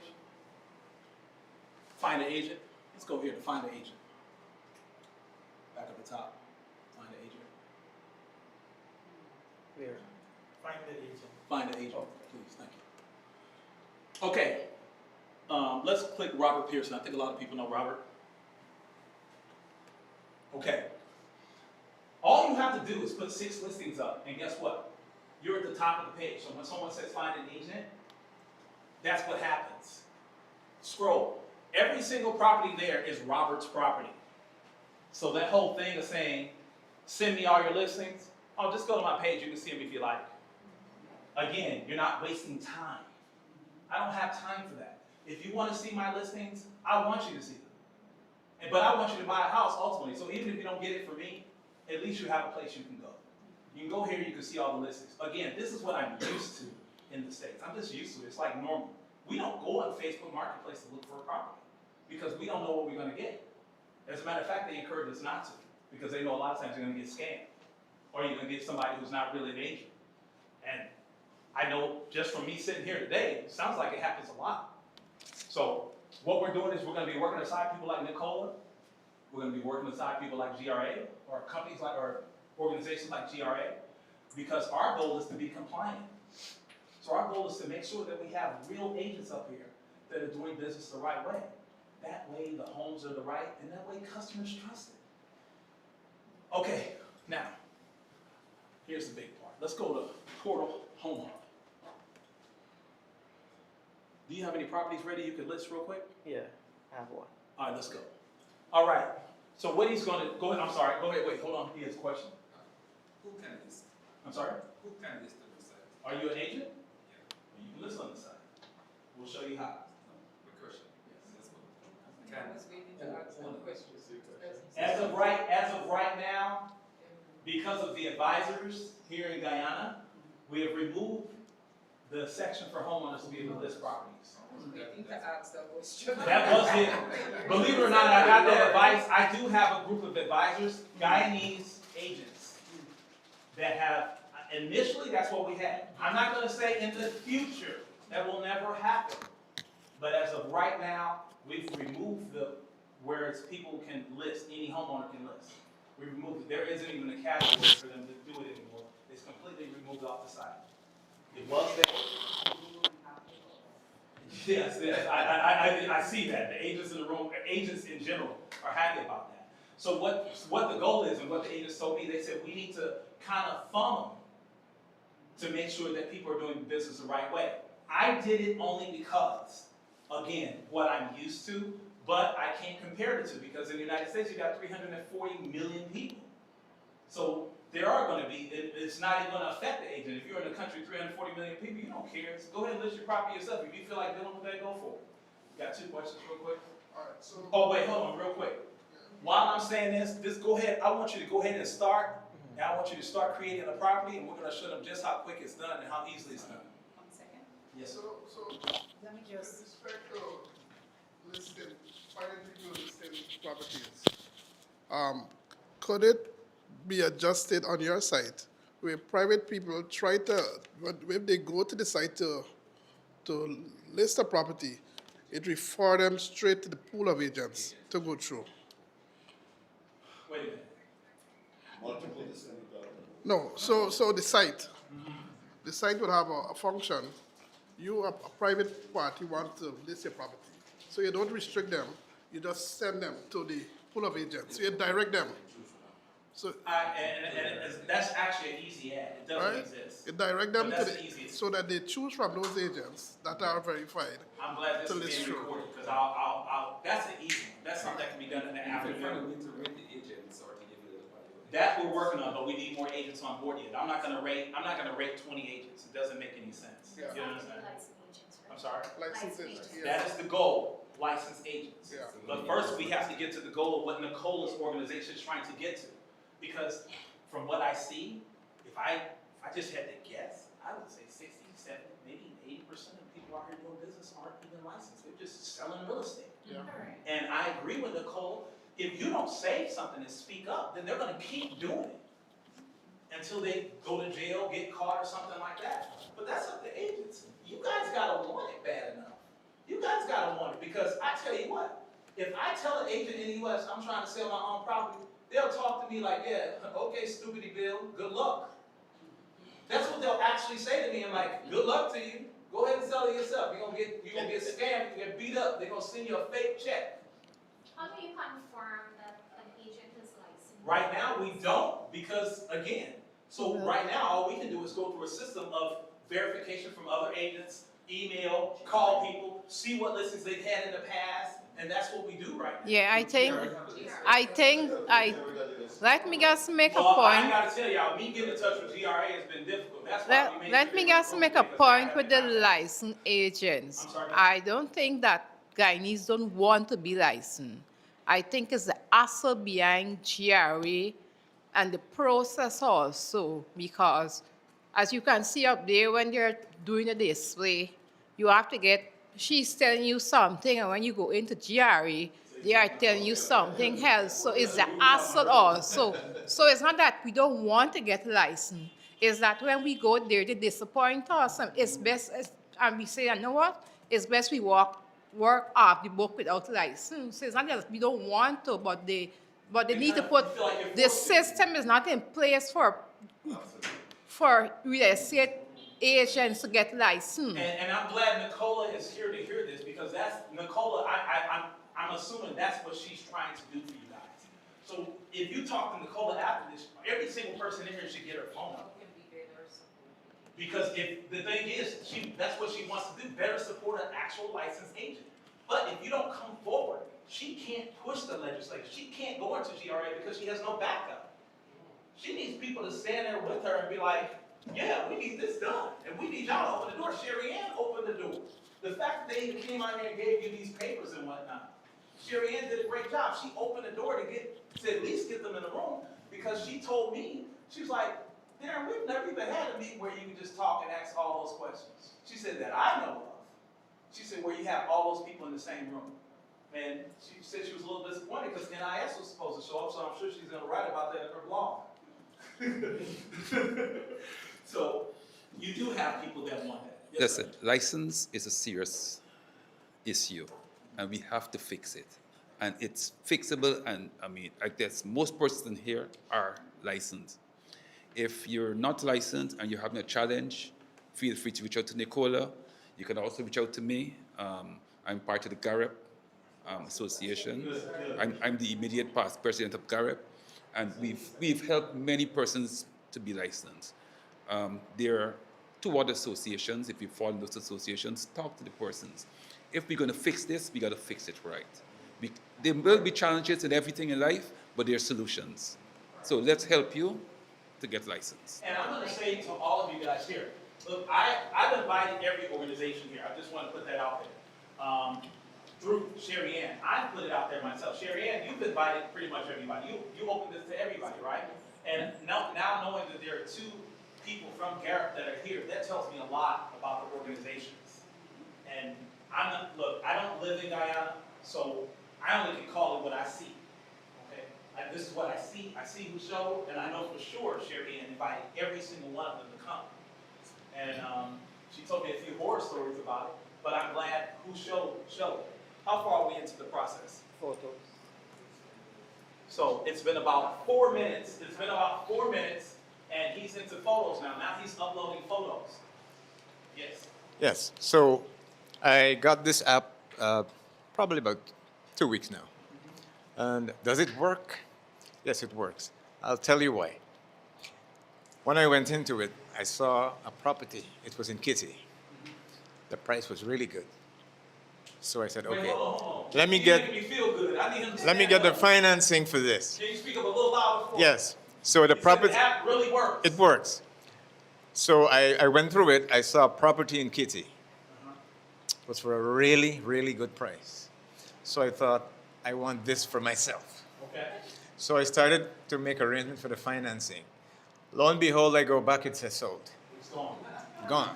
And Yeah, this is it works days. too good. This is in days. In days. Yes. So, and I'm glad you pointed out, look, I didn't pay him for that, okay? I'm trying to explain to you guys who have been lackadaisical when you heard of it, oh, it's just another, no, it's not something, it's a $250,000 website, that's what it is, okay? The back end is a $250,000 development that I'm betting on. And I'm not rich. Might sound like I'm rich, but because I'm a developer, I was able to do 90% of it myself.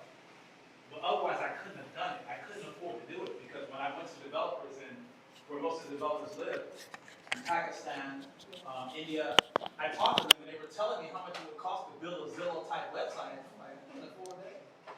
I said, I don't have that. I said, because I'm taking a risk. Now, I will say I'm at least 40 to 50,000 in out of my pocket, so I'm betting a lot of money to see if this thing works. It's working though. So, as of right now, I'm winning. But now, the only way to really win is I need people like yourself to tell people that it actually works. So, you keep on posting on Facebook thinking you can't do it and thinking you're always going to work. And what's going to happen is 2027 is going to roll around and there are going to be 800 or 1,000 listings on there. You're going to be on Facebook, and I'll be frank and upfront with everyone here. I am here to do business. So what's going to happen is I'm going to advertise even more. Without advertising, I'll go back to the numbers I was trying to show you. Without advertising, January 7th, clear up until a month ago, the site had 6,000 visitors viewing properties. I'm not talking about visitors just to the site, actually clicking and viewing a property. That was from January 7th. Last month, all I did was spend $400 on advertising, and I had 7,000 visitors in 1 month. 7,000, not visitors, 7,000 property views in 1 month. So on the back end, I keep track of all of this. I can see how many came from Facebook. I can see how many came from Android, how many came from iPhone.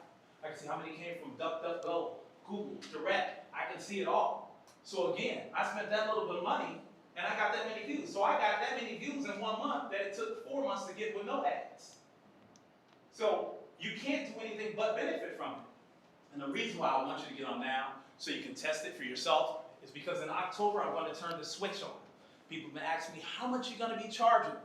There are rumors going around saying, oh, he's going to be charging you commission. I can't charge you commission. I'm not even a citizen of Guyana. That's the silliest thing. How? How can I? Is there any way for me to do that, Nicole? That is absolutely insane. I will charge a subscription fee, depending on how many listings you want to keep up there, going ongoing. It's going to start at around $59 a month, US. Is there early bird membership? I'm sorry? A reward membership? Early bird membership. The early bird membership's already started. You're still in it. See, there are agents who've been on there since it started, and they sold properties for free. They haven't had to pay anything. Like I said, come October, the switch has to come on. I've already made it clear. I said, I don't have a choice. I think I was telling Q-Mark, I said, man, it's cost me almost $1,000 a month just to run the app, and I haven't made a quarter. I said, I'm just spending money. I said, but we're not even including me coming out here just to do this. Thank you. You're welcome. This costs money, but it's all about, I'm betting on the future of Guyana. And I see what's going on. I see all of the people that are coming to Guyana. Every time I get on the airplane from the United States, I see a little bit of everybody on the airplanes. And they come to Guyana and they are not Guyanese. As a matter of fact, it's more not Guyanese than there are Guyanese on those planes. So they're coming and they need a place to stay. Sometimes they're buying, sometimes they're renting, sometimes it's short term, which we'll add that later. But as of right now, they need a place to stay. Alpheus, are you completed? Yeah. Okay. And here's where. Okay, let's go up to the top of the screen real quick. So what he's done There's a scoring process. He did this quick, so it's only scoring 38%. He knows how the scoring goes up. It's basically letting you know how good this listing looks. Okay, but he does this one in like 4 or 5 minutes. Let's go ahead and scroll. As you can see, you can review your listing. You see, you look at that. That was did you do that with AI? Yeah, yes. He did this with AI. Go ahead and scroll down. 2 bedrooms, 2.5 baths, non-specified, It has the features, location, Has the pictures, and then he's going to go ahead and print phone number. See, that's it. Now go ahead and press submit. You can also check. You can save as drafts, come back to it later, and whatnot. Okay. This is real quick. This is what an agent sees on the back end. So if you're an agent, yours might not look exactly like this, but it'll look something like this. So as an agent, you'll see something like this, where you can view all your properties. You can view all your properties. Scroll up a little bit. You'll be able to, come back, I'm sorry. You'll be able to see active submissions you have. You'll be able to see, like I said, buy, sold, rented. You'll be able to see all that stuff, and you'll be able to click it yourself. So now, when it's time to pay your taxes, guess what? It's already there, because the record is there, and then you can print the report for yourself of how many properties you sold, how many properties you rented. Ultimately, what we're going to do, and it's going to help all the agents and people of Guyana, the information that you put in when you press rented, sold, when you put it all in there, it collects all that information by the neighborhood, zip code, how many bedrooms, how many baths was there. So guess what? The next time, 3, 4 years from now, as we collect enough information, the next time, it's going to show a property, how much it sold for right next door. Now, that doesn't mean the evaluator still doesn't have to come out, but it tells your homeowner up front. It helps you, because you're like, man, you're trying to sell this for this 3 bedroom, 2.5 bath for X amount of dollars. Look, man, this one sold. I can show you this one sold right next door to you for this amount on this day. So you need to get more or less. It's the exact same house, man. So I don't want to waste your time to waste mine. You call it database. That's right. That's right. And it'll be a full database, and you'll have access to it. You may not have access to all the data, but definitely for your property, and definitely for what property is selling for in those neighborhoods. And this can't do anything but benefit. I don't. As a matter of fact, I don't even understand the hesitancy. I know why the hesitancy, but I don't understand it. And I'll be frank with you. So, you've already submitted. Did you approve the property? Yeah, so here's what we So the properties have to be approved by us on the back end. As of right now, this gentleman here approves all the properties that goes up. Sometimes he even drives by the property. That's his job. He's not an agent. He doesn't compete with you. He has nothing to do with real estate. He doesn't even care about real estate. Matter of fact, what's your biggest hit? What you like? Sports. Well, sports. See, he likes sports, but he's a techie guy, okay? So as of right now, even what we'll do for people who have a whole lot of properties is backlog, and it's just too hard to get them all up there, all you have to do is call this gentleman, give you the local number, you give it to him, because sometimes getting started, if you got 30 properties backlog, it's hard to sit down and load them all up.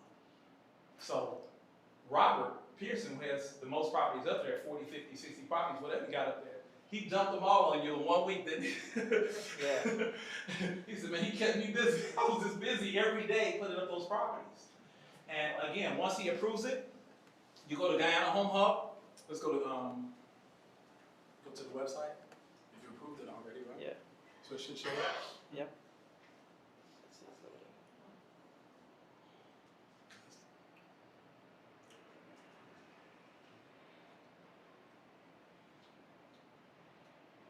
Right here. That's the property. So just that quick, that property is live. Q-Mark gave us one of his properties to put up. That property is live. So as of right now, if you go on the app, that property is on your phone. It's there. That quick. It's there. It's there. Okay. It's there. That quick. You're not going to get this on Facebook Marketplace. And you're not going to get the reach that we get.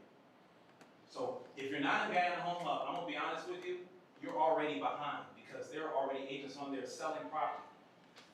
I think the starting package eventually in October is going to be like $59 per month. And then I think the next package is going to, I think it's $79, then there's a $99, and then there's an enterprise that goes up where you have to actually call us because we got 200, 300, 400 properties, or you're a broker, you have a bunch of agents working under you, and you want all your properties listed under your brokerage or a private page. We offer things like that. And that way it's powered by Guyana Home Hub. It's powered by Guyana Home Hub, so you don't have to worry about the tech. You just worry about the properties. and we'll discuss those prices. But the amount of money we're talking, most of you guys in here, you can rent one property and pay for a whole year to be exposed all the time. You know? Okay. Yeah, so to be exposed all the time, it just only makes sense. You could pay for it in a rental property. You can pay for the whole year up front. And we will offer yearly discounts. I haven't decided all the way how we're going to do it yet. I have to talk to some of my advisors.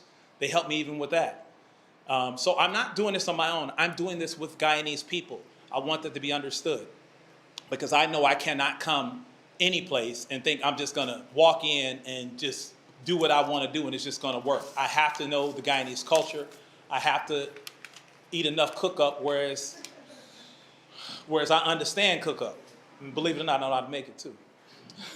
But I've been with my wife for 17 years. So again, you guys, I don't have anything more for you guys other than if you don't have Guyana Home Hub loaded in your phone, can you go to the where they can load it? You can scan the QR code.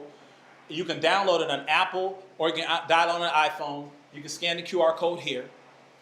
If you don't have it, go ahead and load it. Go through it. And then what you're going to do is you're going to go all the way down to the bottom when you go on the page of Guyana Home Hub, and you're going to see registration for agents to register. And that's what you're going to do. You're going to go ahead and register, and we're going to see you there. So that's all I have for you guys, and I want to say thank you to Sherriann. I want to say thank you for Nicola, Tiffany, and NIS and GRA and everybody that was here and all of the people that were here. So I just want to say thank you for having me. And I can head back to St. Louis, but I'm going to stay here for Independence. So I'm going to hang out at least for that, the party. My wife was like, yeah, I bet you're going to be there. I ain't even made it in years, but I'm going to be here. So again, I thank you guys for welcoming me and allowing me to come into Guyana and be able to put an app like that and allow it to become successful. Thank you so much.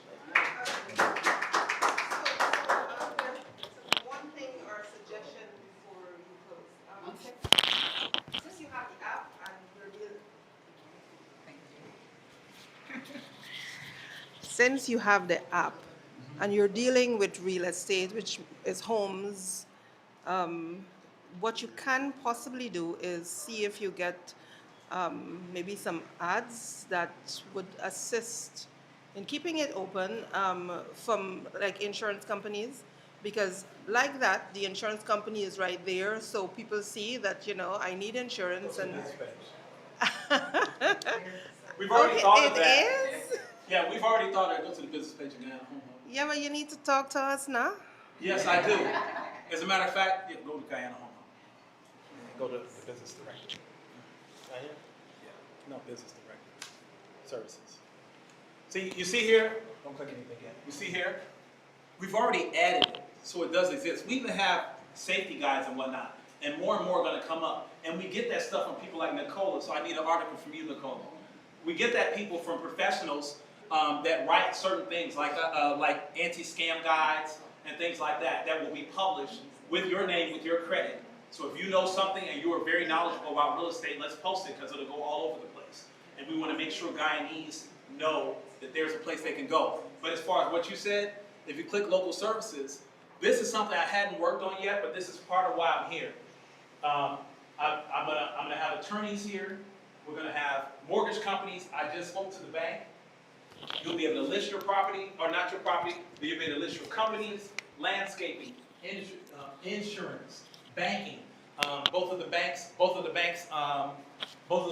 me they wanted me to reach out because they wanted to make sure they were on the site.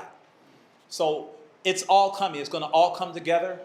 And yeah, look, I think Pete's on here already. He made sure he got on here quick. He on here twice.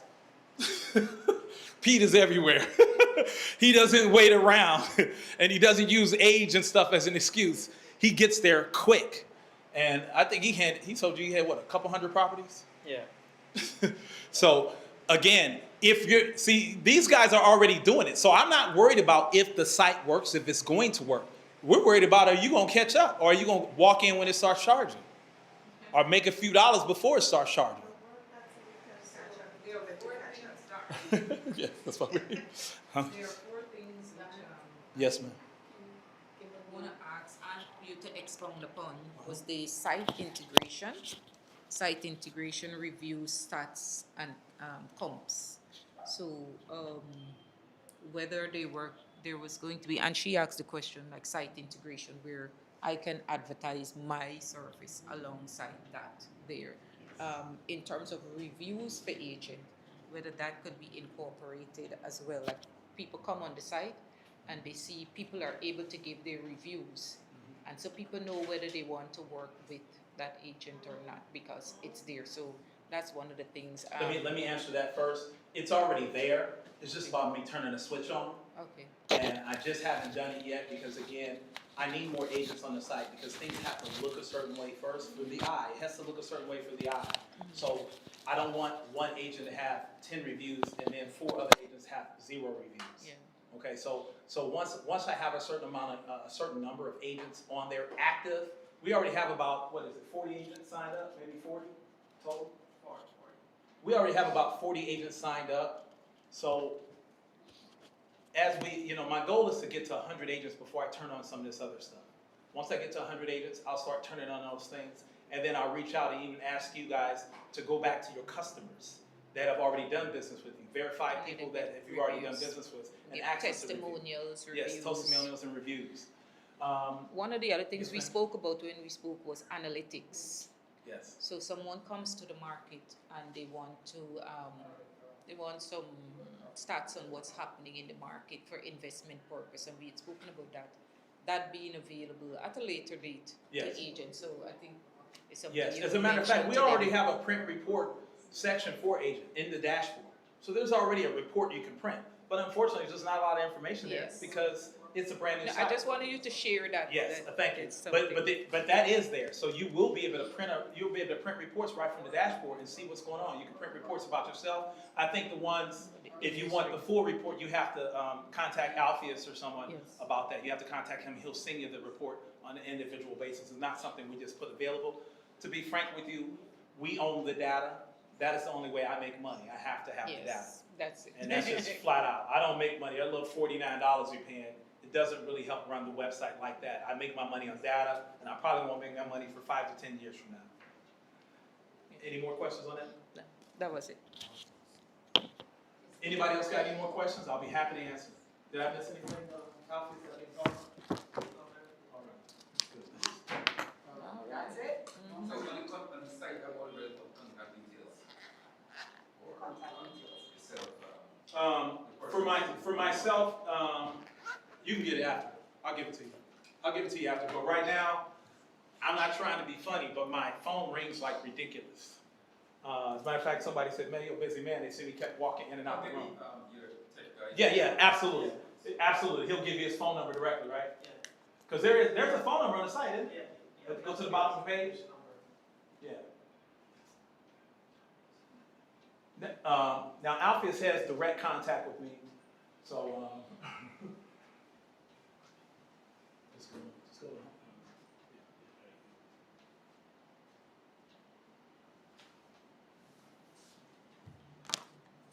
go. Okay. I was wondering. I was like, I know the site loads fast. I tested it. At the bottom, if you go to the footer, you'll be able to see all the contact information for Guyana Home Hub. That is a legal compliance we have to have anyway. Yes. So legal compliance, we have all that. Our email, everything is here at the bottom. Blog news, property guides. Contact us directly. Any press and media we've done. Of course, my name is the founder. Agent registration is here at the footer.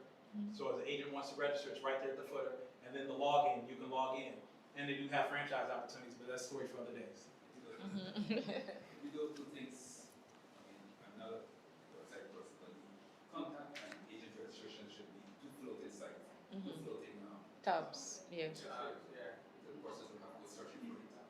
Yeah, well, yeah, I get it. But unfortunately, you got to think, I'm for your customer, and your customer doesn't want to see them. They only want to see property. So for the agents, agents don't have to dig a little bit, but it's right there at the bottom. It's there, and you can always contact Alpheus, like I said. We only put that there for legal compliance. That's all for legal compliance. But we want the customers, all they want to reach is you. So when they get to your property, you just want them to press on that. They can call me. Matter of fact, they don't even want to call me. Call you. But we got it. And hopefully we can get people like GAREP on board and we can work with you guys. At a conference. That's really my goal. I want to Okay, be able to I get see. some of the agencies on board to All right. Absolutely. basically, whereas they can sign up for GAREP, or they can sign up for whatever other organizations they want to sign up, where I won't be a middleman. I just want them to be able to have the contact information to do so. But that's all I got for you guys. I'm good, Sherriann. I appreciate you.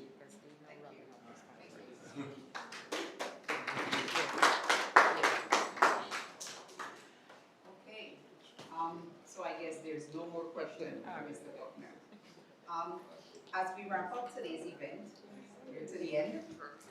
I want to briefly highlight what we've accomplished today. We explored the challenges of not being licensed and the penalties of that. Both Republic Bank and GBTI banks shared so much information on the banking system and the new rules ahead.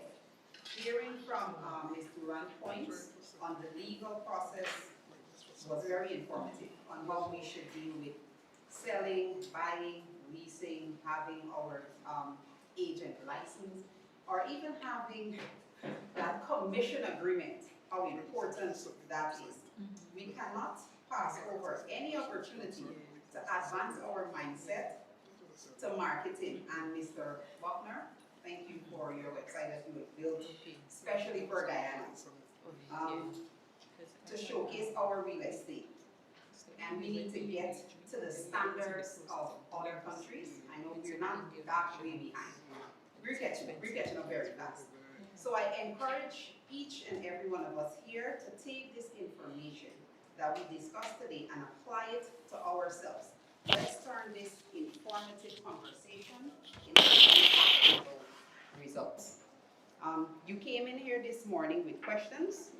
I hope you're leaving with some answers.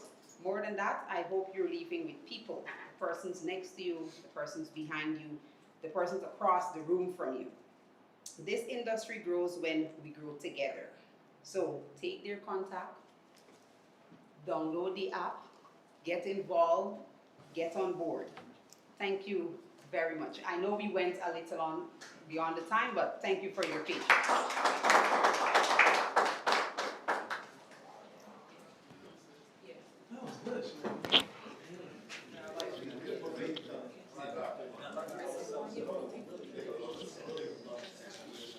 There's snacks outside. So